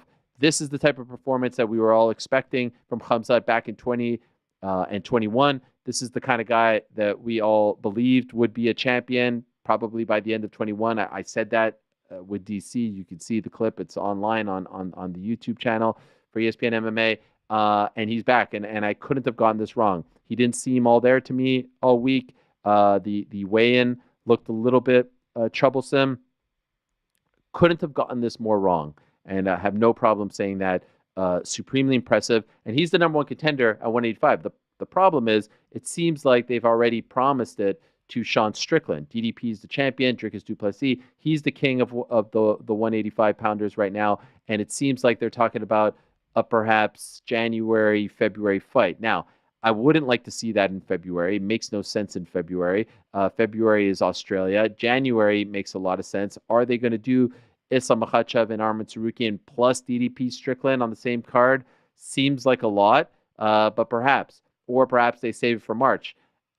I don't know. I'm not in favor of promising people title shots and taking it away, but I would say right now, Khamzat Chimaev versus DDP is infinitely more interesting than Sean Strickland versus DDP 2. We saw Sean Strickland versus DDP 1. Solid fight. Nothing to write home about. It didn't knock our socks off. Khamzat fighting for the belt finally against DDP as unorthodox and awkward and just kind of like relentless as DDP is. I would love to see him in those moments, in those scrambles against the likes of Khamzat. But if this Khamzat shows up, I don't know right now who's beating him at 185. If this guy shows up who appeared to have popped Robert Whittaker's jaw, who appeared to have like neck cracked him to the point where his jaw got displaced, that's insane. This reminds me of those videos of like Ben Askren squeezing a watermelon and the thing just exploding. That's what I felt like I was watching when I saw Khamzat Chimaev do that to Robert Whittaker. Just insane power, insane strength, insane skill, insane talent. Blown away by that. For different reasons, of course. As blown away by Khamzat in the co-main as I was Ilia in the main.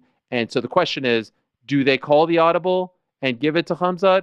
Or do they say, Khamzat, you wait? I mean, he's only fighting since September of 2022. Since his win over Kevin Holland, he has fought once a year. September of 2022, October of 2023, October of 2024. Now, the massive elephant in the room is his travel situation. It's hinted at, it's alluded to. There's no clear-cut answer. I do believe if 45 becomes 47 in 2 weeks, that could be rectified. We've seen it happen back in the day. This isn't me just talking smack or just throwing out theories.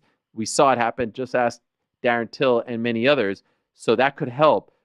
But if he can't, in fact, fight here in America, that is a massive problem. You can't have someone fight for your belt and potentially become champion if they can't defend the title outside of like one region. That's a massive problem. That makes no sense. That's never happened before and would hamstring and handcuff the UFC. So perhaps they figure that out. Hopefully they figure that out.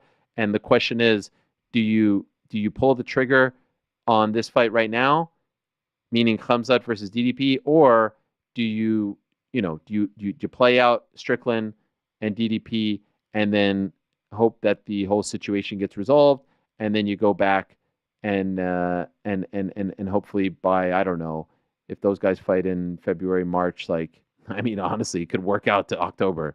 They might get, it could literally be the next Abu Dhabi card, or maybe a Saudi card in the summertime during Riyadh season. But right now, 14-0, Khamzat Chimaev is still a beast. This was a true y'all must have forgot moment.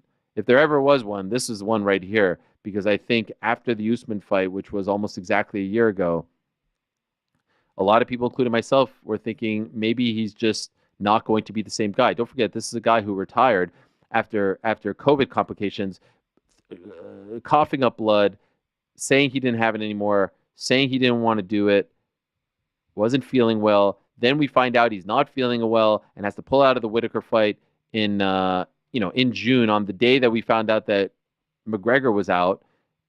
It was problematic. It was troublesome. But all that is out the window now. Khamzat Chimaev, in my opinion, the number one contender. The only question is, does he get it next or does he wait? I think if they've in fact given Sean Strickland their word, then you go ahead, you give it to Strickland, and Khamzat fights the winner. There was another question that was similar to this one on this card, and that was, what do you do with Magomed Ankalaev, currently the number one ranked light heavyweight on this unbeaten streak that rivals anyone in the division. Of course, he fought for the belt. He fought for the belt.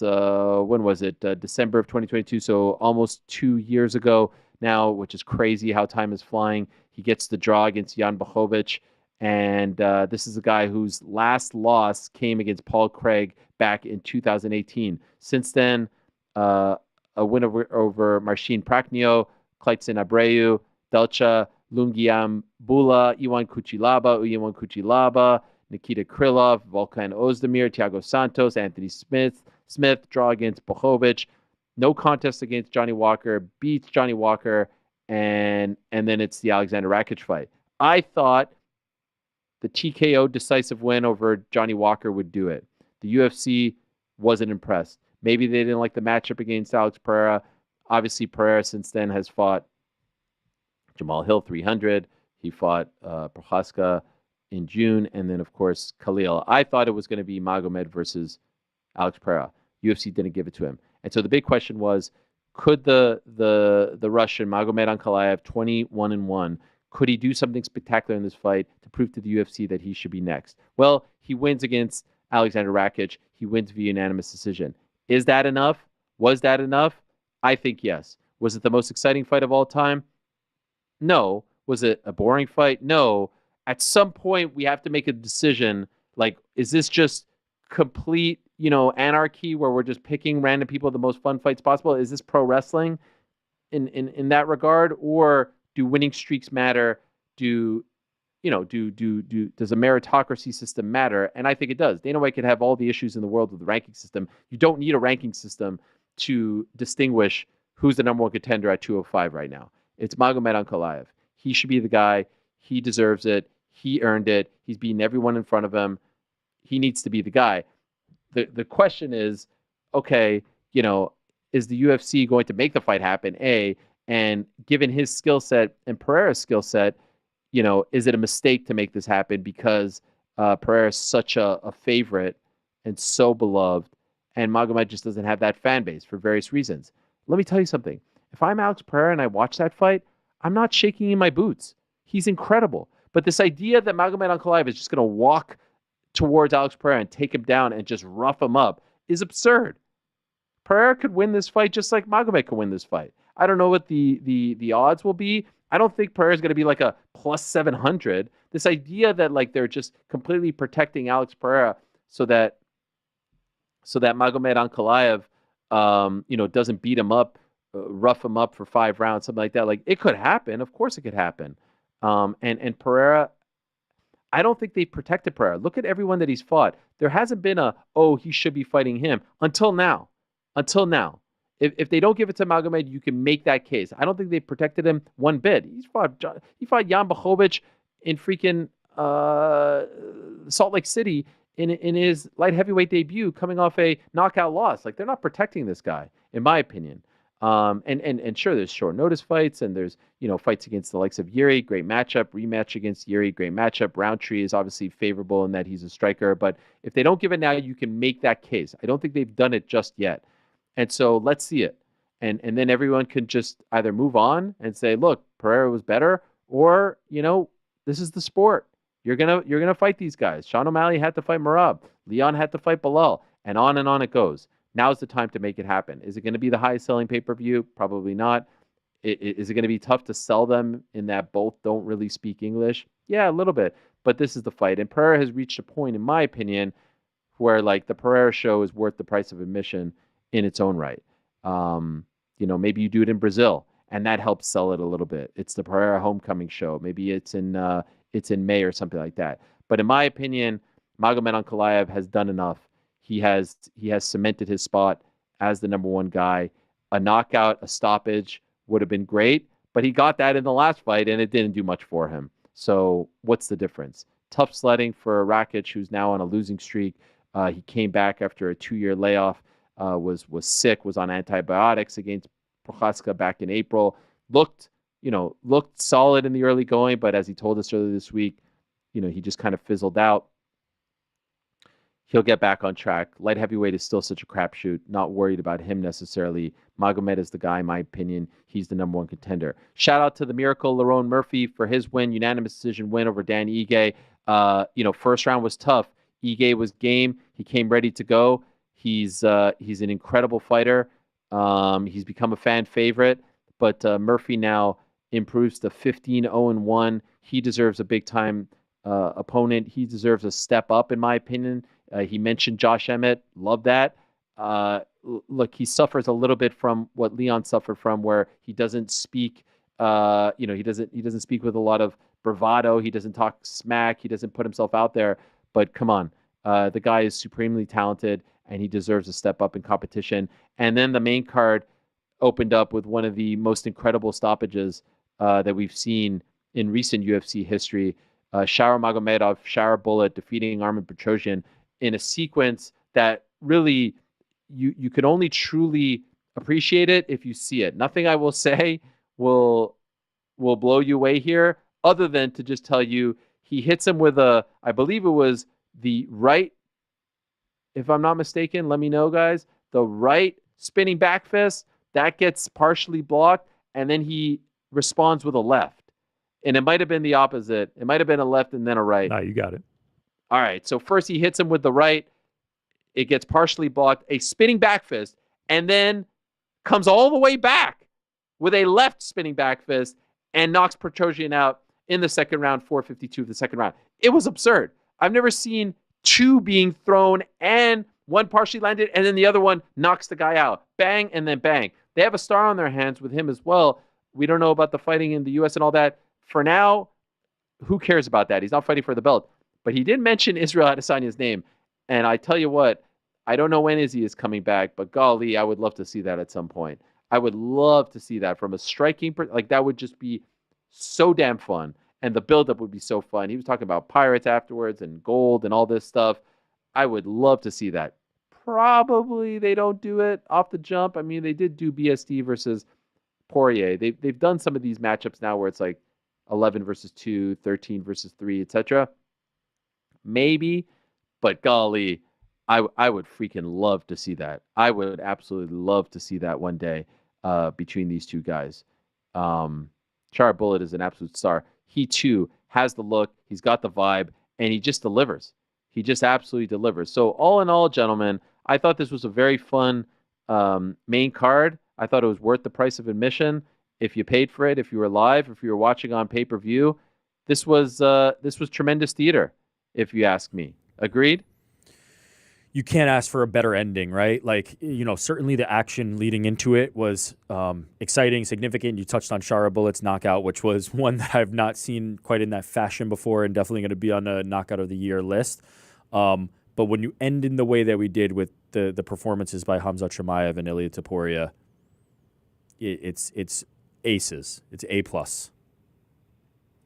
Performance of the night bonus: Khamzat Chimaev, Ilia Topuria, Magomedov. So the three gentlemen. Yeah, I mean, they gave 3. They don't usually give 3. Am I wrong? They usually do 2 and 1. Fight of the night is Mateusz Rebecki and Oralbai. Miktibek Oralbai, who had an incredible fight. There was no doubt on that one, fight of the night. You know how you know a fight is incredible when you don't know like whose blood is whose. Yeah, the whole canvas was soaked. They were both soaked, and the canvas was soaked as well. Yeah. Insane. Currently, by the way, on DAZN right now, Regis Prograis and Jack Catterall involved in an incredible fight. Regis Prograis has been dropped twice by Jack Catterall, so this could be a huge moment for the UK boy fighting at the Co-op Live Arena. I hear, by the way, Frank, I hear a little bit of an echo. I don't know if it's because the audio's up in the control room. Yeah. Yes. I don't know if you read these out. Sorry, I've been grinding away back here. Odds were released for Khamzat Chimaev, DDP. I have not read them. Tell us. Sean Strickland.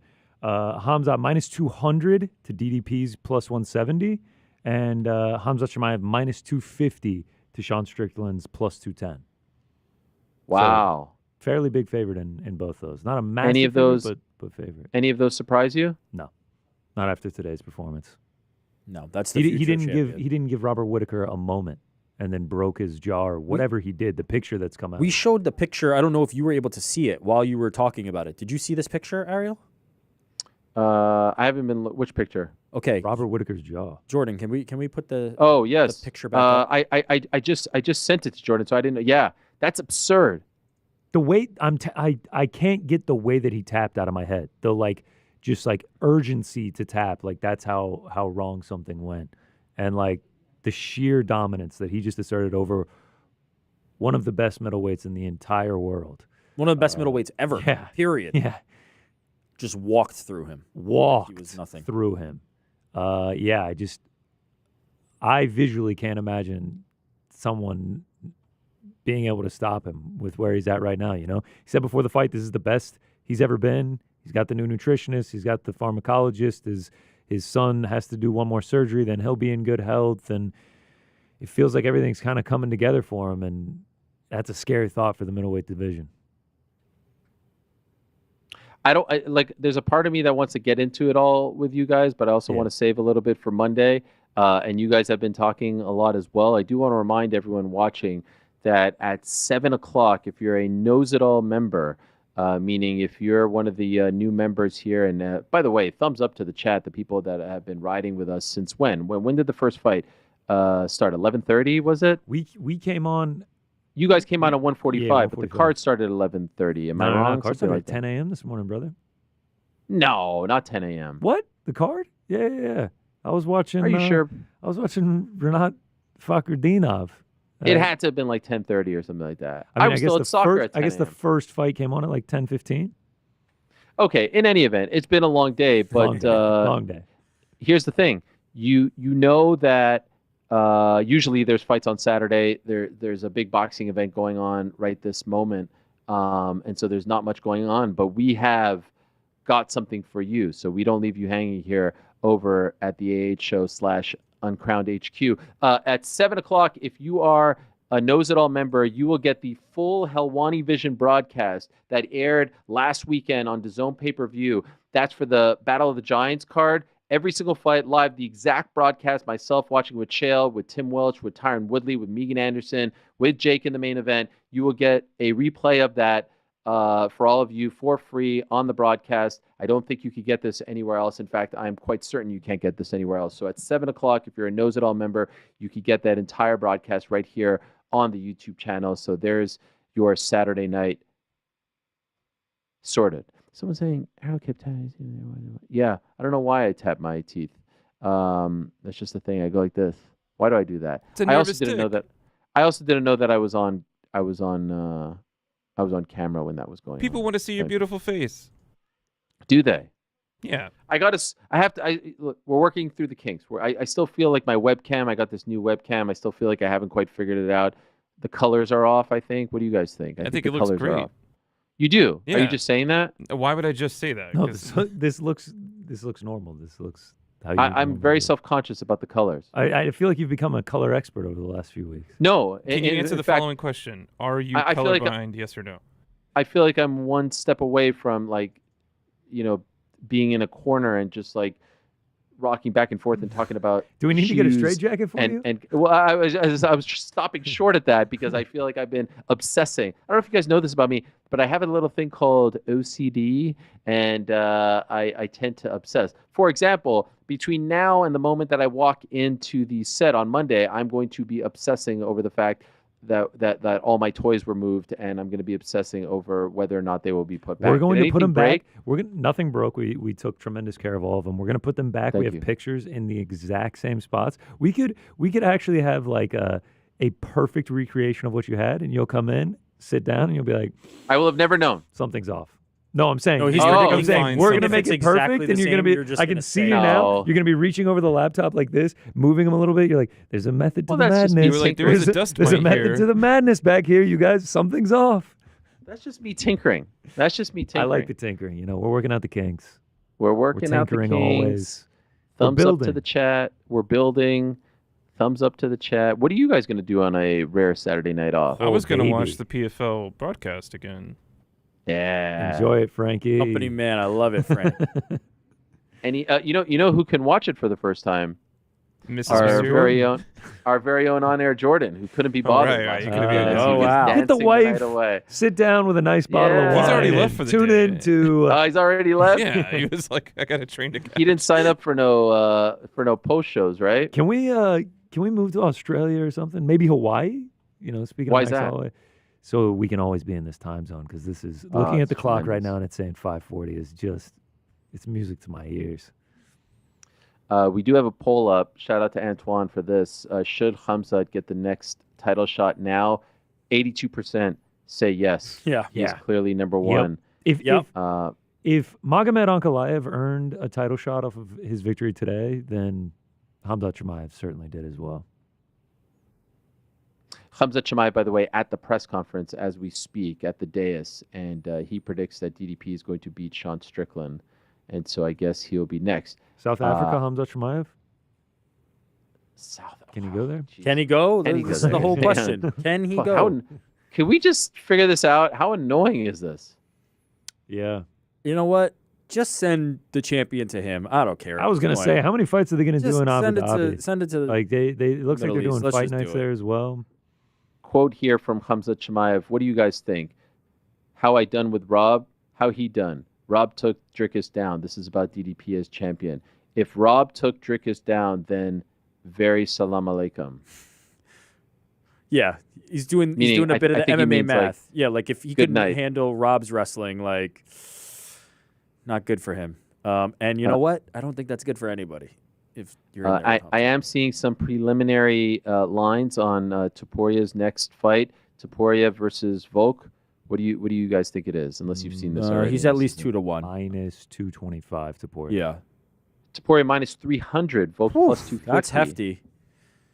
Interestingly enough, Topuria Lopez, same lines, same odds. I don't think that's accurate. I'm not saying I don't think that line. I don't that you're reporting this accurately. What I'm saying is, Yeah, I think Volkanovski is being underrepresented here by that line. Topuria against Islam Makhachev. Makhachev, what do you guys think? Favorite or Makhachev- dog? Oh yeah, I think I think Islam would be minus 135 against Topuria. if he minus is, I'm betting 400. it immediately. Minus Islam 400. minus Oh, okay. 400. Okay. Yeah. Minus 135 would have had me emptying my Yeah. bank. I would have. I guess I'm mortgage. on, I guess I'm on the high of Topuria just winning. I guess he is going up a weight class. Islam is currently pound for pound #1 fighter in the world. Does this now move John Jones back to 4 on the pound for pound rankings? Further No, he still won. Jesus. irking Dana White into a I do believe that Uncrowned is going to debut its pound for pound rankings. I hope I'm not Who speaking votes out on of turn, those? Who votes on those? The media?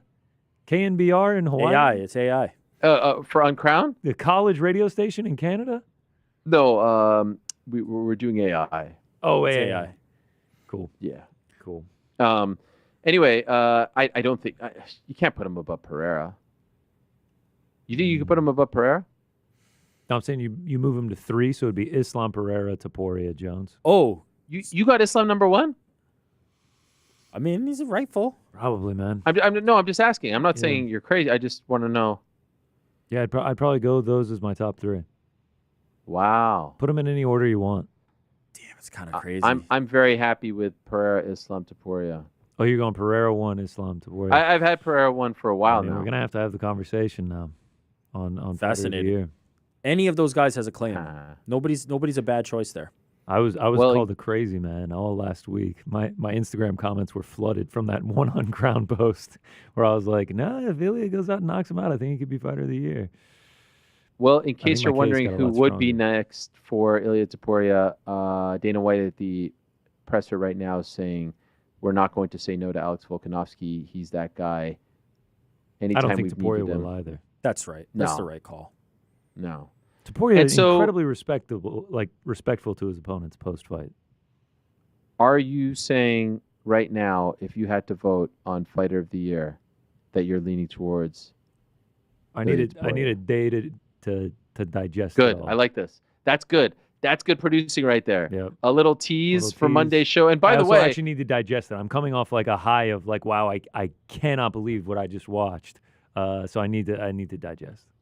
also, by the way, it's probably best for our award show if the most sought after. Like maybe you say you need I need 3 2 months. Or months. whatever Yeah, it is. 2.5 Yes. months to digest this one. This is a big meal here. But this is not fait accompli as it once was. Absolutely not. This was the one Wow. outcome. This was the one outcome for me that made it. Shama. When winning emphatically, We know where Frank's vote the discussion is open. is at. Just needed But to, I'm also represent. I'm going back through like all the moments Alex Pereira had this year. It's a great race to have. It's a great discussion to have. 2 incredible fighters that performed at the highest level this year. Ibo Aslan with Turkish a power. very impressive. Oh my God, this dude! I don't know what was more terrifying, the 50-second standing TKO win or the post-fight interview. They were both Like so the dude good. was like, "I am coming for all of you." Like, holy shit, dude! This guy was fired up. 14-1 Turkish power. Forget about Polish power. That was very impressive. Let's see where he goes from here. But a potential new threat at 205. Jeff Neal looked fantastic against RDA. The story in the immediate aftermath was that RDA seemingly blew out his knee, unfortunately, just a minute and 40 seconds in. It's unbelievable how long this guy has been in the game. He falls to 32-17, 40 years young. It's remarkable what he's done. The former lightweight champion. The last time he was stopped was when he lost the belt to Eddie Alvarez back in 2016. And so Neal wins via KO, TKO. The injury should take nothing away by how good Neal looked. His best performance in several years, but sad to see a legend like RDA go down with a knee injury like that because you just know that he's going to be out for quite some time. And Dana White confirming that it was in fact a knee injury, not quite certain just yet how severe. As we said, Mateusz Rebke and Miktabek Orel fought to a split decision, and it was the fight of the night by far.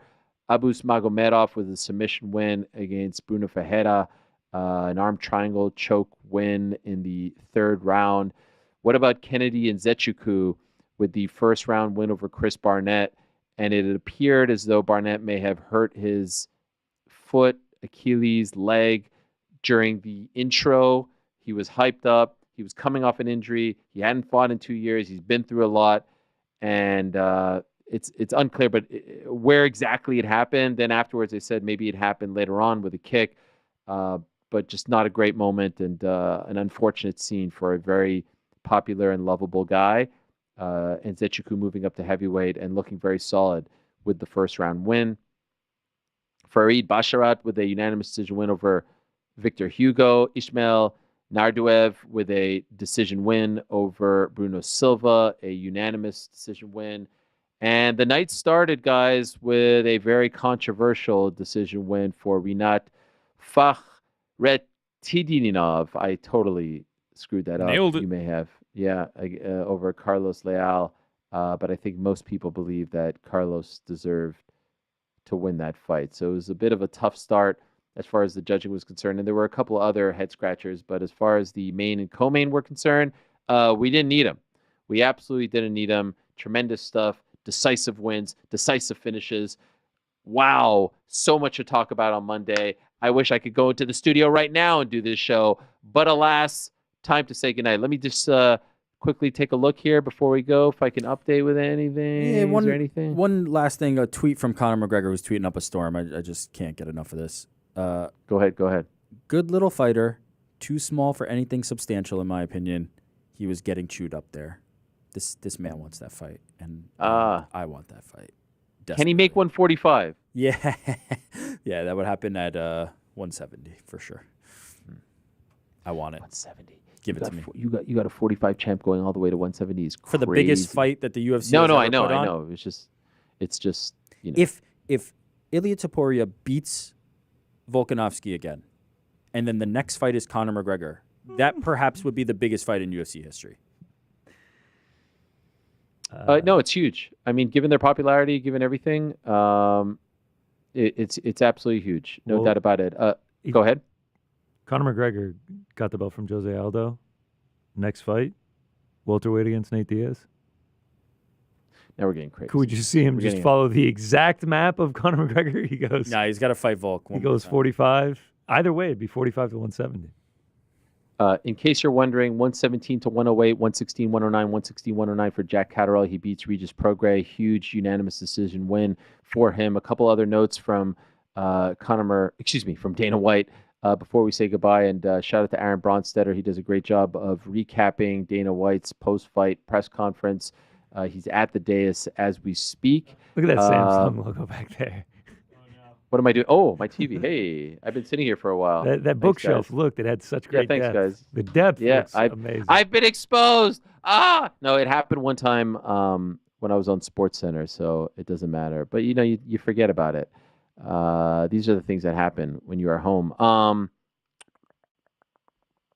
Dana White saying I would have to say yes in response to whether Ankalaev is next for Pereira. So there you go. Dana White also saying Merab versus Umar is absolutely the next bantamweight championship bout that he wants to make. So much for Umar versus Song Yadong. And here's a fun one to end the night. Dana White says that the UFC does not owe Francis Ngannou any money. I don't know why anyone would suggest that. Dana White does say, though, that Francis owes him and the fans money for how he fought against Derek Lewis. Derek Lewis! Like 6 years ago, we're still talking about this? Forget about all the main events, the ESPN main events, the title defenses, the wins, the knockouts. No. For that one bad fight, that one 15-minute bad fight, and now he's being asked about PFL, and that means it's time to go home. Gentlemen, tremendous job. Thank you very much to everyone over there at Uncrowned HQ. Thank you very much, most importantly, to everyone watching right now. If you are watching and you haven't subbed to the channel yet, if you could do us a favor, we appreciate it very much. If you just hit that little sub button, hit the thumbs up, hit the notification, leave a nice comment. That goes a long way. And if you're listening to the post show on our pod feed, go check it out. Hit us a follow, hit us a sub, hit us with a comment, a review, all those things. It helps. All these things help. Again, if you're a Knows It All member, in about an hour's time, we are going to air Helwani Vision in its entirety. So stay tuned for that. We got the memberships up now. We got the merch store up at ArielHelwani.com. We got fancy photos. Shout out to our friend at One Lens in China for those as well. And we've now officially completed our second full week of the Uncrowned era. And you know what that means? That means we get to do it all over again on Monday. Monday show, Tuesday show, Wednesday AH show, back at it with the boys in the back on Thursday. And of course, we are always going to end the week with the crack. Pizza Carol doing a tremendous job as always. So we hope that you've enjoyed everything. And by the way, go to uncrowned.com right now. Full UFC 308 coverage over there led by Shaheen and the boys. Also, full coverage of Jack Catterall versus Regis Prograis. Halloween Havoc coverage to come as well. Incredible stuff going on over at uncrowned.com. Incredible stuff on the YouTube channel, on the pod feeds, all over the place. But most incredibly, the stuff that we saw from Ilia Topuria and Khamzat Chimaev. Congrats to them. Back on Monday, same time, same time.